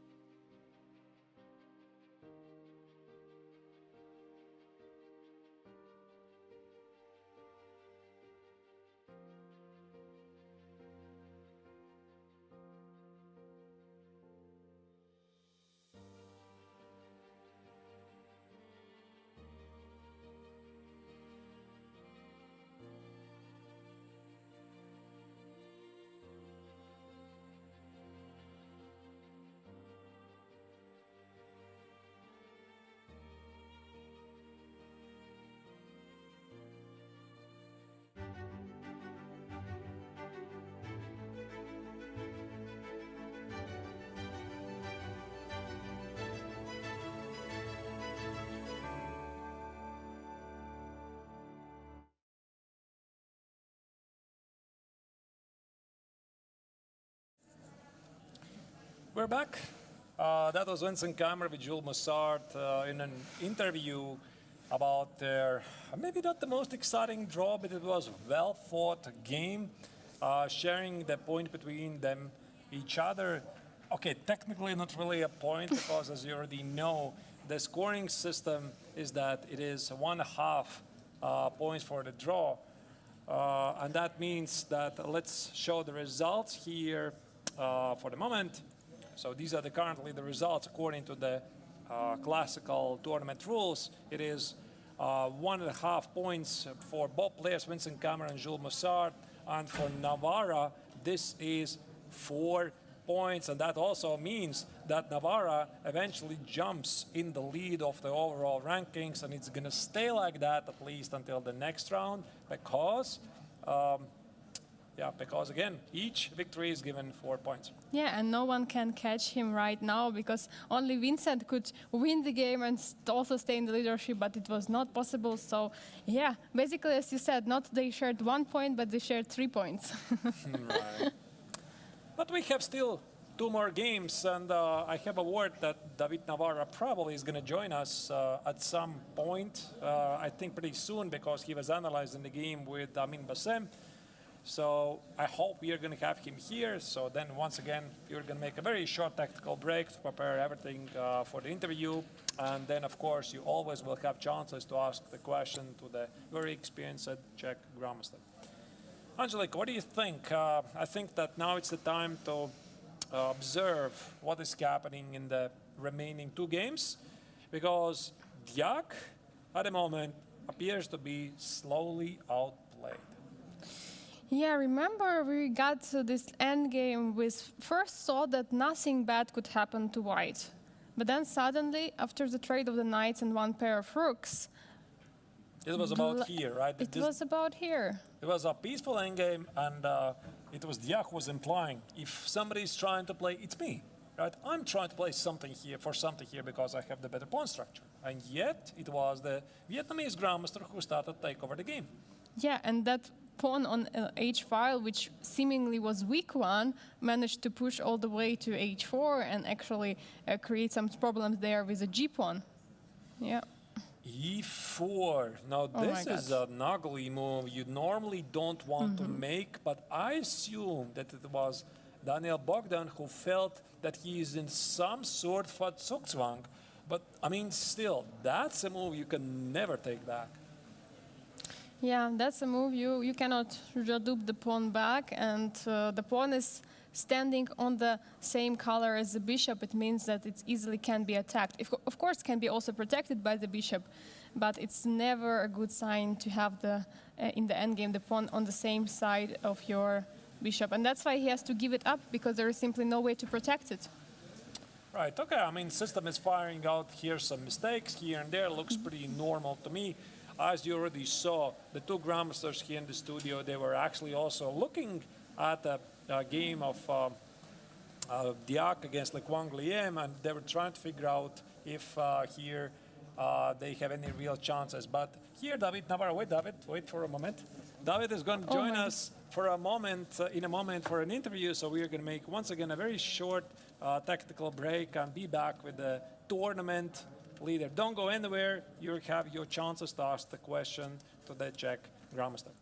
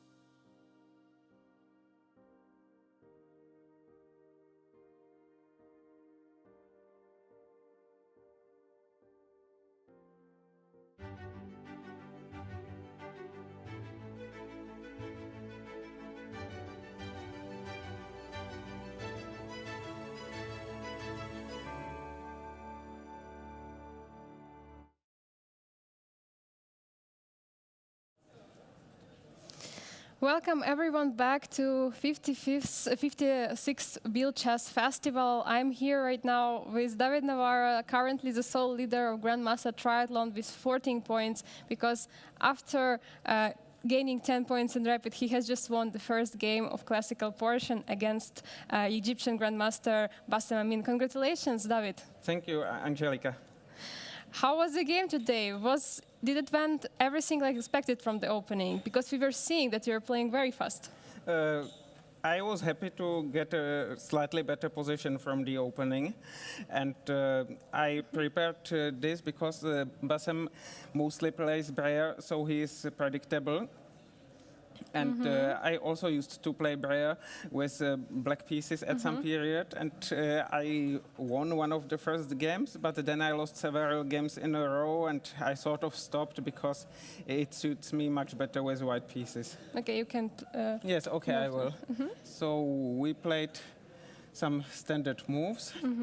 It's worth noting that black should not play rook e8 because of bishop takes f7 and knight g5, knight e6 here. Actually, there was a game between there were games between very strong players who missed this idea.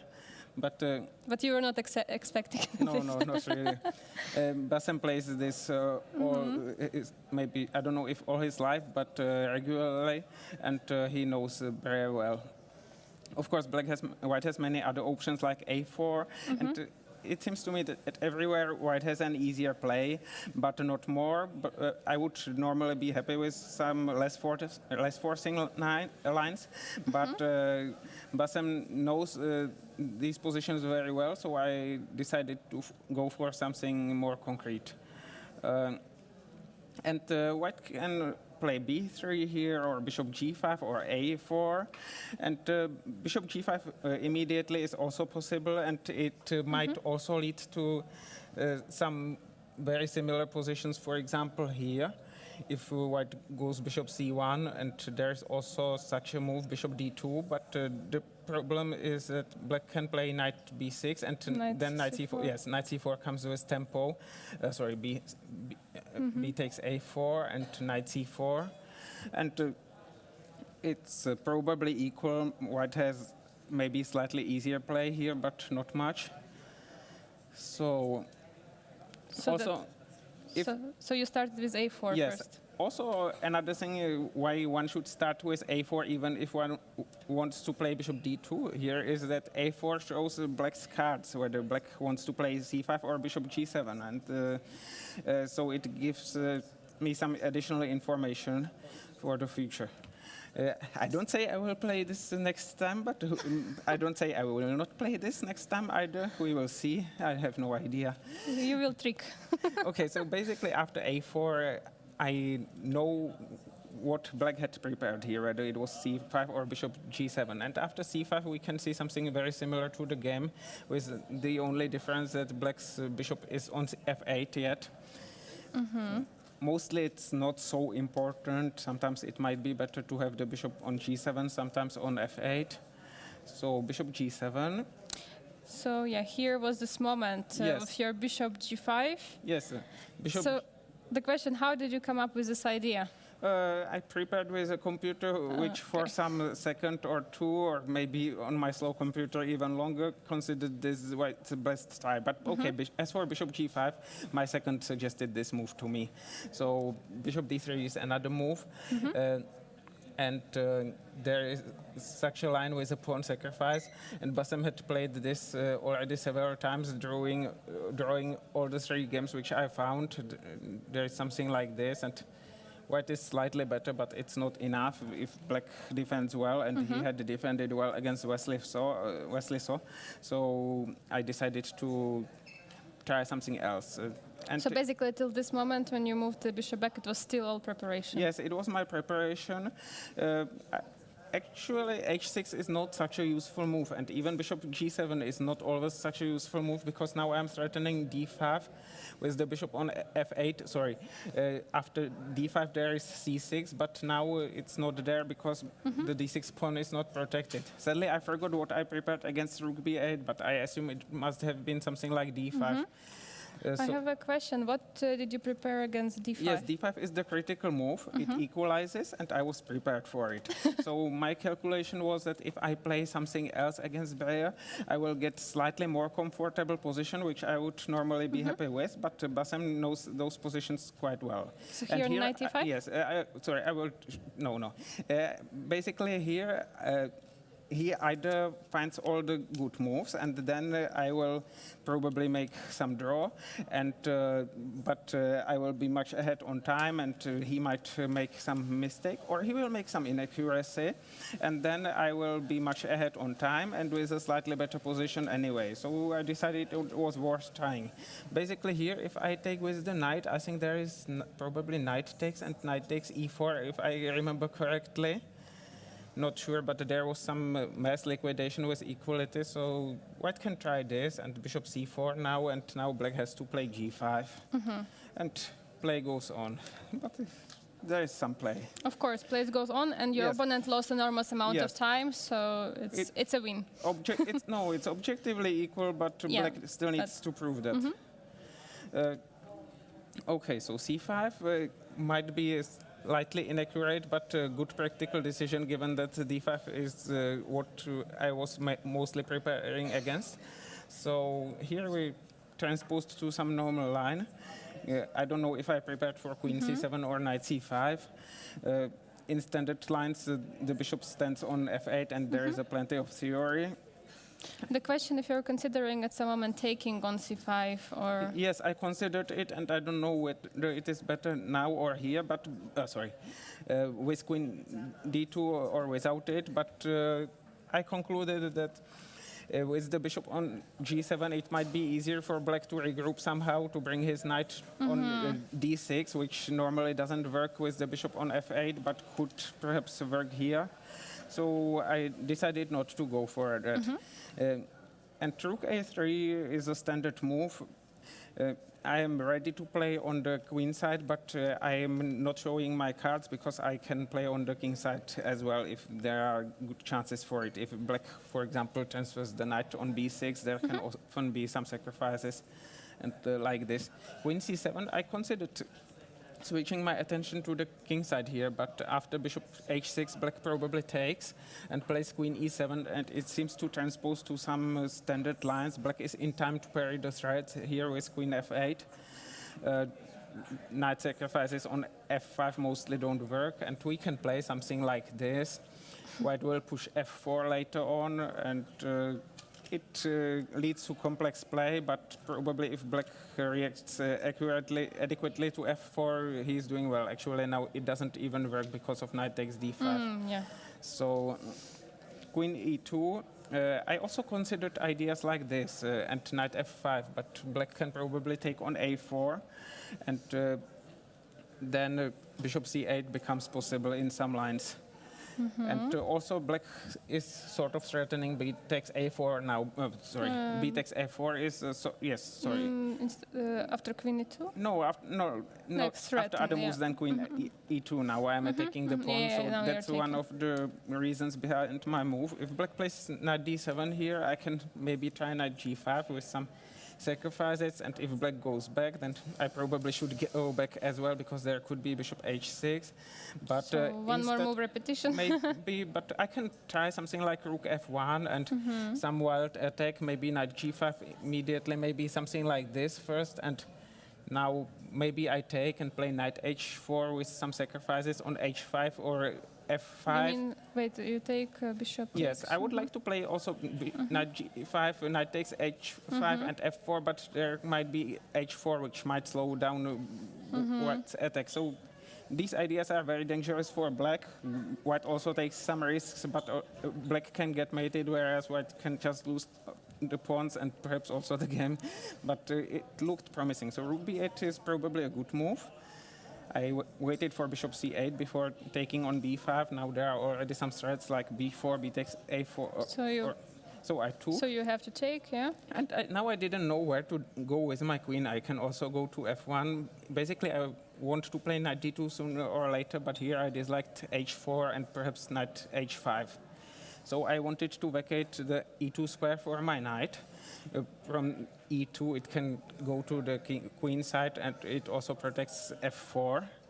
And queen f1 has the advantage of keeping eye on c4, whereas queen e1 keeps eye on b4. And actually, I'm not so sure that queen e1 was so great, because I started disliking bishop d7, because now after knight d2 there is knight c4, and now the pawn is not attacked. Sorry, I can take it, but there is, I can actually. I saw a draw here, funny draw, but not exactly what I wanted to with white pieces. Yes. I mean, Bassem, is a very strong player, but I thought that with white pieces I should be ambitious. And of Also course you because- have an ambitious position. Yes, yes, and also because I like Breyer with white pieces. So bishop d7, and if we play something like this, black can allow doubling of his pawns, because now white does not probably have enough activity to attack black's pawns. And again, there will be knight e8, knight d6 later. Sometimes maybe even bishop h6 or bishop f8, bishop d6. Yes, so bishop b7 is a move which I don't like very much for black, but probably it's fine. It's just that now I had some clear target. I played it against black's bishop, and it worked well in the game, but maybe it was not as good as it could seem. So b4 makes sense. I don't say it's the only move, but we cannot look at this game forever. So Of course. move fast forward. And here I considered various transformations of the position. Actually, even here, instead of this, I considered playing rook a3, but And tripling. yes, but the problem is that I'm not threatening much, and my rook on a5 is also hanging. Sometimes, Maybe. yes, queen a, yes, but after queen a3, queen b4, there is bishop a6. Yes, Knight exactly. And d2. Oh, sorry. Bassem suggested bishop f8, bishop d8 at some positions. I was also not happy about king h7, bishop h6. Yes, I can, but perhaps black takes and goes here, and I might even win this pawn sometimes, but if black activates his pieces, I might be left with passive minor pieces sometimes. Sometimes there might be some attacks with the queen, but now the rook on h5, a5 is hanging, so knight d2. In the game it worked well, but did not have to. So rook a8. I considered various ways how to regroup my pieces, but it looked good to First take. force the bishop to go on a8, because if I play, for example, first c4, black can exchange. I will take, and bishop a6, and now black activates his bishop and should be doing well. So I took first, and I was not sure, but if I play queen a1 here, the problem is black can play knight d7 and avoid deterioration of his pawn structure. So c4, now knight d7 is not great in view of queen b4, Queen b4. and queen takes b6 if needed. Good pre-move, queen takes b6 now. And then they can Yes. get the same, yes. It's the sort of pre-move which is only Always possible work. when it is good. Okay. Yes, so now I took, actually I had also other options here, but queen a5 doesn't look great because it gives black too many options. I think black can even take on e4 perhaps, and then push f5 and take on d5, and my knight is out of play, and many such problems. Where there, if I take with the bishop, it just gives black too many options here. I want to take with the bishop, but no. Okay, I need to. Yeah, drag. Yes.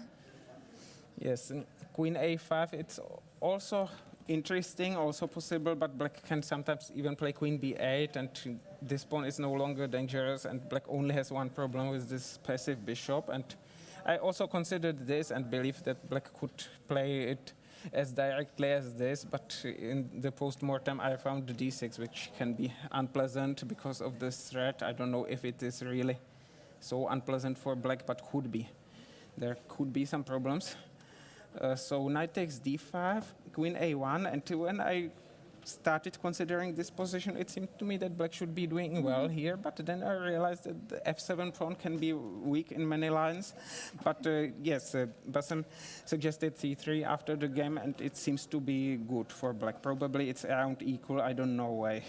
I have no idea about the evaluation, but black gets counterplay. If white takes, there is knight takes e4, as Bassem suggested, but even my suggestion, knight takes d5, which is weaker, should be more than enough for draw. Queen just e8? enough. No, I mean here. Sorry. Sorry. So You mean after yes, this? after queen. Yes, but knight takes e4 is just very simple. Yes. And So why didn't he go for it? Did he tell? okay, he was running out of time and missed knight f1 here, and also. He had like a few minutes. Yes. Yes, he did not have much time left. He had 29 minutes before queen b8 and 10 minutes after queen b8, so he spent a lot of time, but somehow it looks dangerous for black, but also black has this passed pawn, or this Potential these postpone. passed pawns. So if c3 works, it's yes, it seems to be good for black. We later looked at something like this, but here black can probably play queen a3 if not This other pawn moves. is dangerous. Yes, and black gets counterplay, and if I retreat with my queen or with my knight, black just blocks the pawns somehow, and pushing f4 always weakens my king, so black should be doing well here. So queen b8 is not good, and now it works nicely. My original intention had been bishop takes c5, but it just gives black some time to consolidate. Slows down, your idea. I'm exploiting the fact that the bishop is still passive and cannot enter a6 now, so knight d7 and knight d2, c3. I also considered playing knight c4, but there could be bishop b7, and if I take, there will be bishop a6, so I took first because now I'm also threatening knight b3, and if black goes here, I have many options. I can either take and play bishop a4, or even queen a1 looks promising, but perhaps less. And here I found a nice trap which happened in the game, but I think it's also objectively good because the knight belongs here. Of course. Yes, and if black plays knight f6, I have f3, and this should be lost. Yeah. Also, black cannot play bishop c5 here because I am In time. able to, yes, exactly. And if black plays bishop g7, I just activate my king and then play knight d3 and collect the pawn sooner or later. So now knight c5 works nicely. Bishop c6. Yeah. So it was quite a nice game. From you out of the opening, you got this advantage. So what do you think was a mistake of Bassem, actually? Like, was it bishop b7 back then, or was it a bit later? Yes, it was the 34th move, queen b8. Bishop b7 seems to be fine. Yes. This. No. I meant, sorry, this bishop b7 is maybe on move 25 is maybe not the most practical move because it gives me clear idea what to play for, but perhaps it's objectively more or less fine. But here this queen b8 on move 34, I guess. So here. Yes, so bishop b7 here was good. Probably. I don't know. I have not had time to look at it at much detail, but we looked at this and it looked fine for black. So David, the audience is asking, you had quite a nice start. You won the 3rd place in the Chess 960 tournament. You shared the 1st place in the Rapid tournament. Now you're leading because you won the 1st game in Classical, 1st round. Do you have something, what input to this good form right now? Well, I prepared more seriously than I usually do for this event. Not that my preparation would be super serious, but I prepared seriously also because we get, I mean, there are prizes until place 6, or I mean, last 2 players don't get financial prizes. I got some money for flight and expenses like this. I got tickets for food here, but basically it would be a bit sad to finish 7th or 8th, and I am ranked 7th according to my rating. So I understood that I needed to prepare seriously for this event in order not to play it as poorly as I have played many other round-robin tournaments earlier on. So luckily, I have been in good form so far, which matters a lot in my case, because I can play very good chess when I am in good form, but also very poor chess when I'm not. So You seemed very confident in this game. maybe, but I like those positions with white, and I also had some lectures for young Indian players on Breyer.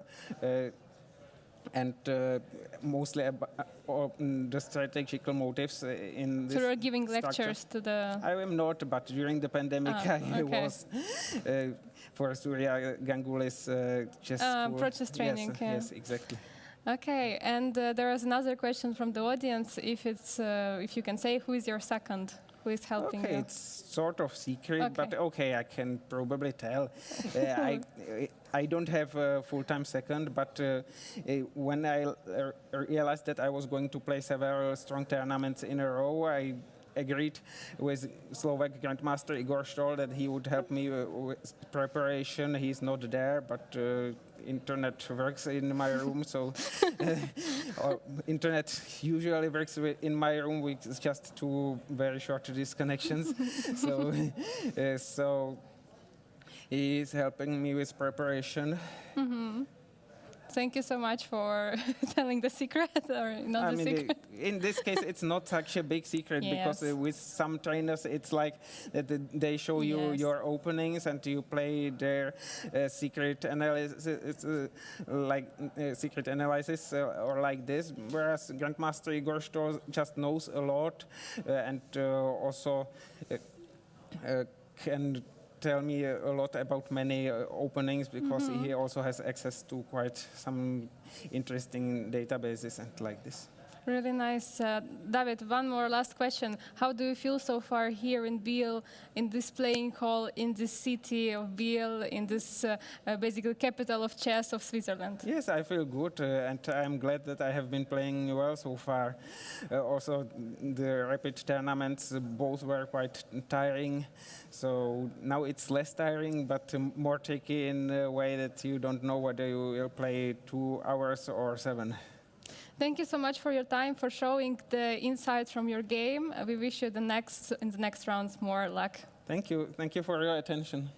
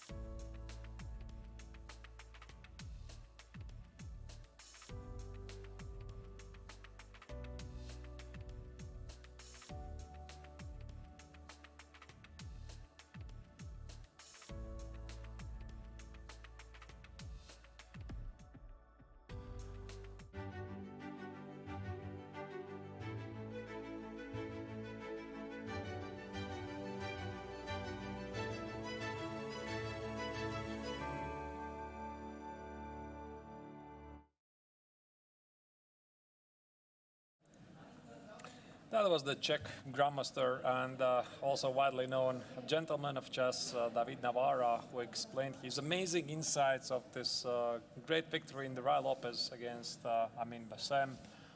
Definitely the Egyptian grandmaster had some chances to save the game, but you can't really deny it was the great skill of the experienced grandmaster from Czech Republic, which allowed him to score a very important victory and take over the lead in the overall rankings. But we have still 2 more games to go. And Angelica, I think that we have to Jump in. jump in, right, to the game of Diak against Le Quang Liem, because I have a feeling this game is approaching its finish. Let's do it, obviously, yes. We still have 2 games to go, but this game was really something which we have not expected. As you remember, everyone, we had quite a peaceful position with maybe slight chances for white. Now we have already the passer, the H pawn, which earlier was a weakness. Actually, we were discussing it that it could be attacked by the rook, lifts, to the king side. Now it's approaching the H1 square, the promotion square. That's right. So this pawn on H3 is incredibly strong. I'm not really sure. Should we review very quickly what happened? Yeah, maybe a few moves before. Yeah, yes, just a few moves, because we left it, I think, somewhere here, right? And when there was this interview with David, also I think with Vincent Keimer and Jules Mussart, I kept it there for you so that you can continue follow this game. Also, you see the small bar in the live position shows that definitely Liem has the winning advantage. And here, both players, Keimer and Jules Mussart, they were discussing what about King F6, King G5. They were also not very sure how Black can make a progress. But, I mean, here, Rook C2 appears to be a brilliant move by the Vietnamese grandmaster because he cuts off the white king from the action, takes the pawn on H2, and I guess with having so strong passed pawns at the king side with the cut-off king and the bishop, which is controlling the H1 square, normally this should be a victory.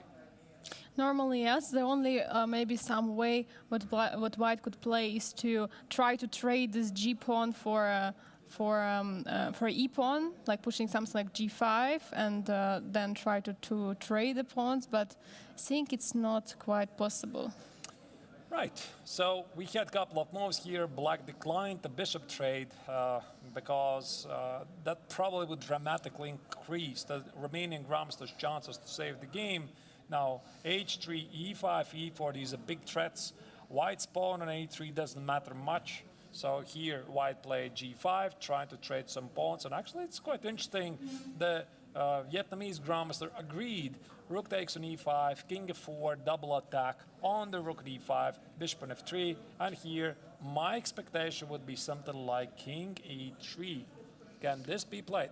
King E3, yeah, attacking the bishop. At the same time, there are so many nasty threats. The checkmate on H1 in case bishop moves away. White king has to be really, really careful here. What is... Okay, for now, there is no threat to take the bishop because light squared bishop is also can be taken. But what if black will just simply play bishop c4? What, even rook A2, Or rook rook A1? a2 or rook a1? That actually looks like a mate threat, right? And I think that this position where white might have some practical chances if he could only find a way to give away the bishop for this pawn, like bishop g4, bishop h3, and somehow not get mated immediately. But how do you do it, right? I mean, there's always rook h1, checkmate on the board, and this king is in the harm's way. So what do? You could try to play king d1, but I can even give you a check and just collect the bishop. Yeah, absolutely. Maybe something like moving rook on d file to make the space for bishop to step away. Wait, there's no immediate Yeah, there checkmate isn't. because it's bishop d1. That's why I was thinking maybe something like bishop c4 or bishop b5. So here rook d8, for example, in case rook d8, and bishop b5 or bishop c4. Yeah, it's a move. The idea I want to play maybe at some moment something some rook a2 like you Like you Now you're advised. threatening just Yeah. to take, right? And now bishop has to go, and it has to stay on one of both diagonals. Yeah, I mean, I personally wouldn't move the bishop at all because I like it. It's sort of imprisoning the king, but yeah. So this threat looks incredibly nasty. Also, h2 threat after that. I just don't really see any defense. And we have had a couple of moves played. So they're Bishop. trading the bishops. Bishop c4 instead was played. I guess here, like Wang Lian found a forcing move, and now it's just rook a2. No, that's it. This game is finished. He actually found an easier way. Wait, did he now? Because rook a2 check, there's rook c3. King g2. King g2, king g1, h2, rook g2, h1 queen. That's a victory. And that's a resignation. We actually caught it to the moment where the Romanian Grandmaster resigned. So it was enough for him because rook a2 indeed seals the deal. You cannot go here, h2, this pawn is about to promote. You can't stop this pawn because the king is not where it's supposed to be and simply mate on the board. Great victory for the last year's triathlon winner, Wang Lian, who returns this year and shows his ambition to continue the great success of the last year's victory. Incredible that he hadn't played a single classical game since 55th Biel Chess Festival, and here we have first classical game, and it's a victory. And it was really, really exciting game because, as we saw, nothing was. I mean, everything looked absolutely normal. But then I think what might have happened is that Romanian Grandmaster was getting lower and lower in time, and that might have also brought him in this tough position of the end game, and that's how Wang Lian took over. So hopefully we are going to have him here for the interview. I'm not really sure. Maybe the players are also going to spend some time to analyze the game between each other. It really depends, right? Some players, they lose, they still continue analyzing the game, like Amin Bassem with David Navarra. Sometimes you get irritated, you're not happy with yourself, you just want to get away from this hole, right? So I guess we are going to see. It depends. But there's one more game. One more game, and I would suggest we just check it before we have the winner of the game, of the third game finished today in the studio. So here we have Yuyan Yi against Arjun Erigaisi. We remember this game. We were saying that the choice of trading the queens was a positional mistake, strategical mistake by Arjun, and that's where we are right now. Even though there are huge activity of all sides, there are 2 extra pawns for white, and it could be something. Sorry, forgot. Yeah, the camera. We have, I think, the board number 3. Yeah. Arjun is holding. You know, he had this terrible position out at the opening where the Chinese Grandmaster was clearly dominating. If I could go back for a moment, and we left it about here. Yeah, so King f6 was played. We didn't see much, and we felt that Black's position is in not in a great shape, right? But he kept fighting, right? I mean, it doesn't really feel it's dead lost. Rook e8, the bar disagrees. Bar disagrees, says it is dead lost. So after f5, takes it. E takes on f5. Bishop g5, king e5. Apparently there is some kind of a killing blow immediately. Rook a5, king b6, and f6 was played by the Chinese Grandmaster. What he should have done is, wow. I mean, I very quickly glanced at engine so that we didn't have to spend a lot of time here. Knight g8. Apparently it was an incredibly strong move, threatening to play knight f6. And oh, look at that. You can't play knight e7 to protect the square. Why? Because that would be very awkward, almost, mate on the board. And then after knight e5, knight f6, there's too many pins, too many threats. Knight e4 or knight e8 would just immediately end the game. So actually here, Yuyan Yi was very close already, right here, to score the victory. Knight g8 is the move which you normally don't really see, and instead he played f6 and missed his opportunity. I think we're going to have a very, very short break because I think the winner of the game against Bogdan Daniel Diak, Lek Vangliam, is joining us in the studio for just a couple of minutes. So stay tuned. And if you have any questions, please ask them in the chat. We're going to ask Lek Vangliam. See you in a moment.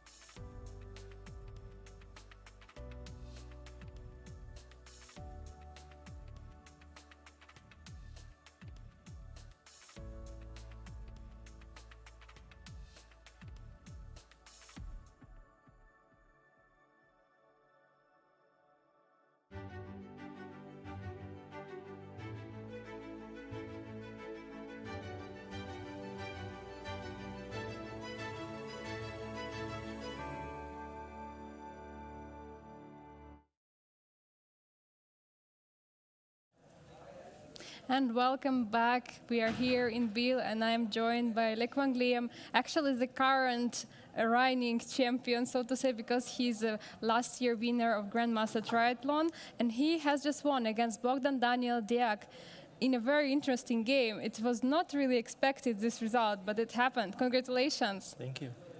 How was the game? How was the opening? Because it looked very interesting.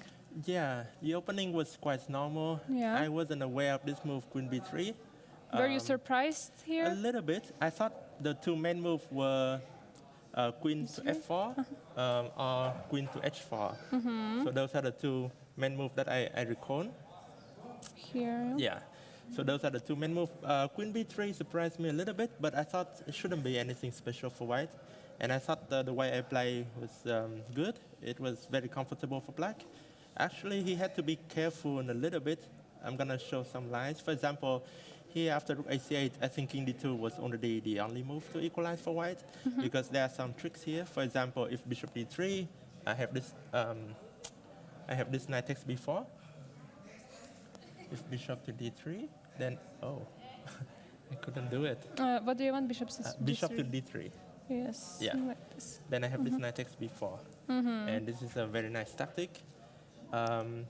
So king d2 was a good move, defending everything. Sorry, maybe one question. Yeah. In this position, have you considered playing a5? And if yes, didn't you like it? Or Yeah, I did consider it.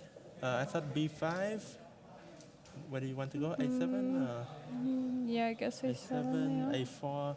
Yeah, I thought this is possible. Knight c8 or rook c8. Rook Yeah. c8, yeah, then you can And take. king d2. But I wasn't sure this type of position. Okay, if you get the knight to b6, if you get e5, bishop e6, black can be better.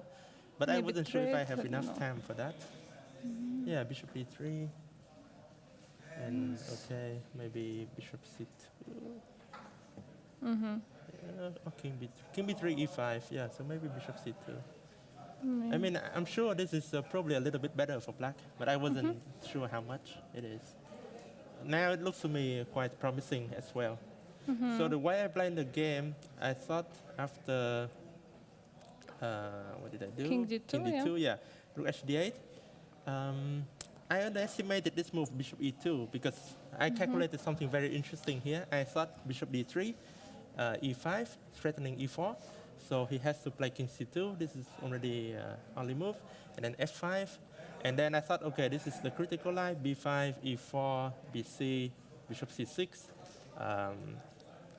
And then, okay, I thought maybe I may have some chances in this endgame, knight d4, ED3, and maybe king d2. Some chances, but bishop e2 is just much easier for him, and it should be around equal here. Bishop e8, rook d3, yeah, here everything is equal. I mean, I didn't just want to repeat the move because I feel like we could still play a little bit more. So we traded some pieces, king c3. Okay, if I wanted a draw, I could just repeat rook. But you C8, didn't rook want a D8. draw? Yeah, I felt like I could play on and see what happens. So yeah, f3, f5, everything is normal here.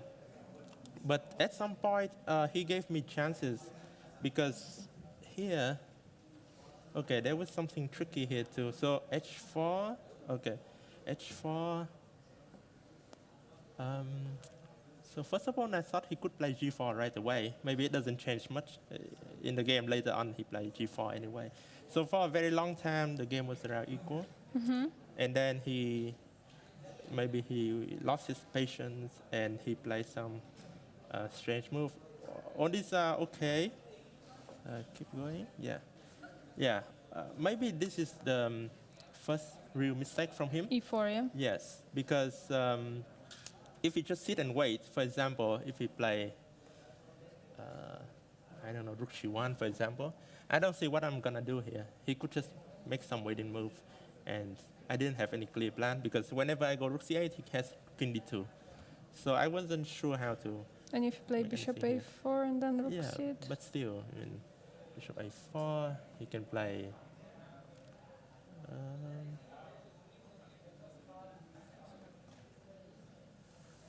Yeah, maybe. Probably at some point he has to take on f5 and try to simplify. Yeah, but he was under some pressure, time pressure as well. So e4 was the first mistake. But here I regretted my move here. I played king g7 because of a very stupid oversight. First of all, I wanted to play king g6. This is a much more natural move. But then I was too clever. I thought, okay, what about rook f3, bishop e4, rook e3, rook d4, and then I thought, okay, take bishop d3, and I could lose my rook. But then I forgot that this is a pin, so I couldn't play bishop d. He couldn't play bishop d3. So actually, king g6 would have been much better because basically I saved a tempo in the game. And in the game, I was just trying to be too Solid, deep here, and I played king g7 just to avoid that To pin. avoid pin, Yes. which is not possible. No? Yes, but after Just to make sure. after I played king g7, he played rook f3, and now this bishop e4. Initially, this is my plan. But then I realized he has this rook e3, rook d4, and then rook h3. And he will get that pawn on h4. And this is this king on g7 is the problem. If it was on g6, then I could play king g5. So basically here, I had to try to keep the game going with king g6. And here, I thought I saw a clear draw for him, which is bishop d3. And I was planning rook d4, rook e3, king g5, h3, king f4, king e2, and this is just a draw. Try everything here, and he can just wait. And this is a draw. Nothing I can do.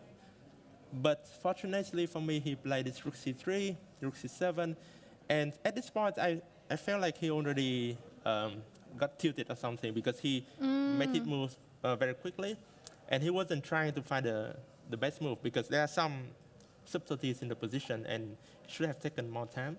But he was in time pressure as well, so he didn't have that much time. So you feel like his nerves overtook and... Yeah, probably at some critical moment. Here I thought maybe he still has some drawing chances. But okay, after here, rook a7. At first I wanted to go rook a8, but then I realized this endgame may not be winning. So let's say king f2, king g5. He has to play king e3, otherwise I go king f4. And then I have this bishop g2, bishop h3. However, this one, king g4, bishop takes e6. I'm not sure if this is winning. I can go all the way to c5, but bishop endgames are very tricky, and I feel like he could use the bishop to defend the light squares. So I try to keep the game going with rook d5. I thought that was the best move, and then rook c5, bishop e6. And again, here things are very tricky. I felt like he had realistic drawing chances here, and I have to be very precise. So I play king f6, which is a good move, I think. Here, okay, bishop g8 is probably only move. Then I go rook c2. Oh, sorry. And rook c2, and here, again, I spent like 10 minutes calculating and trying to figure out the differences, and then he just made his move instantly, which really shocked me, because I thought here is the really critical position, and it's after move 40. If I were white, I would try to find some defensive resources here. The thing is that... So what was the most, the best there are move many which things to you calculate here. First of all, I thought rook a6, king g5, rook takes a5. I cannot go king f4 because of rook a4. And there's that trick with rook e4, bishop h7. So I have to play rook takes h2. And this rook e5 is losing because of king f4 and king e3. And this is white king is in danger. So I have rook a5, rook h2. So I figure out this is winning for black. And then I thought maybe white should play h3 first. And the point is now my rook is worse on h3 instead of h2. So I was thinking rook c3 now. And now, what did I calculate here? I think rook... And now rook a6. Rook a6, probably. Rook a6, king g5, rook a5, rook h3. Still, he cannot take e5, but my rook is a little bit worse here, so I'm not so sure. Maybe he has some rook a4, something like this, or bishop d5. Could be some drawing chances here for white. Although I felt like it's probably still winning for black, but I have to be very precise. So I thought h3 may be his best chance here. But after rook a5, rook take h2, and here again he played instantly, which surprised me. I had a feeling this rook endgame might still be winning with bishop d5, h3, but I felt like, okay, better to keep the bishop just to make sure, because rook endgames, you know, never work, and you have to be very precise. But his king here is so weak, bishop f3. I think this is the last trick. I have e4, but then I had to calculate this g5, king g6, and now this is a very important move, rook d5. Because if bishop moved, then e3, and white is getting mated. But now rook d5, and I don't really have a good way to make progress here. If I go h3, then there's this bishop g4, and suddenly things get tricky. I suppose I'm still winning. I actually calculated this, and I saw some funny ideas here.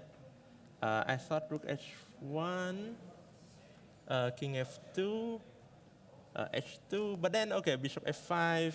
I saw this idea. I thought it might still be winning, but there's no reason to go for this. Actually, now I see it, I'm not so sure if it's winning. So I'm glad I didn't go for it.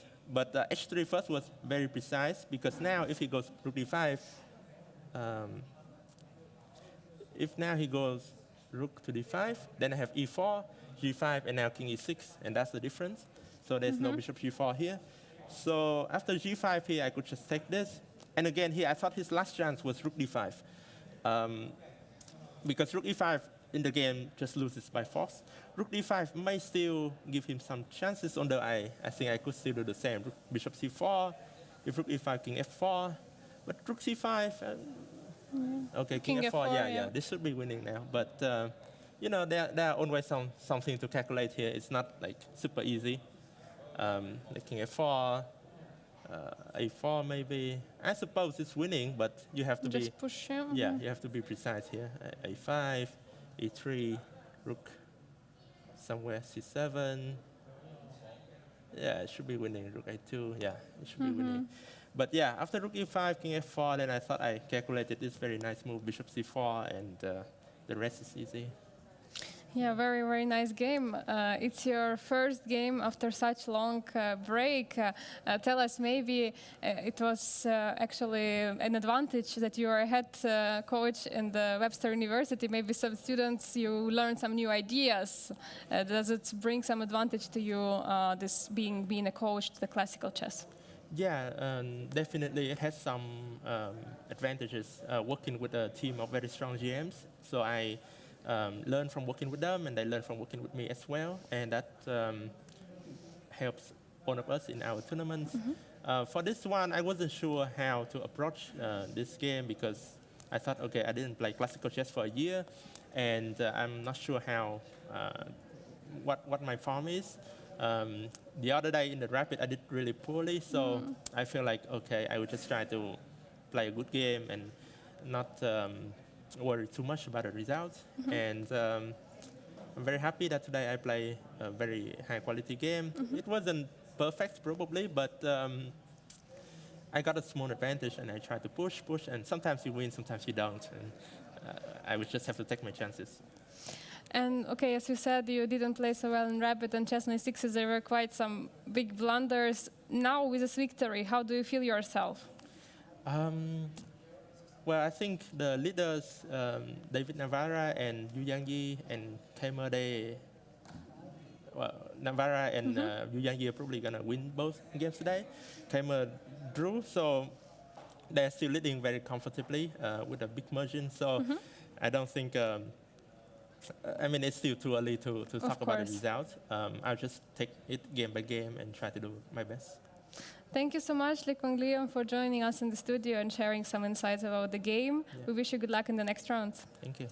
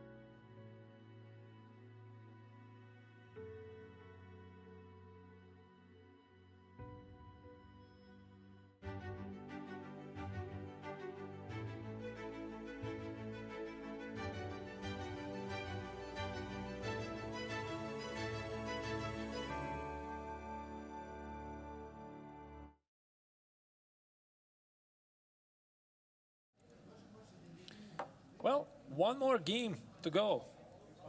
So we have already two decisive games here in the GMT tournament. First round, you would have expected that these high-level grandmasters, they're peaceful, they're not going to try their chances. No, they are trying their chances, and despite the fact that this game of Lee Kwang Liem against Daniel Bogdan-Diak started peacefully, the Vietnamese grandmaster found his chances, and this allows him to improve his odds in the overall rankings. And I think for the moment we can also check currently the current results of the first round of the classical tournament. Absolutely, and here we have already 3 games finished. Le Quang Liam wins after mistakes of Bogdan Daniel Diak in this not so easy on the first side end game. We have a draw. Vincent Keimer against Jules Moussard.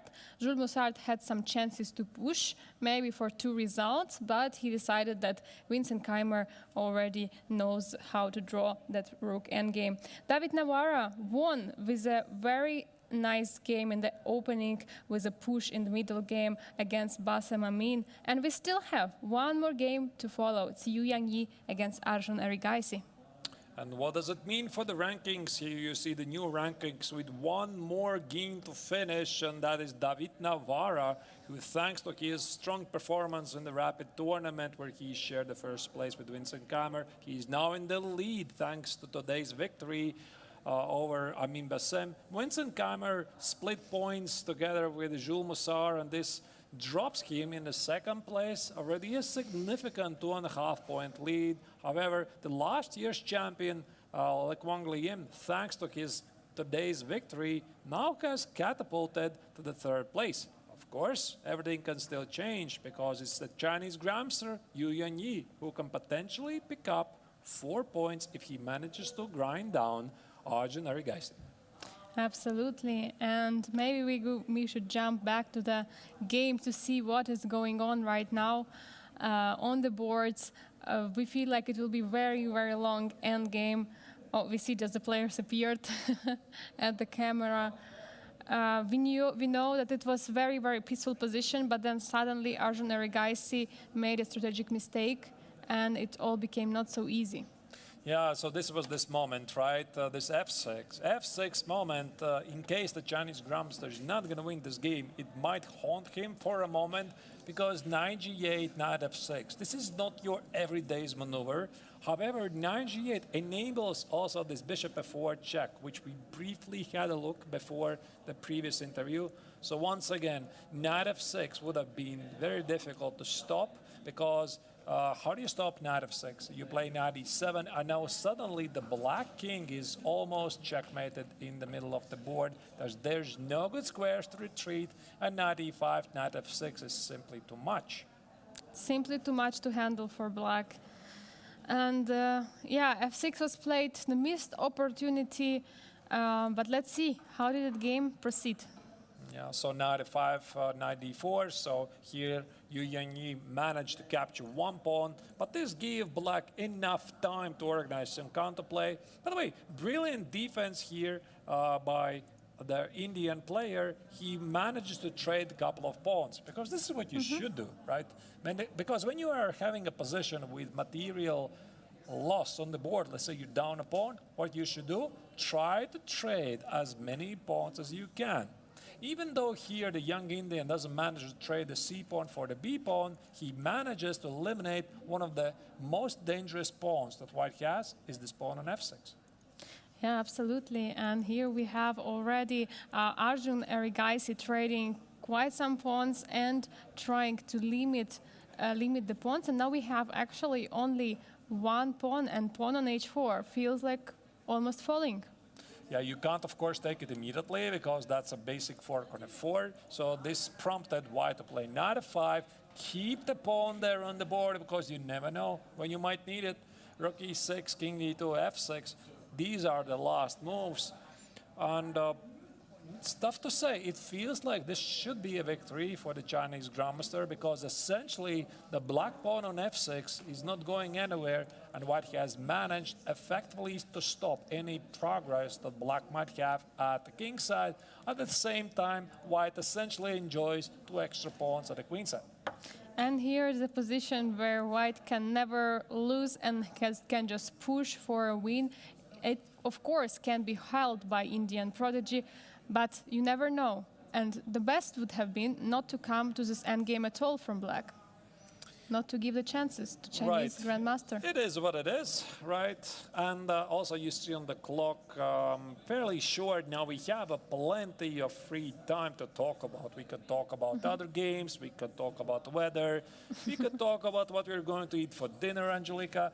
I don't know really, but I have a feeling that this is a good moment when we could make an official break, because you know these small breaks between the interviews, what we're actually doing, we're preparing the scene for you so that the invited players can come here and they can get the mics on and give you the interview. And by the way, thanks a lot for all of your amazing questions, great insights also from the players. So this is also an opportunity for you to ask the questions to some of the best players here in the world who are playing in Biel. So what we are going to do now, once again, let's make it a break. Not sure how long it could be. My proposition is 15 minutes, right? Let's make it 15 minutes because there's nothing immediately going to happen in this game. I don't think that Eric Geist is going to resign anytime soon. So you see half an hour on the clock for the Chinese Grandmaster. He's going to want to figure out all the details, all the tricks, because he doesn't want to let this victory slip. So let's make it a break, 15 minutes. And I'll also attempt to show you one of the video interviews that Angelica recorded early in the morning. We had an audio issue. I hope you have no issues, because I have issues in my headphones, right? I hope you're going to hear just fine. If not, I'm just going to disable it, and you're going to have to watch these players in action in the video and also a live camera. So. Just in case you have some issues, just let us know in the chat, just so we know for sure that there are no issues. And I would like to remind all the viewers that this interview is from the Beauty Awards. So here in Biel Chess Festival, we have beauty.